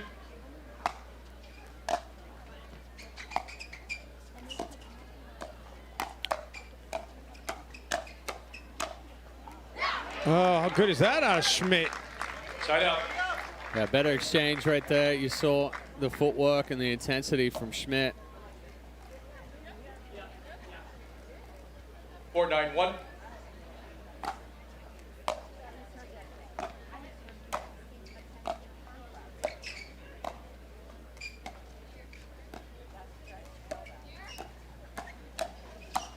Oshiro the speed Second up serve. for profit. Well, and Oshiro's keeping Schmidt off balance too, because each speed up is to a different 4-9-2. side, different spot. Schmidt's trying to guess, trying to anticipate where Oshiro's going to speed it up. Perfect touch volley there from Oshiro. So the quick side out for Bonnet and Schmidt. Bonner and Schmidt have gone 6 straight serves without a point. 9-4-1.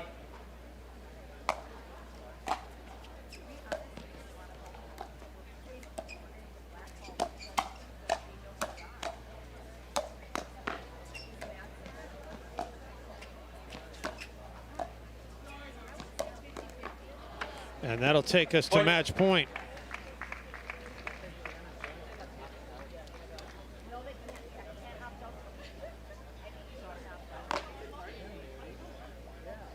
Ten for 1.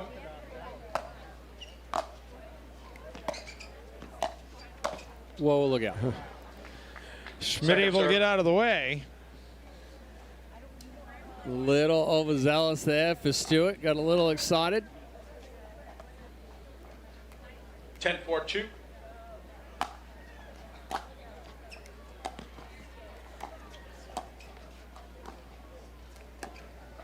No, it's wide. Yep. Side out. So 2 match point opportunities squandered or staved off if you're looking at it from 4-10-1. Boner and Schmidt's perspective.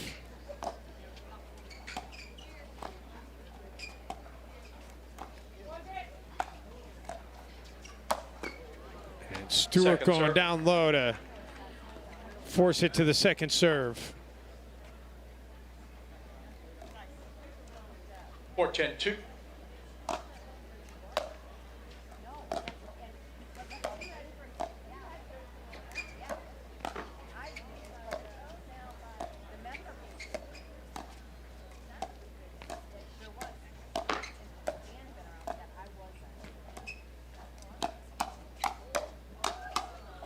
Oh, how about Schmidt speeding it up, winning the exchange.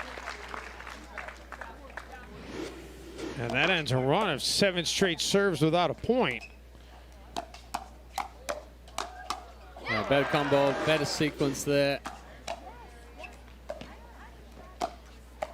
Off the nut, Stewart quick hands to keep with that one and then sends it long. So they get it back to 6-10. 6-10-2.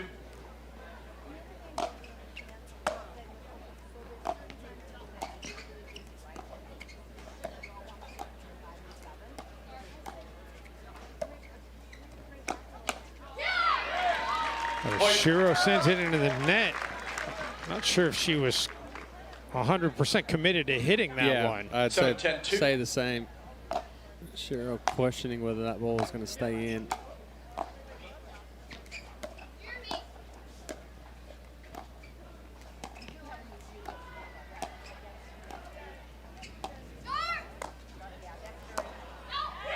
And that's Stewart wide, so it's 4 straight points for Boner and Schmidt to get it to a 2-point margin.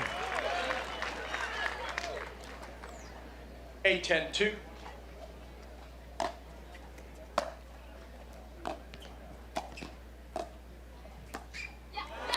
Make it 5 straight points. Stewart and Oshiro thought maybe they might call a timeout. They opt not to.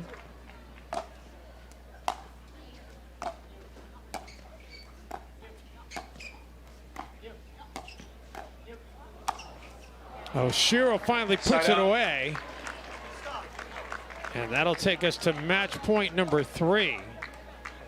Oshiro, who won a silver in this bracket alongside Megan Fudge a year ago.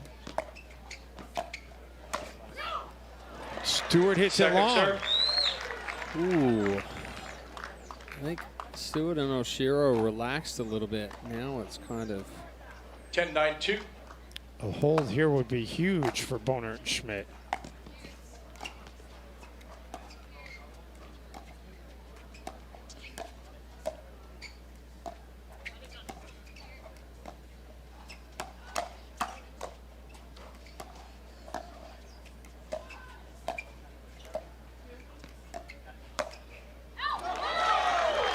And that is going to miss long, so we play on.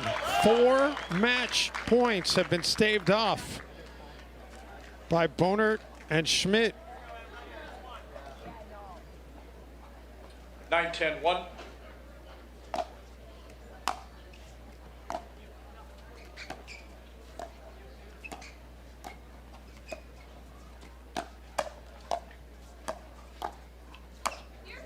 Stewart right down Second the middle. serve.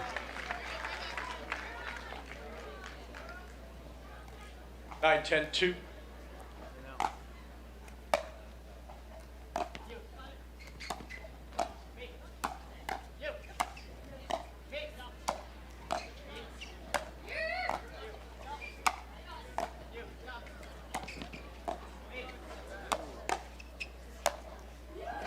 Stewart puts it wide of Boner. They did a great job keeping them on the baseline. Did not let them get up. And they get the serve back here for match point number 5. 10-9-1.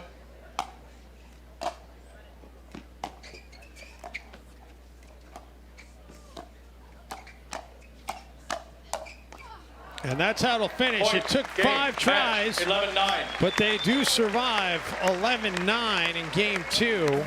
And Oshiro and Stewart are moving on to the semifinals here in the pro women's doubles. You're welcome. Well, it was a good push from Bonet and Stewart down the end of game 2 here, but Bonet and Schmidt toward the end of game 2. Oshiro and Stewart just looked too strong.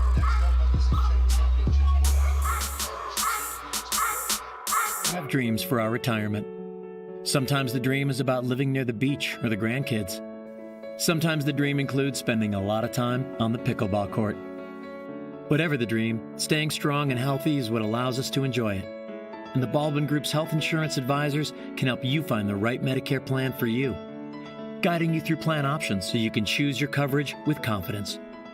Visit info.baldwin.com/pickleball to get started.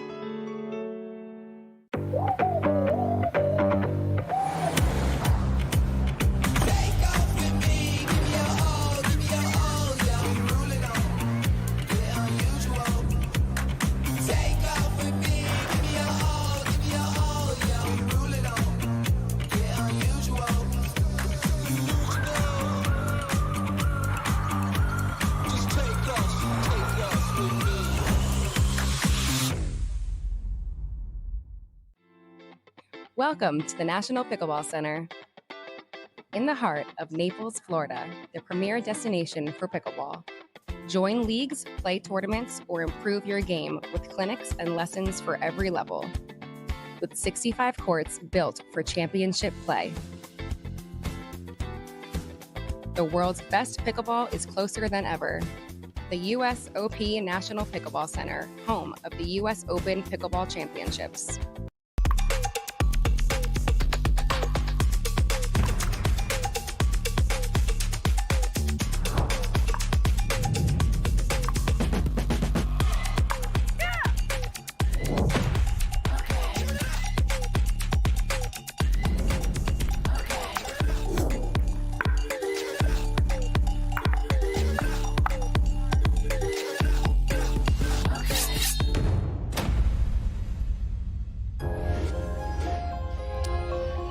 Well, it was an impressive comeback by Boner and Schmidt, but in the end, just too big of a deficit to climb out of as Stewart and Oshiro hold on to win at 11-9, and they punched their ticket to the semifinals. Yeah, again, it was just very, very good control of the point and the sequences from Stewart and Oshiro. They moved the ball around, they created that pop-up in the middle, and then they could go either direction. You see the numbers. I mean, the outright winners actually exceed the unforced errors here in this one for Stewart and Oshiro. Just a few too many errors there for Bonet and Schmidt. Again, that big discrepancy between unforced errors and winners. See the final numbers brought to you by Skechers, and you can already see our next match. It's going to be Champions Men's Doubles semi-final action coming up in just a few minutes. So we'll step aside and have the action coming your way in just a few minutes. Stay with us as we continue from Naples, Florida.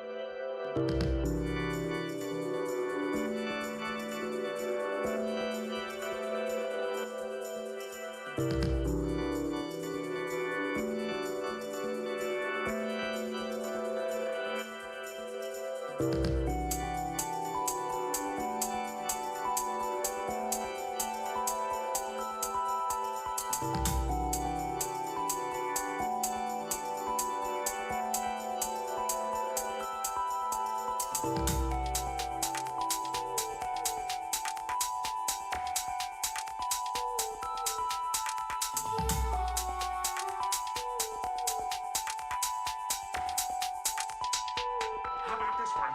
Try calling.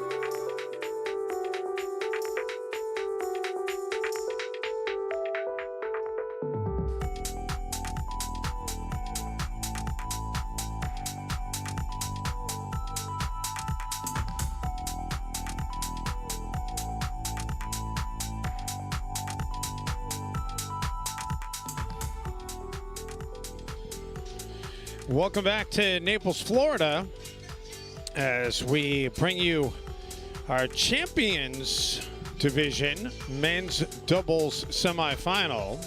And they've changed the senior division a little bit this year. So it's the Champions Division and the Masters Division now, as they've split the senior division. And what the age difference is, the cutoff is what, Chad? 50 plus for champion, 60 plus for masters. Okay.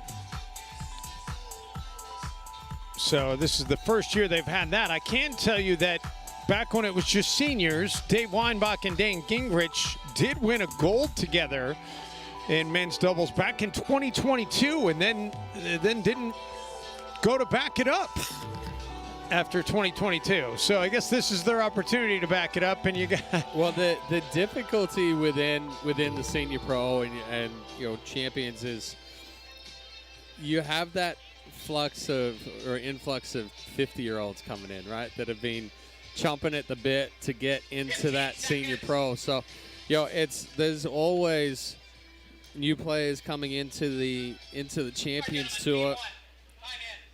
0-0-2. So Weinbach and Gingrich start in the near court, taking on Daryl White and David George in the far court. And already a 1-0 start as 1-0-2. Gingrich into the net. Yeah, a couple of nice drives there from George. 2-0-2. Got that second one, a little bit of dipping action right into the body of Gingrich. Push wide. So a missed return, a ball punched into the net, and then a missed dink wide from Gingrich to start this one. And it's quick 3 points for George and Wyatt.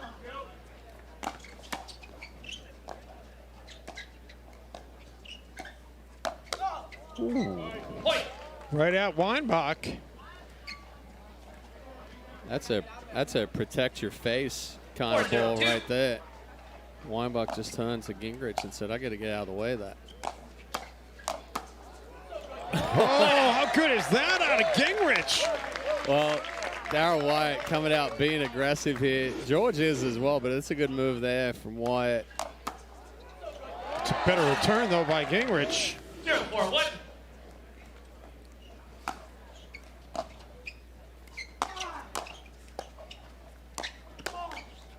Second serve. Weinbach misfires, and he'll get the serve.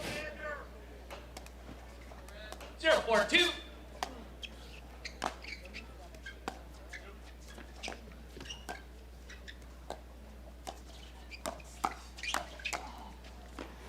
That's why you got to be careful there with Wyatt. Dangerous, one as a lefty, but two, got a ton of power. It's a good speed up second attack. It looks like Wyatt and George made the decision to come out and play aggressive here in this one. Next serve. Move it to the second serve, as David George will take over.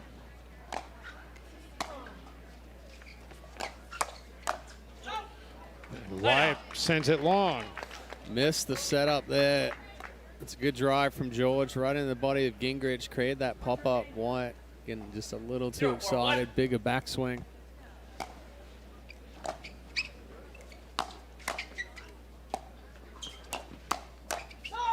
Gingrich, good decision to get out of the way.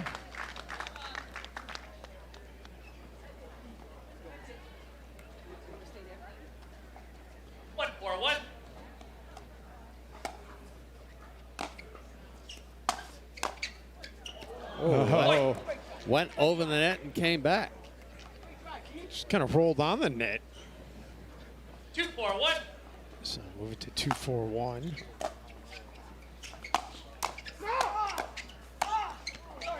Weinbach going right at George. Thought he may have hit an out ball in that sequence, but it doesn't matter. 3-4-1.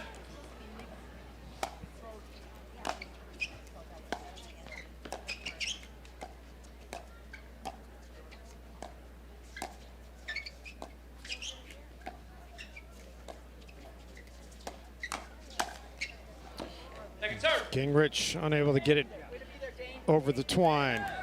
Yeah, good job there from George. Reading that crossbody speed up from Weinbach. Side out. And the side out. Gingrich and Weinbach are the 1 seed. Wyatt and George the 5 seed. 4-3-1.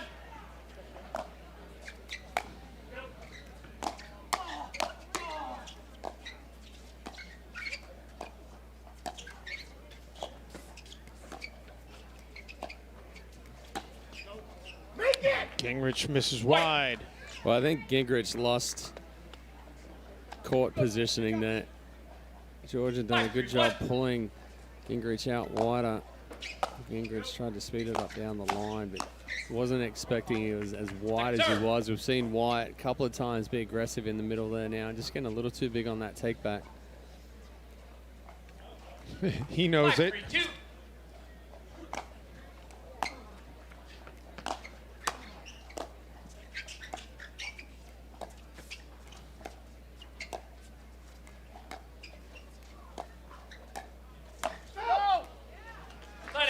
Got too much on that one, so the side out. Back over to Weinbach and Gingrich. Weinbach, the 3rd most medals ever in the history of this tournament, counting all divisions.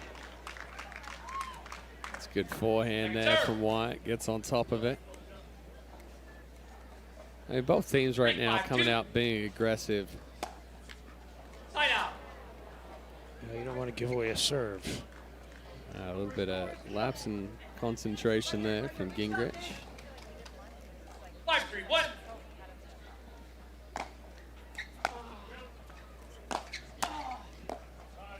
Second serve. Come on, let's go. 5-3-2.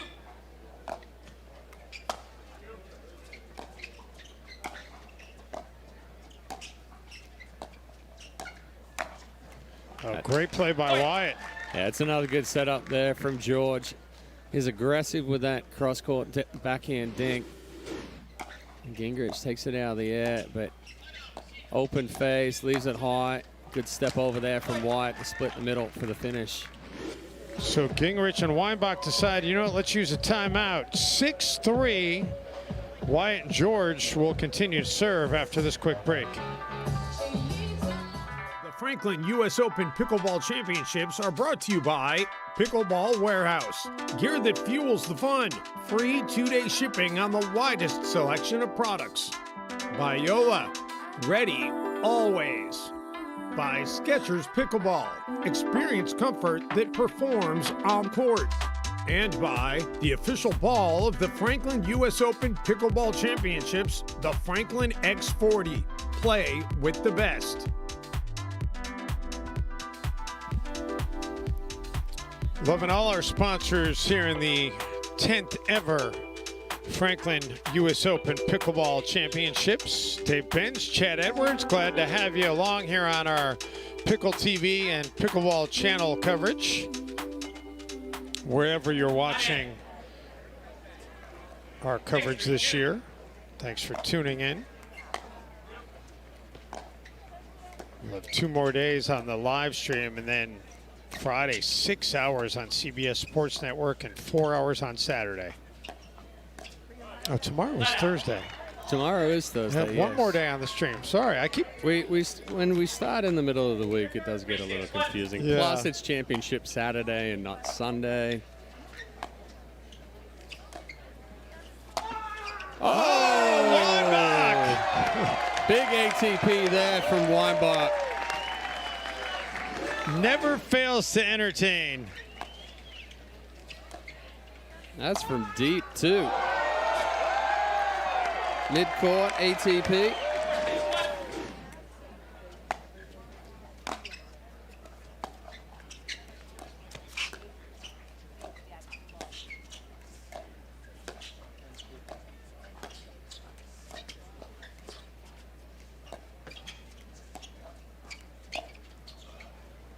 Oh, just deep there from Wyatt, trying to use that offensive lob to push Gingrich back. And they get it back now to A 1-point margin. 5-6-1.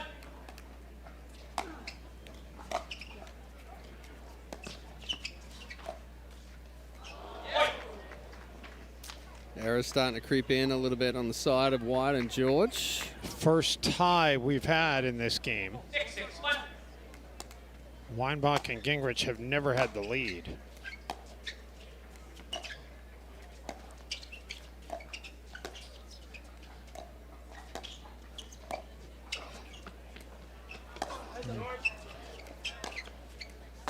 Just stayed in.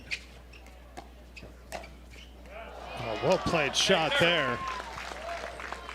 That's a great setup there. Good use of that offensive lob from White. This time keeping it just inside the baseline. 6-6-2.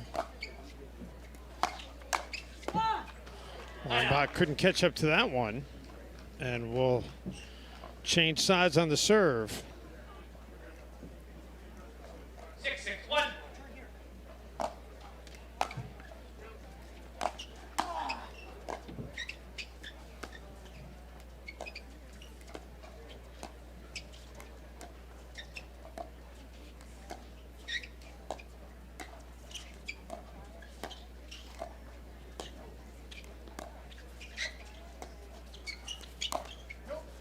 Oh, lands in. A little help from the net cord. I mean, honestly, that ball's going in if it doesn't hit the net cord. Although if it doesn't hit the net cord, maybe you return it. I think he had a big enough hole there. But yeah, there's a good possibility. He saw the hole through the middle. Weinbach probably would have got a paddle on it. The net cord give it, the net cord take it away. White took such a big swing right there. 7-6-2.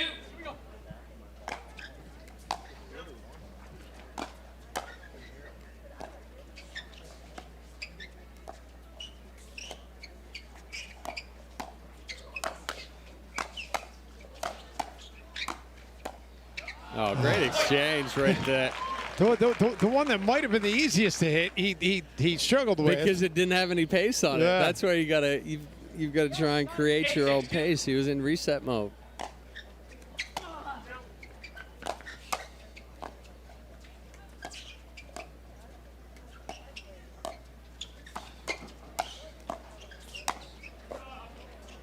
Great. Oh, almost. Yeah, I thought he had that one.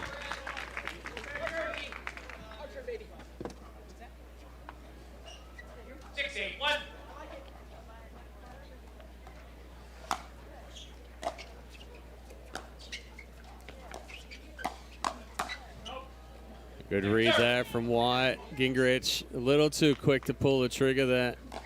Thought he could sneak one through. 6-8-2.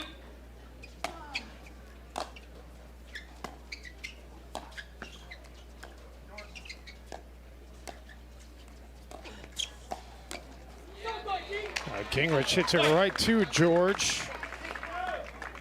Center body, that's tough to adjust to. And back to within a point.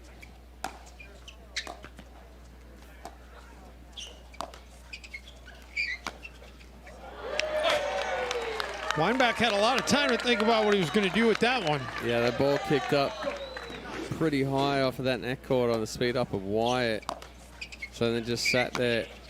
Weinbach could read, see where Wyatt was going to be, what side he was shading. Football, right foot. Oh, they're going to call Gingrich with the kitchen sink. And so it'll go back over to Wyatt and George, who've never trailed in this game.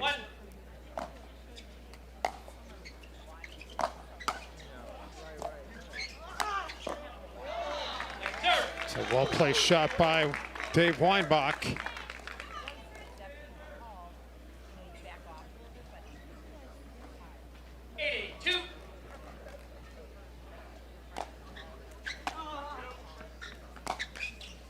Well, that's not the side out that White and George want right there.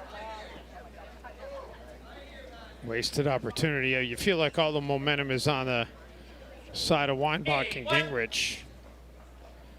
looking for their first lead of this game. And they have it. That's it, Dean. Come on, let's go. Keep going. 9-8-1. Wyatt and George do have both timeouts remaining, so this one doesn't go favorably. Likely to see that.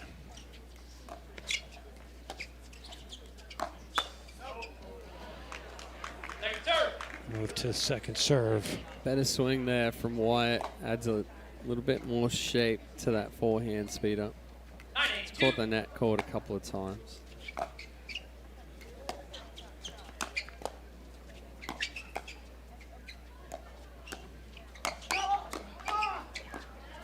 Beat up by Wyatt, but eventually won by Weinbach, who wags a finger in the air.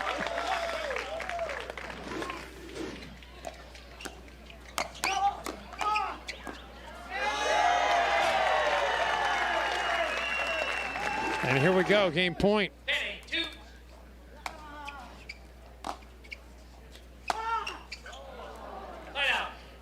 Weinbach trying to rip that one down the line, gets around it, but gets too rotational.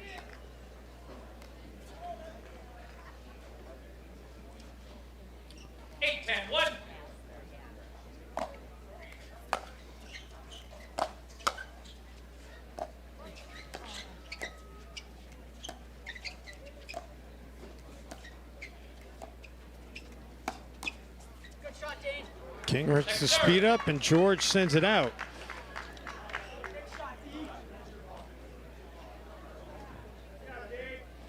Only 1 point in their last 6 serves for Wyatt and George. Ooh, a little quick right there. Pulled across the body. Right, back to a single point.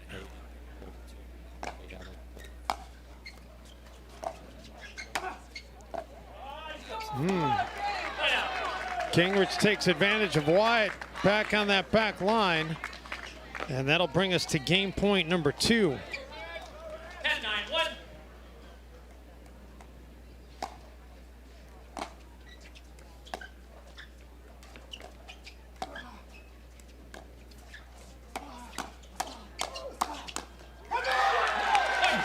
Gingrich speeds it up and finishes it off at the same time.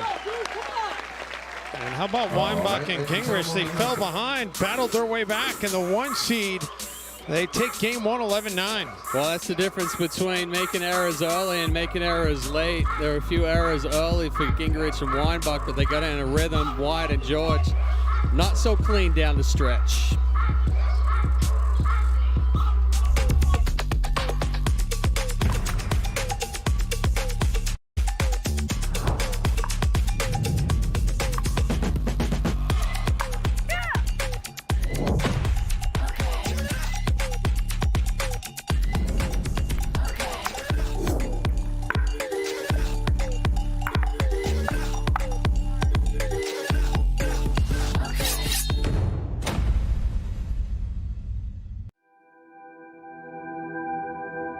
As a professional athlete, my equipment is very important to me.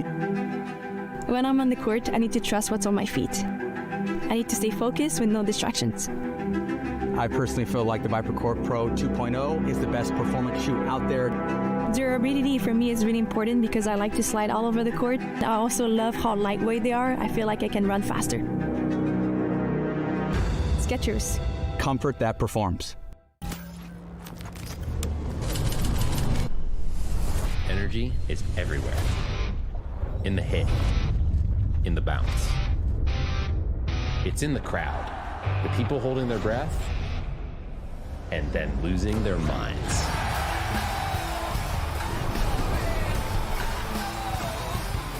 And once energy is unlocked, that's game over. So you like to play pickleball, huh? There's just a few things standing between you and upping your game at the kitchen. No, not that kitchen. This kitchen. Step 1. Ditch the big box store paddle and get a real paddle from Pickleball Warehouse. Step 2. All dinks are welcome. No. We're talking dinks on the court. Final step. Stay on your toes in the right shoes so all those epic shots actually count. So, what are you waiting for? Get on the court with the perfect gear from Pickleball Warehouse.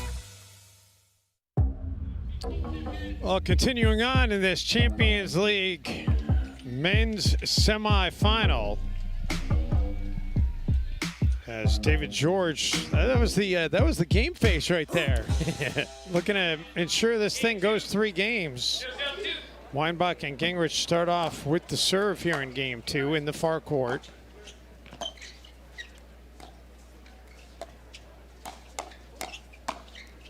And Wyatt puts it away with the left hand. Well, Gingrich had hit that one on George in game 1. In game 2, George said you're not going to get away with it again. He was ready for that count, and Wyatt stepped over with the finish.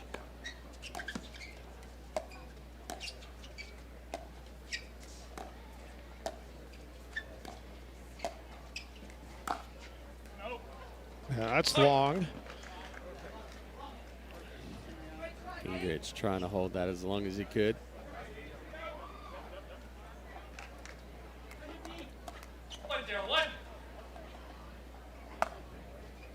Great crowd on hand still here on this Wednesday afternoon. Weinbach goes up top to finish it off.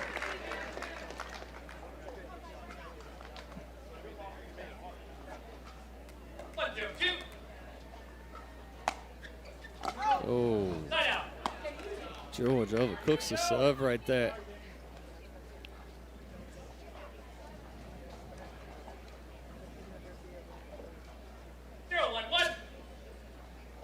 Despite the amount of sweat you're seeing on Daryl Wyatt, it is quite comfortable temperature-wise. It is comfortable underneath here. It's certainly a lot hotter outside. We do have the benefit of the shade structure here and a little breeze coming through. I think he's sweating more for the humidity. Yeah. Although that's not terrible right now either. I mean, it's this is about as good as it gets right now. It is quite comfortable, but we're also standing still. That's true. Well, I'm not. I get it. He's out there working, no doubt.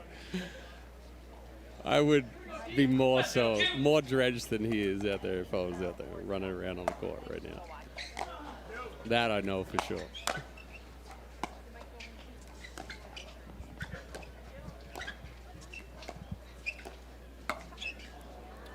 Wyatt into the net.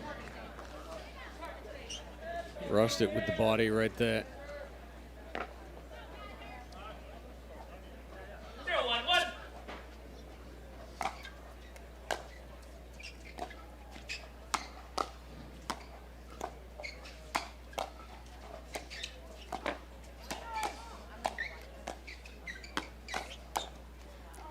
Quick hands by Weinbach, but a better finish by George. Oh, that was good aggressiveness there from George. Good ball placement. Went outside Gingrich a few times. Got a ball behind him.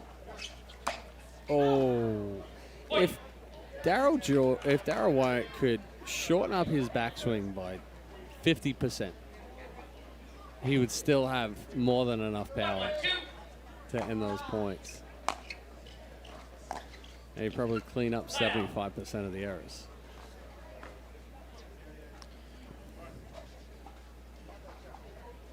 It's easy to say, hard to do. Oh, absolutely. You see that forehand and you just want to put it away as hard as possible. Delayed call there. I was waiting. I wasn't 100% sure which way that one was going.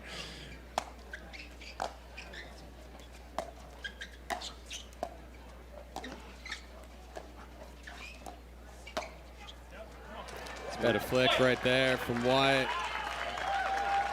But again, it's off the backhand too. He can't take a big backswing. The only thing he can do is accelerate forward, but he keeps the body much quieter.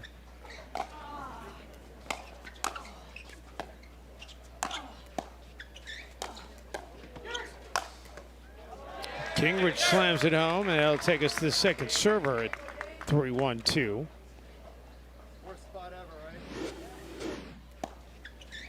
Franklin X40 replay.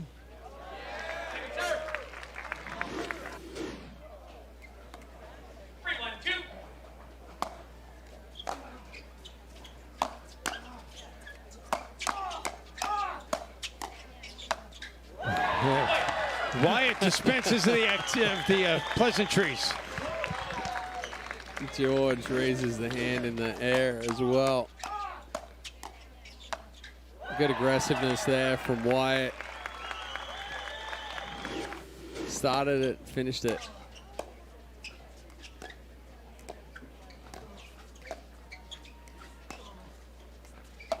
Oh. He had set that he was going to hit it around the post there before that ball was even hit.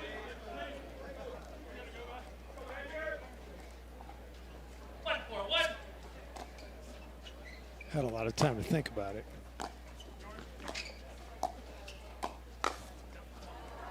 Good setup there again from George.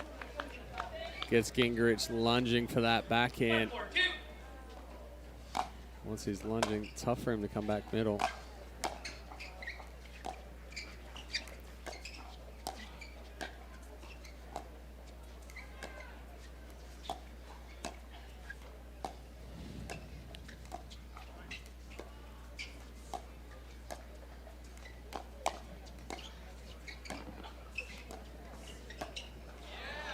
Into the net.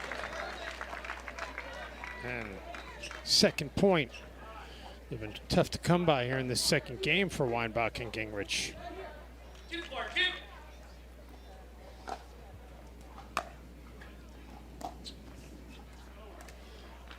Weinbach misses wide.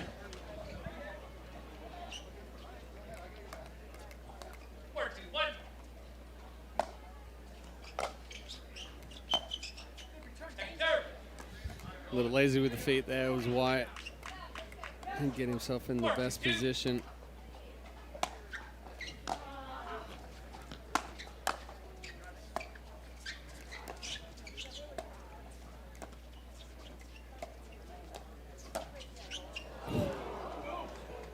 Too much on it. Yeah, set it up, read it. Again, just too big there on the backhand, on the backswing of the forehand.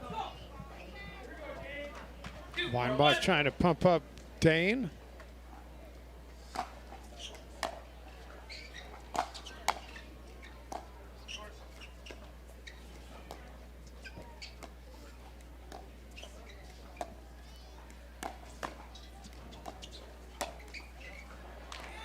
Good speed up there by Daryl Wyatt. Well, that was a great get there from George off of that speed up from Gingrich down the line as well. Kept him in that point.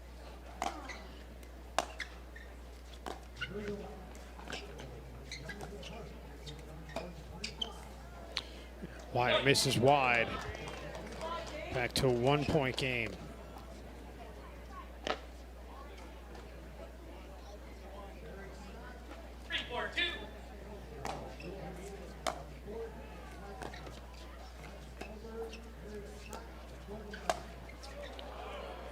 Just a well-played lob by Weinbach. Wyatt tried to turn it against him, but instead we're tied. Second tie of this game. And a timeout is going to be taken by Wyatt and George. We'll take a break as well. 4-4 here in game 2.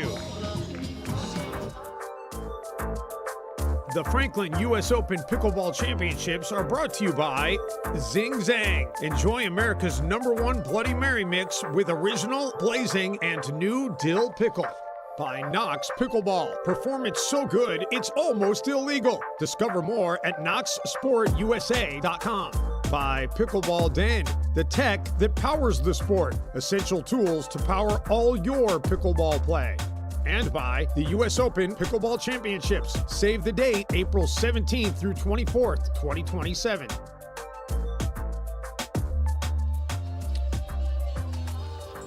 Welcome back to Naples. David George, Daryl Wyatt. Trying to hang on here against the 1 seed. Using that timeout. At 4-4, you feel like the momentum kind of now shifting a little bit in favor of Weinbach and Gingrich. Looking for their first lead of this second game. Still a ways to go, though, as it's only 4-4. Well, it's similar to game one in a sense where Wyatt and George, they came out, they were aggressive, they got a lead. And then just made a few too many errors down the stretch. That's a good attack there from Weinbach, short and compact. And the #1 seed with the lead for the first time here in game 2.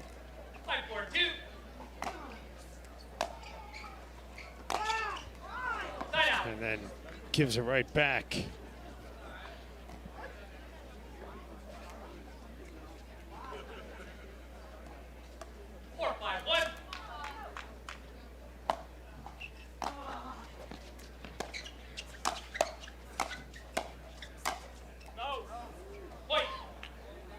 Wide to tied at 5 apiece. There's a little too much angle there from Gingrich, trying to go sideline to sideline.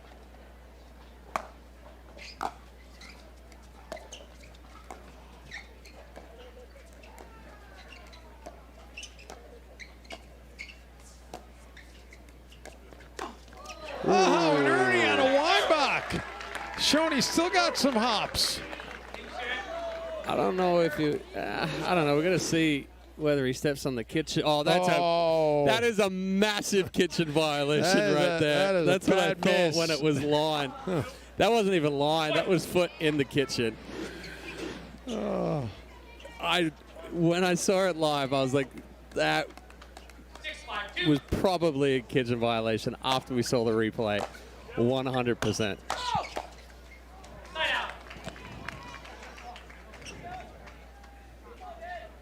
I mean, that's... I mean, to be fair, it's far side of the court from the referee right there, but that was a missed one.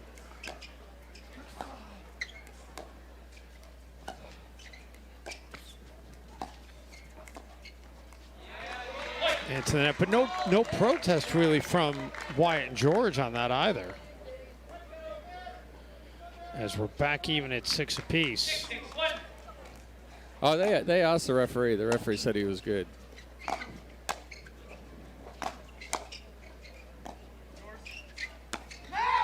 Ooh, trying to do just a little too much right there for George. Did it with straight legs as well.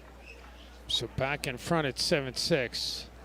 Tell you what, I mean, with all the stuff we've seen Dave Weinbach do over the years on this court, it's, I mean, to get away with a kitchen violation on an Ernie, yeah, why not?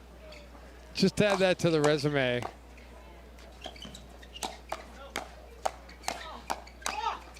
Oh, got it. Weinbach checking on him.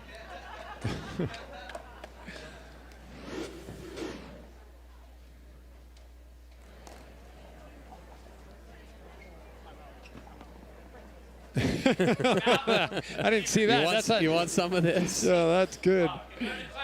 All right, so a timeout being taken here. Final timeout available for George and Wyatt. So we'll step aside as well. 8-6, Weinbach and Gingrich 3 points away from punching their ticket to the gold medal match.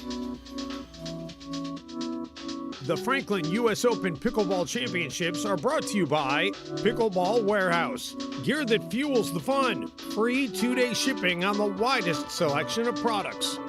By Yola. Ready always. By Skechers Pickleball. Experience comfort that performs on court. And by the official ball of the Franklin US Open Pickleball Championships, the Franklin X40. Play with the best.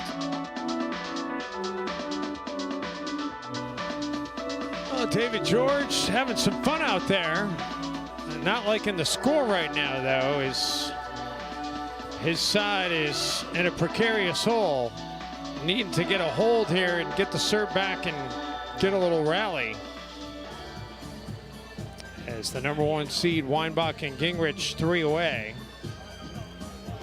No male player as a pro, if you combine senior and regular pro, has won more gold medals in the men's division, if you take mixed doubles out of it, than Dave Weinbach, who has 5.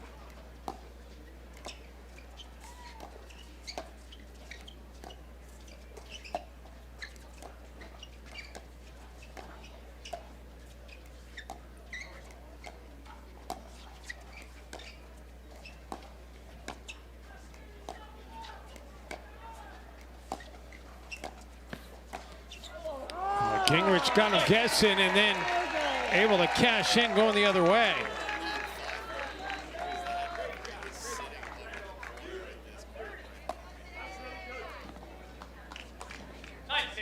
So, 9-6-1.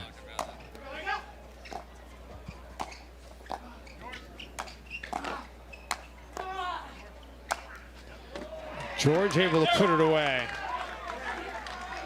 They need another hold here in the worst way.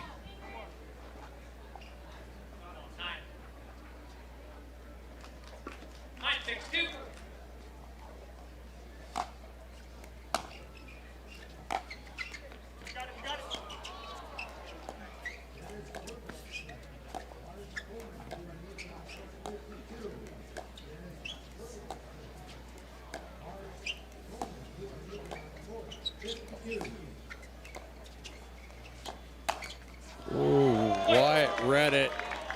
But again, just a little too big on that take back. And that'll take us to match point.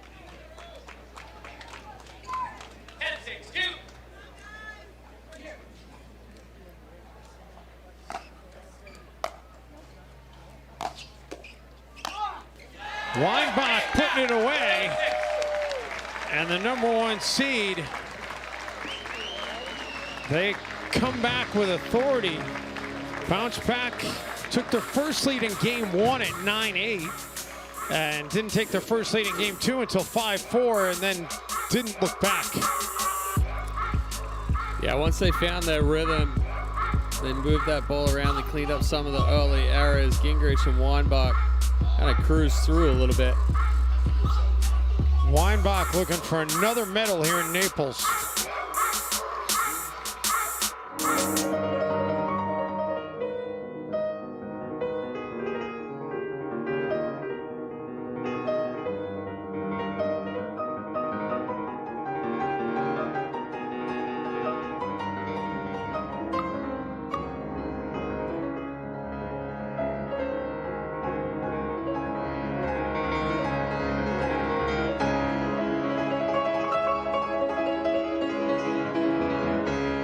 Let me do the talking. You bring the money? Of course. First, show me your step. Once you try it, there's no going back. Say the field lasts hours. Let's play. You always want more. You start, the friends are gonna want to try it too. Please, freeze! Those pads are illegal. Hand them over. This can be. These are dual approved. My play? At Pickleball Den, our cutting-edge software revolutionizes the game for club managers, pickleball league and tournament directors, and passionate players everywhere. As the tech that powers the sport, our powerful automations are the driving force. With essential tools to power all your pickleball play, we help you elevate your events, delivering unparalleled quality that players love.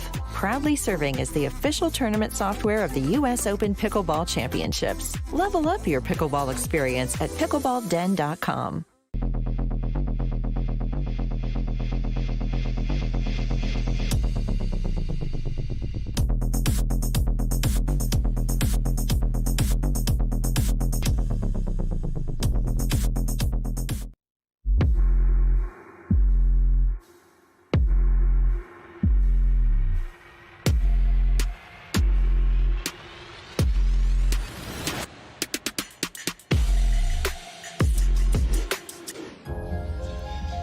Take a look at the highlights from this one. I mean, the highlight everybody's going to be talking about is Dave Weinbach blatantly violating the kitchen and getting away with it.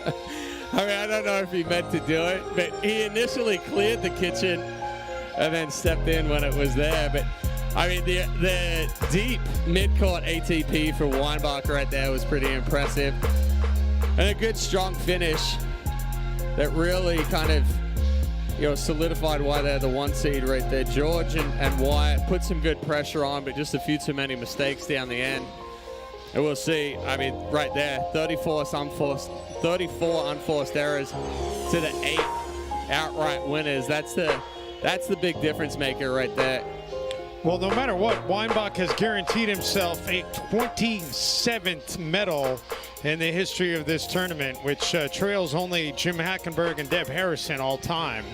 So he has just been nothing if not consistent over the years here in Naples. Yeah, for sure. And again, that's when you come out, you make deep runs in 5 events. There was a year where Weinbach played senior pro and pro events, so he got a double dip right there. But to have that many medals is very impressive, that's for sure. All right, we're taking the time out. Don't go anywhere. Our coverage continues in just a bit. The men's Masters Pro Doubles Gold Medal match. We'll hand out a gold medal coming up in just a few minutes here from Naples, Florida.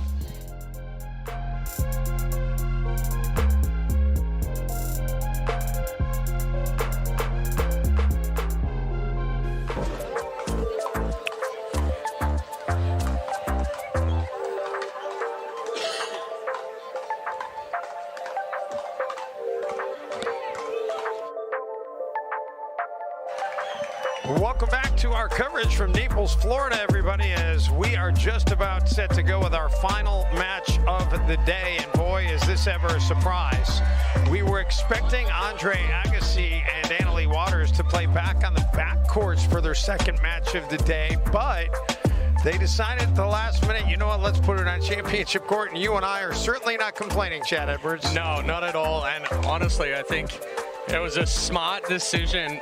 There were so many people around the back courts that it was actually dangerous because people were trying to just cram in to watch this match. Obviously, Andre and Annalie Waters, #1 ranked women's player in the world on the near court. And on the far court, starting off the serve is Tran Hyun McLean and her teammate Len Yang. And we are underway at 0-0-2. Side out to get it started, so. Yeah, I was going to say good pressure there from Agassi and Waters. 0-0-1. Pinning McLean and trying back at the, Yang back at the baseline. And Andre able to catch up to that one off the paddle of Yang. And watch for Len Yang to really try and manipulate the ball. He's got a table tennis background. He's very wristy, creates a lot of spin.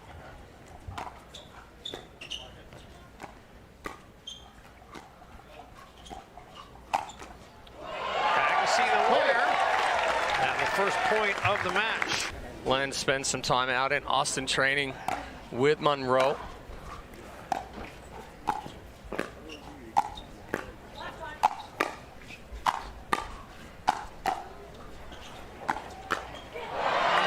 finally puts one to the net. They hadn't earned it though, Andre and Annalie. Yeah, good footwork there from Agassi. 6-9-2. 6-9-2.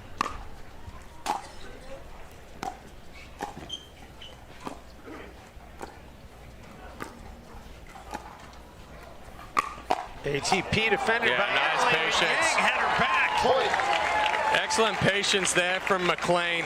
Lets that ball develop, get around the post.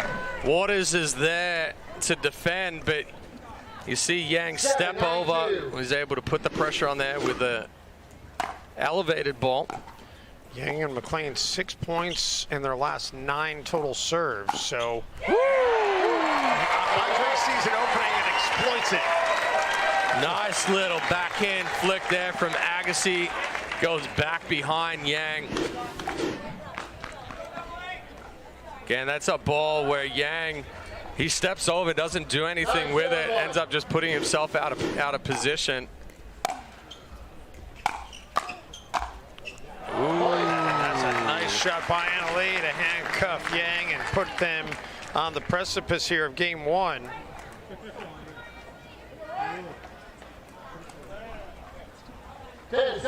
Game point.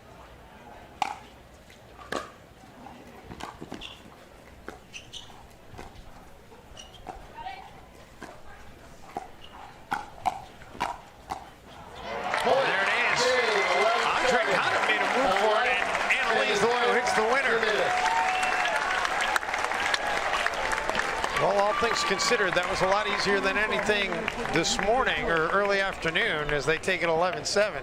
Well, they came out, got a few free points with those missed returns, got off to the early lead. Yang and McLean found a little momentum down the stretch here, but they'll need to make some big adjustments going into game 2 if they want to push this to 3. And we will have game 2 coming up for you after this timeout. Stay with us as we continue our coverage of the 2025 Minto US Open Pickleball Championships presented by Margaritaville.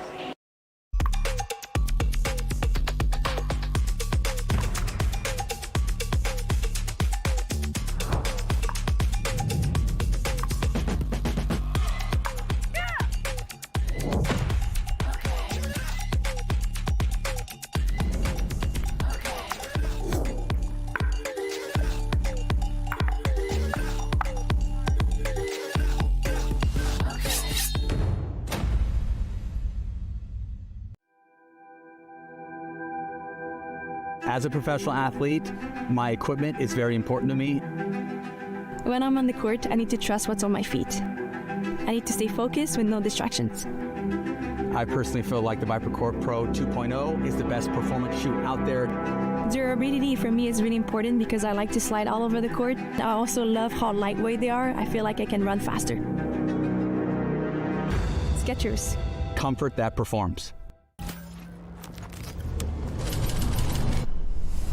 Energy is everywhere. In the hit, in the bounce. It's in the crowd, the people holding their breath, and then losing their minds.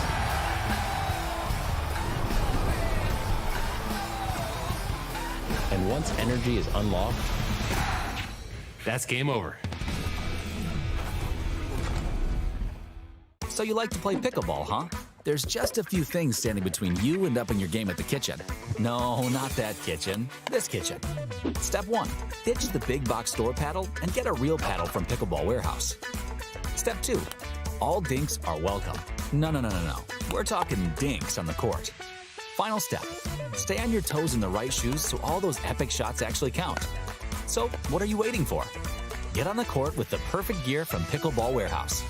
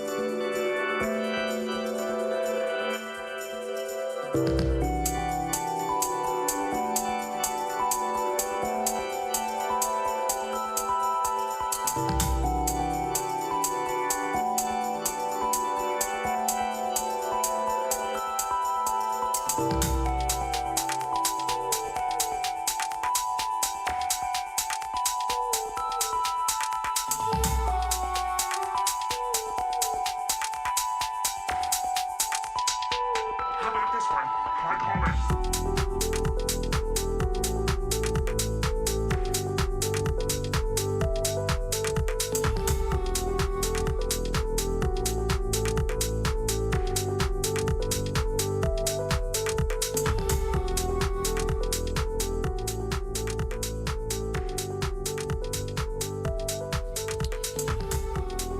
Welcome back to Naples, Florida, as we continue our coverage here on this Wednesday. And we've reached a gold medal match for the first time today. Martin Reiston, Dan Granat taking on Rob Krizmanich and Mark Wilder for the Masters Gold Medal Championship. New division created this year for Masters Pro, so age 60 plus.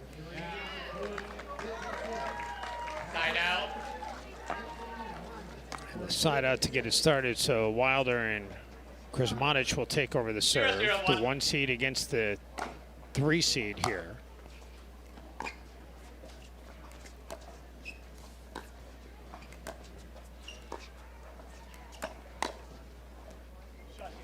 Second serve. And move to the second serve. After that is wide.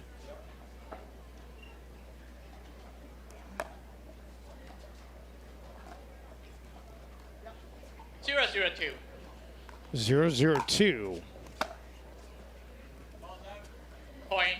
And that's long, so we get the first point of this gold medal match. First point on a freebie with the missed return.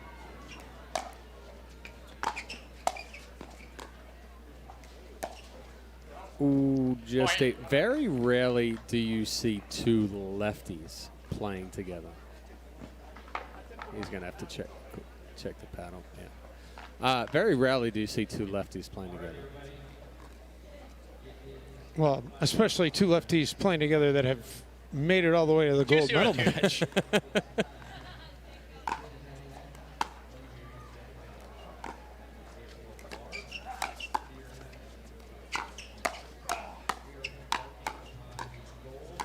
Oh, great hands there for Granat and Rice.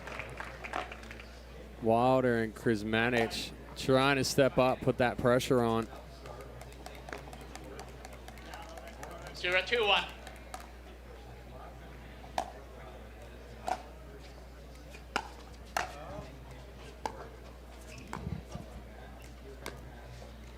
And that down the line.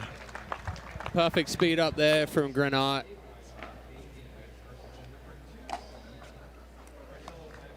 So I'll move it to 1-2. 1-2-1. Rice tries to get them even. Football, right foot. Ooh, Krizman is called on the foot fault right there. Trying to step over in front of Wilder. 2-2-1. Ended up forcing him into the kitchen line.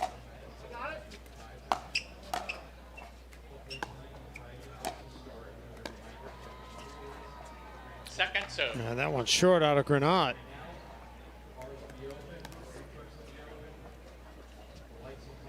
Two.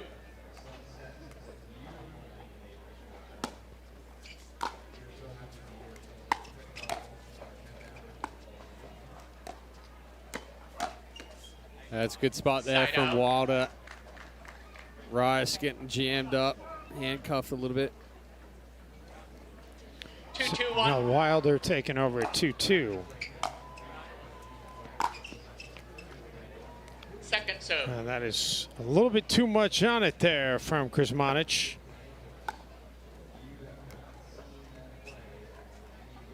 Two. This will be the first pro Masters men's doubles gold ever given out.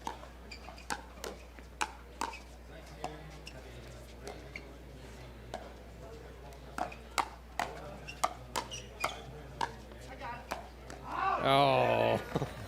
Rice puts it down the middle. And Wilder tried to pull the paddle back right at the last second and caught it on the edge guard.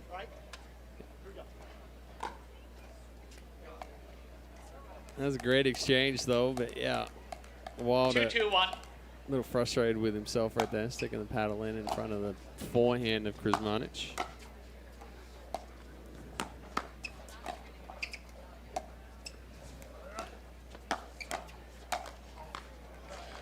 Rice into the net, so we'll move to the second serve. Do you like the addition of the champions and masters? Yeah, I've been used to the champions and masters for the last few years on the APP tour, so I think it's a good separation because, you know, and not to be ageist or anything, but there is a big separation between a 50-year-old and a 60-year-old. More so than between a 35-year-old and a 25-year-old. 3-2-2. We tend to slow down a little bit more as we age, so that age gap is a little larger. Side out. Well, I made a joke about it earlier, but you know, I've watched a lot of podcasts about reverse aging, and I mean I don't know if it's going to be here in time for me, but it's going to be here at some point. So they're going to have to rethink everything then. Oh my goodness. So when does reverse aging start? At what age? I mean, one of the podcasts I saw said there's no limit. You could just reset and reset. 2-3-2. If you ever watch Stephen Bartlett, Diary of a CEO, he had a reverse aging expert on. They're supposed to start human trials this year. Okay. So, well, I think for like most male athletes, like 24 through 28 is like the prime.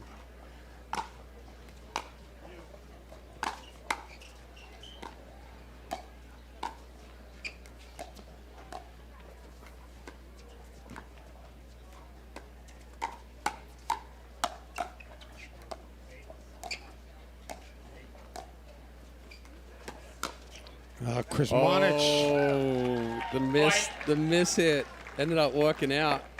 Was able to just get enough paddle on it from the speed up for Granat down the line.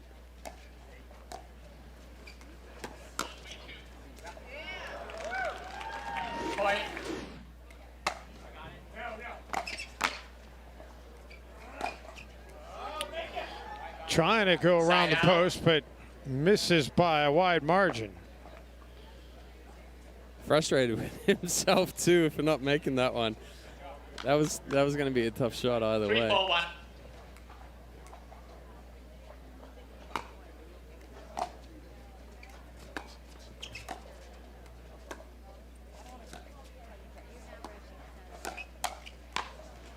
Second serve. Wilder sneaking a little misdirect in right there. Bryce a little bit late to catch up to it.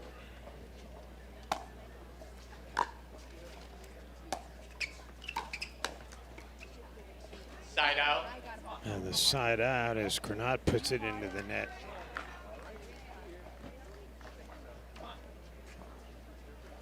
Four, 3-1. Yeah, I don't think we're an eater. I don't know if I can eat that chicken another night. Is that what it is? Point. And the return long. Yeah. They're going to call it something different. 5-3-1. Okay. Oh. Second serve.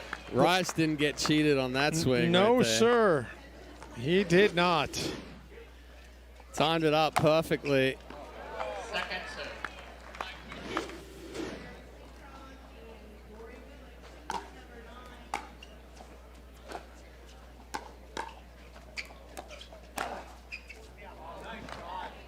Point.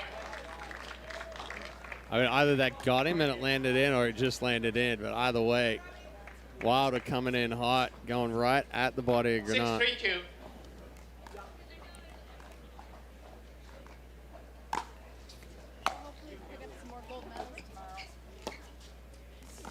6-3-2. Krsmanic went to take it in front of Wilder. Should probably let it go. Well, I think Krsmanic thought that ball was going to stay a little bit more middle. Probably as he started moving, the ball just kept tailing away from him. So Granat 3-6-1. at 3-6-1 now.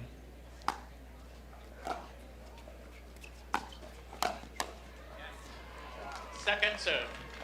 Wilder going right at the body there of Rice. 3-6-2.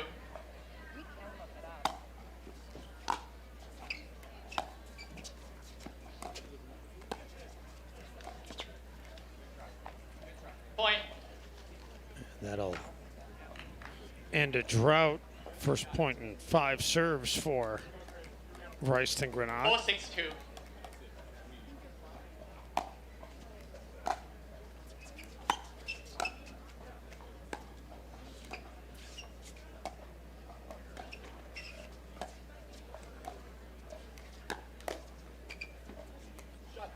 And that one misses wide. Back to a 1-point game. 5-6-2.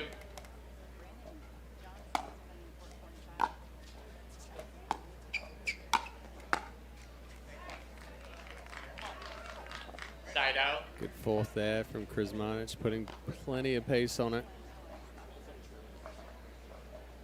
6-5-1.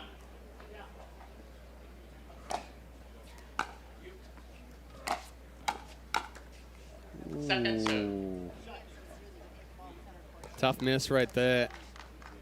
Krsmanic was all over it, but kind of pushed down on it 6-5-2. rather than pushing out.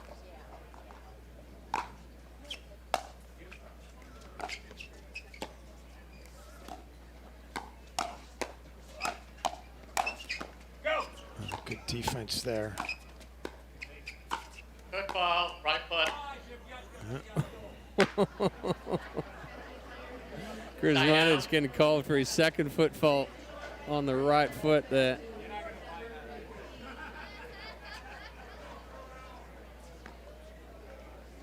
Five, 6-1. So 5-6-1.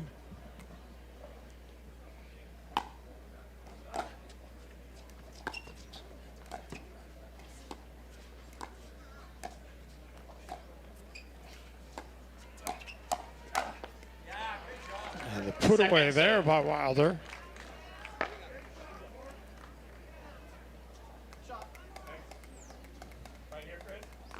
Five, 6-2.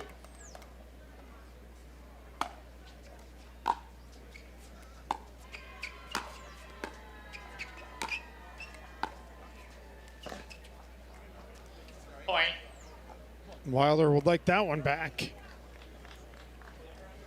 Oh, leaving it 6 apiece. And the ball kind of skipped just enough 6-2. there that it threw off the timing of Wilder. Oh, Point. definitely wants that one back, though. It's tough giving away those free points with missed returns. 7-6-2.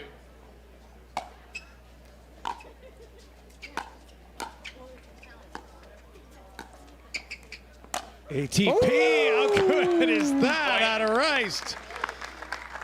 Perfect feed right there.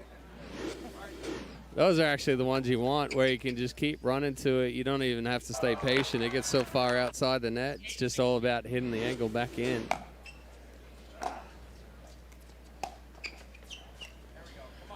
Side out. Martin Rice misses on that one, so side out. But the 1 seed on a run right now, and just 1 point in the last 5 serves for Wilder and Krsmanic.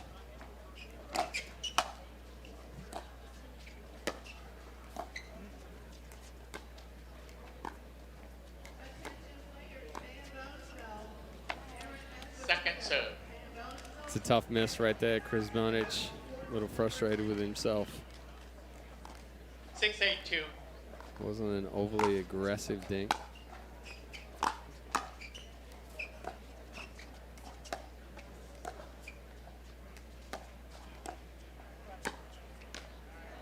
Right down the middle. Nice and easy there from Granat. Rich is in. Doesn't rush it. Just threads the needle straight through the gap.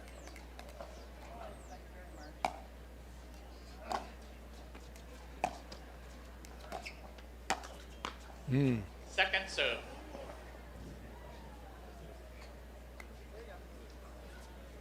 A little too much body movement there from Rice. 8-6-2.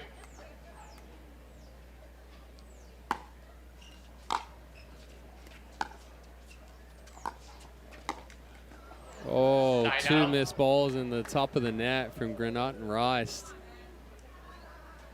2 missed opportunities right there. They had openings. 6-8-1. Don't get it on a silver platter, much better than that. See whether or not Wilder and Krsmanic can take advantage. Well, Krsmanic gets him a point closer. It's a good attack from both Krsmanic and Wilder right there. Wilder again with that inside out misdirect. 7-8-1. Elevated at Granat. Oh, that was ambitious. Yeah. Second serve. That was ambitious just for the fact that you're going to end up in a very, very tough position there, even if you get the ball and make it. 7-8-2. That was kind of a do or die.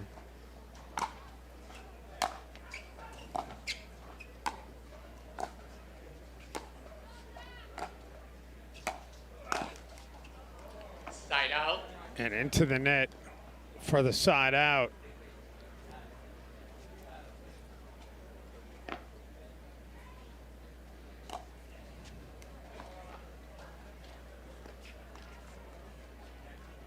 Eight, 7-1.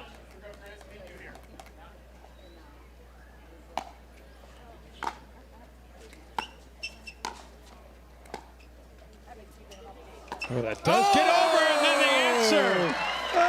Little backspin off of the net cord right there, plus the sideways action gives Krsmanic the perfect ATP.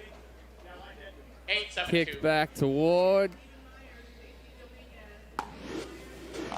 That was one of the highlights of the day right there. Point. But the answer right back with the point to make it 9-7.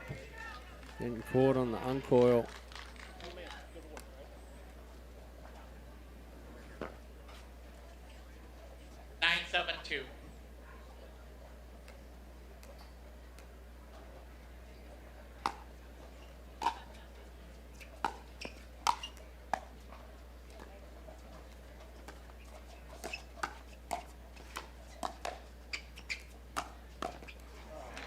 And make it 10-7 as Rice covering a lot of ground. That was a great get by Granat right there. Getting up to the kitchen quickly. And game point for the number 1 seed.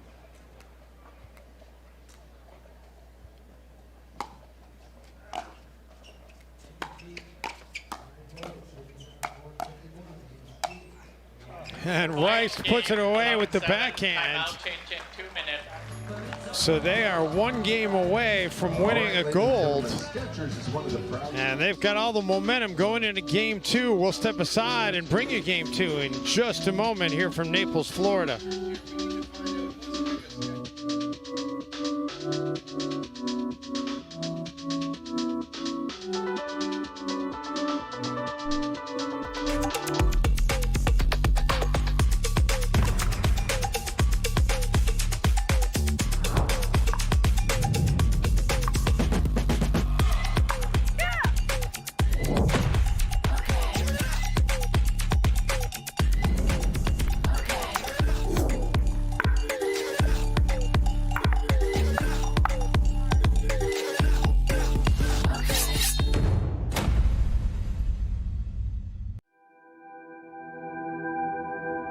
As a professional athlete, my equipment is very important to me. When I'm on the court, I need to trust what's on my feet. I need to stay focused with no distractions. I personally feel like the Viper Court Pro 2.0 is the best performance shoe out there. Durability for me is really important because I like to slide all over the court. I also love how lightweight they are. I feel like I can run faster. Skechers. Comfort that performs. Energy is everywhere. In the hit, in the bounce.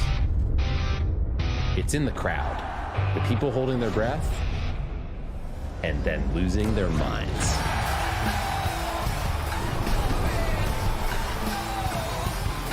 And once energy is unlocked, that's game over. So you like to play pickleball, huh? There's just a few things standing between you and upping your game at the kitchen. No, not that kitchen. This kitchen. Step 1. Ditch the big box store paddle and get a real paddle from Pickleball Warehouse. Step 2.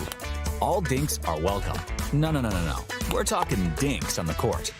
Final step. Stay on your toes in the right shoes so all those epic shots actually count.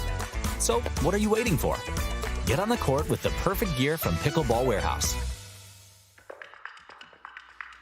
Well, 1 game away from handing out our first gold medal of the day, Chad Edwards. What did you see there that the 1 seed impressed you? Well, I think with Rice and Granat, they were a little bit more aggressive down the tail end of game 1 right there. We saw Rice coming up, stepping in the middle, being a lot more imposing and putting some pressure on. So, yeah, I think if Wilder and Krizmanic can kind of keep that ball out of the middle. Ooh.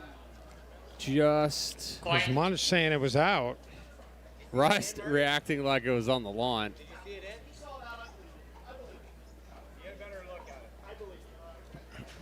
They are very, very nice out there because if that's a pro match, they are not being as courteous. Rice believing Krizmanic on the call. He said, if you saw it out, I believe you. Not going to answer it. Not going to go against it. That one just a little too big there from Krizmanic. But, yeah, I think Wilder and Krizmanic, have to try and keep the ball out of the middle of the court a little bit more here in game 2.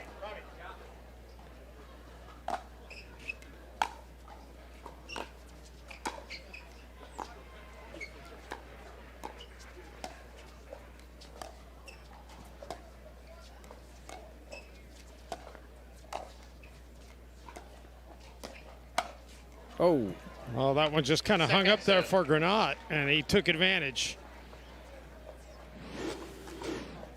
And I also think Wilder missed a couple of opportunities there to sneak one through the middle after he pushed Rice out wider. 0-1-2.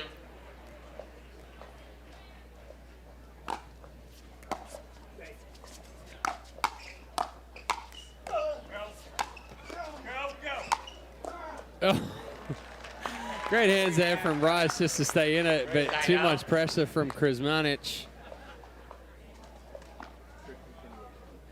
So now Wilder will take over the serve. Excuse me, Krizmanic will take over the serve. 1-0-1.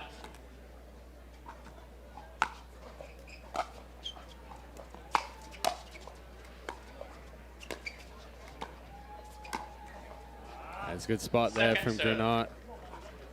Inside out, misdirect. Hits Wilder on that right hip. 1-0-2.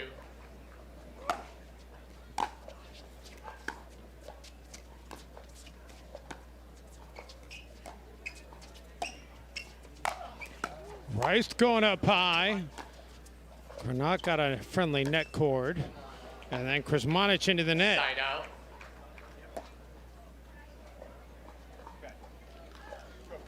So back over to Rice and Granat. Still looking for their first point here of game number 2. 0-1-1.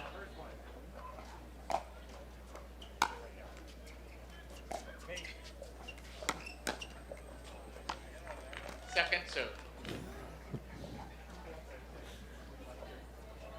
He's watching Wilder and 0-1-2. Krizmanic after that shot.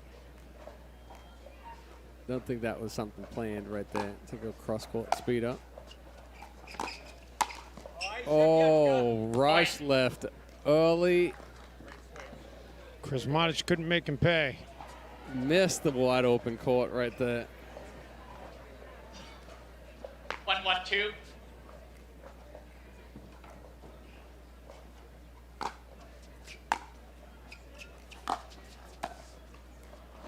Oh, nice. Great catch. job getting there, but couldn't do anything with it. Side out.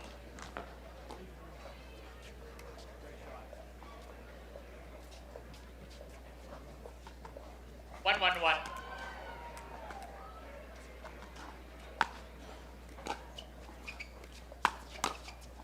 That ball was probably going out, and Rice called it after he hit it as well. 2-1-1.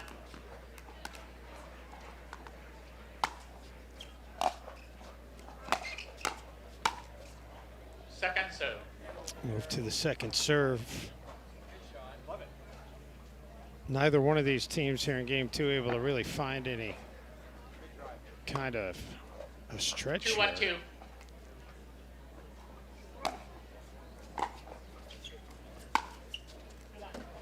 Good layoff there, and the side out will get it back over to Rice and Granat. Well, that's what Rice wanted to do at 1-1.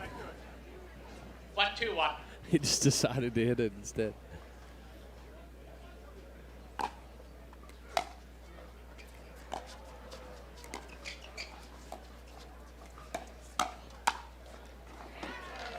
Second serve. Power there by Krizmanic. Yeah, it's a good setup from Wilder. 1-2-2. Rice was anticipating a ball coming back into the body, so was sitting back in. Wilder snuck it down the line, forehand, created that pop-up. Side out. Ooh, that was a quick hold.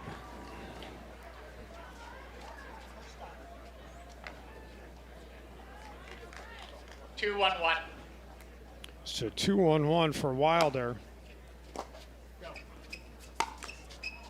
Second serve.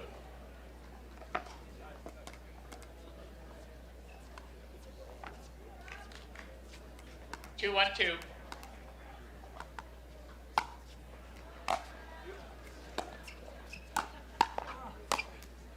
That's a good spot Side there out. from Granat on the fourth. Finds the feet of Krizmanic as he's transitioning. 1-2-1.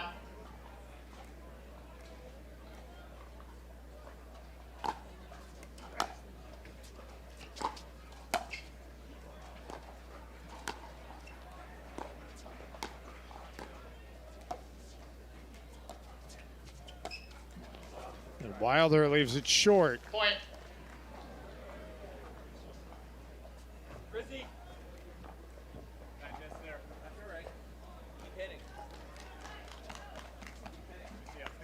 Two, 2-1.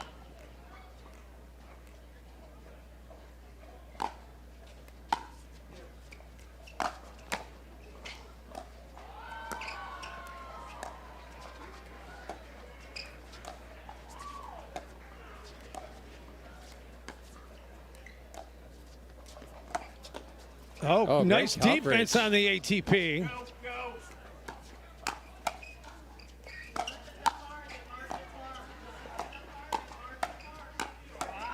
Oh! Wow, I'll tell you, What man. a point. Granat did an amazing job there. Yeah, the ATP defense, and then to come back into the court.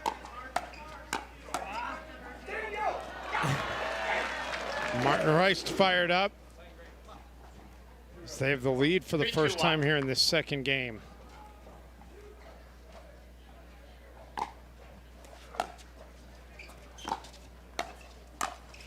Ooh, Second slapped serve. it. Slapped it and broke the wrist there from Rice.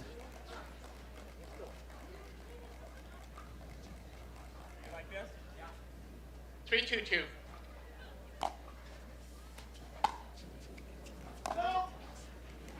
Point.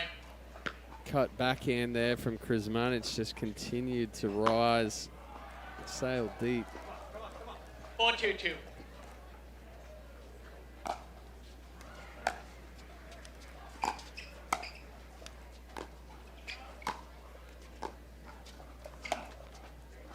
Yep. Oh, Side out. that just catches the line.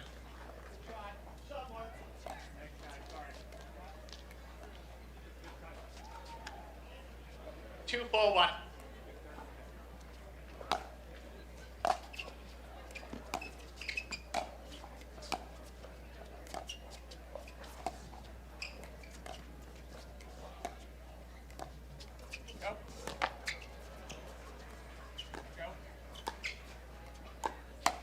Speed up by Wilder, and Rice to eventually hits it long. Point.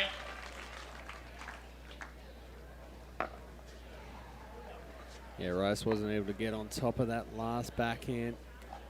Three, Gets four, one. quickly onto the body as well, so he tries to break the wrist to get it away. Wide there. Second serve. Go to the second serve.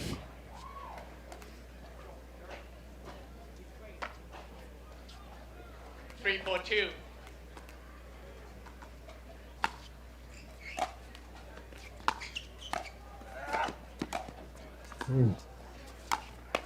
Oh. Side out. Once he went across the court, that was going to be awfully tough to recover from after the defense from Rice. Well, we saw that in game one as well, where Wilder just came over a little too far. 4-3-1.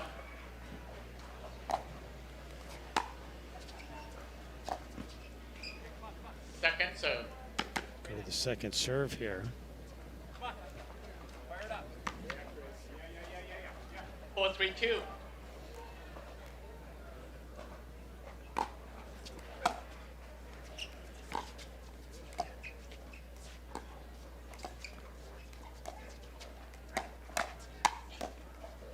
Good speed up there by Wilder, eventually finished off by Krizmanic.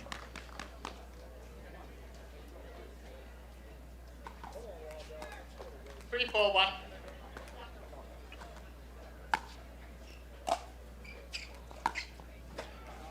Second serve.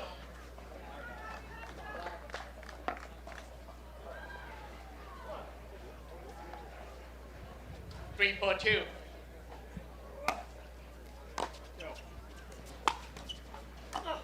Ooh, That may have Rice been- able to hang with it. May have been going out right there, too. And then into the net. So we're back to even here at 4 square.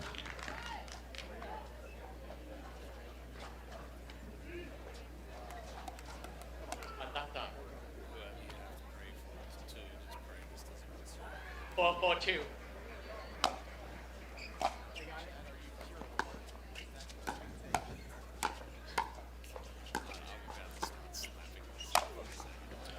Rice Side puts it out. away, side out.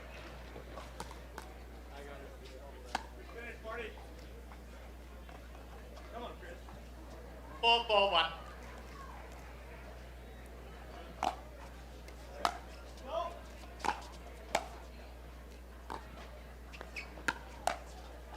Ooh, just wide. Yep. Good Second spot serve. there from Krizmanic. Elevated near that center mass.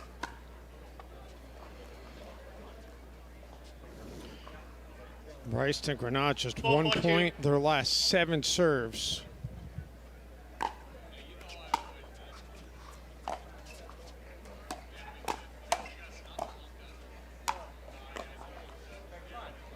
Make it 1 point in their last 8 serves.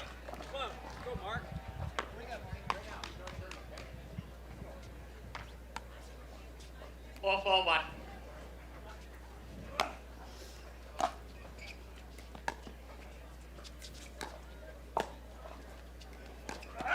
Oh, I honestly think the pressure from Wilder right there, moving across the court, forced Granat to hit it a little bit wider. Kuzmanic and Wilder go back in front. Trying to push us to a 3rd game.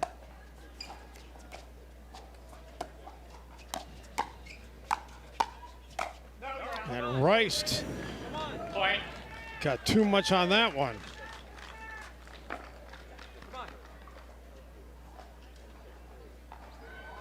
6-4-1.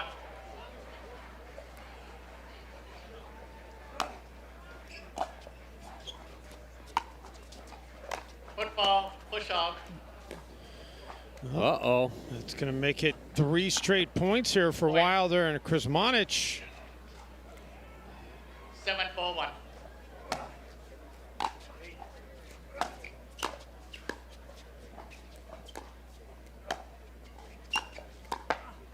That's a better ball there from Granat. Second serve. When in doubt, find the feet. 7-4-2.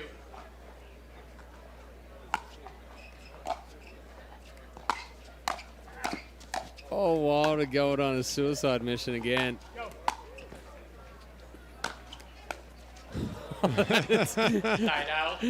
That is a heavy, heavy, heavy cut overhead right there. I would put any money on it that that's how Dan Granat served in tennis, with like this, with a heavy, 4-7-1. heavy hook serve. Yeah, he looked pretty comfortable with that, didn't he? Yeah, he was a long-time tennis player. Oh, friendly bounce off the net.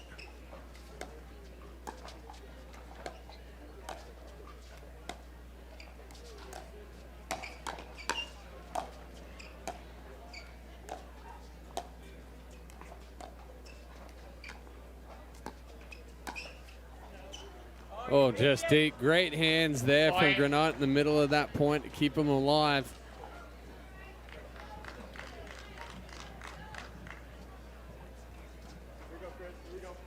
Five, 7-1. So back to within 2.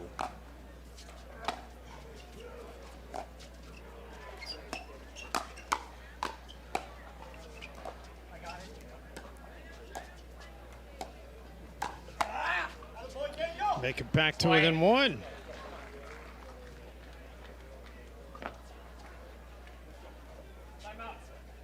Timeout, receiver. I was wondering when that was going to come. 1 minute. So timeout. We'll take a quick break as well. Tight one here in game 2.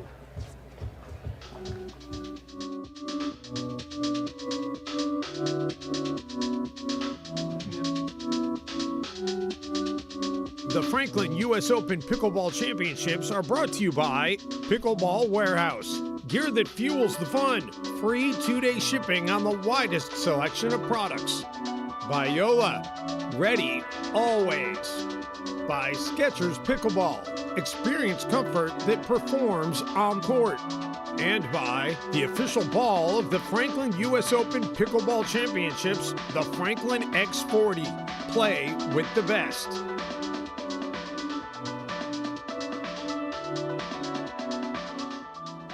Back here in Naples, getting ready to hand out a goal. It's just a matter of will it be at the end of this game or at the end of one more game.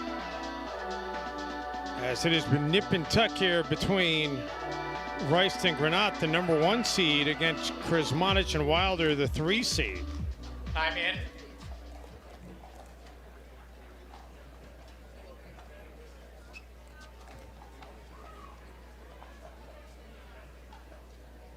Six, 7-1.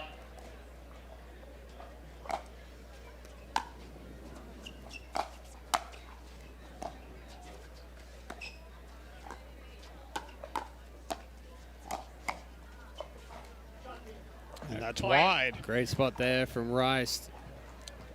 Again, going crossbody. Wilder gets a paddle on it, but because he's moving from sitting heavy backhand across that forehand side, it pulls it across the court. It's 3 straight points now for Rice and Granat. Oh, he had it and he hit it too long. Second serve. Oh, they said it caught it. I thought it was out. Wow. I wasn't sure if it hit the paddle of Granat, but yeah, that may very well have been out right there. 7-7-2. Let's look at it here on the Franklin X40 replay.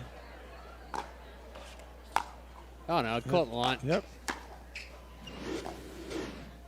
That's the toughest part of the court for us to see live, just the way our angle is and the way that net just perfectly blocks that corner.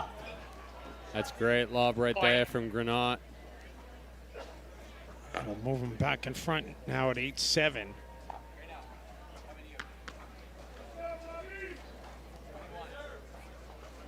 Eight, 7-2.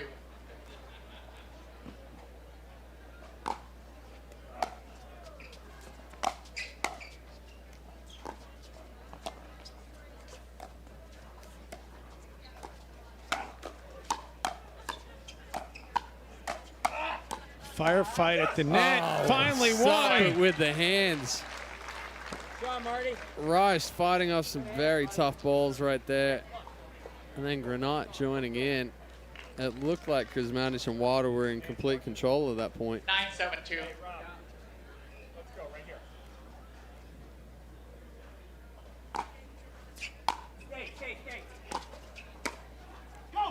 Double bounce. Side out. Side out is, you couldn't get to it. Kuzmanic and Wilder, do they have one last run in them?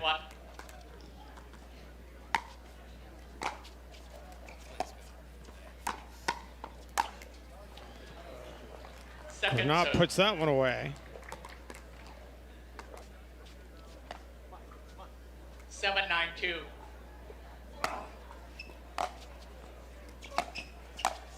Oh, it's a big forehand Side there out. from Rice to get the serve back.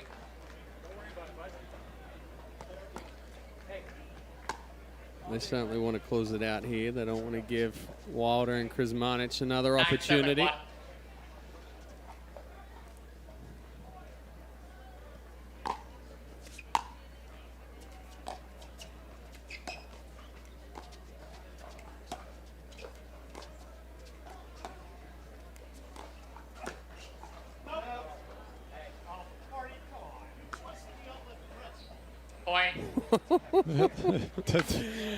Wilder asking if it got Rice right there. He said, no, he twisted me up like a pretzel. That ball. I mean, it was a good misdirect right there, but just a little too wide for Wilder. So here we go, championship point. Oh, just catches the outside of the line. And that does catch the line, and that is it. It's a big forehand there from Rice to cap off on a gold medal here in men's Masters Pro Doubles. So 11-7, 11-7 as they take the gold. First ever medal for Martin Rice. First ever gold for Dan Granat. And we will talk to the winners coming up as we hand out the hardware after this quick timeout from Zing Zang Championship Court. A Bloody Mary should never be boring. And with Zing Zang, it never is. Our classic recipe is crafted to be bold, delicious, and full of zing. Want it extra spicy? Turn up the heat with our blazing Bloody Mary mix. Love dill pickles? We've got you covered. It's no wonder Zing Zang is America's #1 Bloody Mary mix. With 7 vegetable juices and bold blend of seasonings, Zing Zang is so good, the vodka is optional.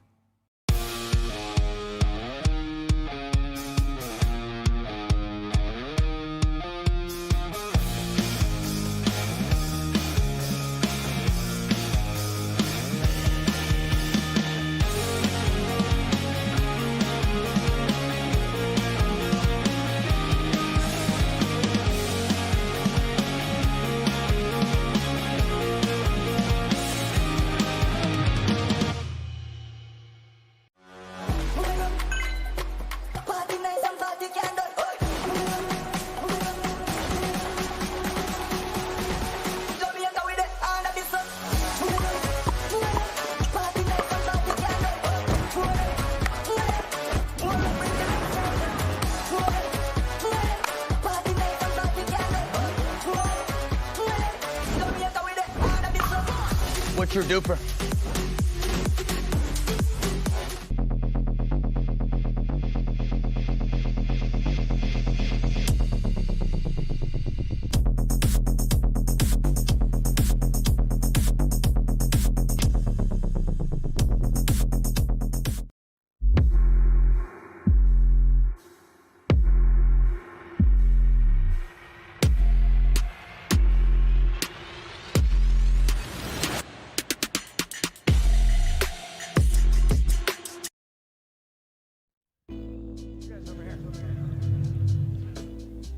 Yeah, over the cables and shit.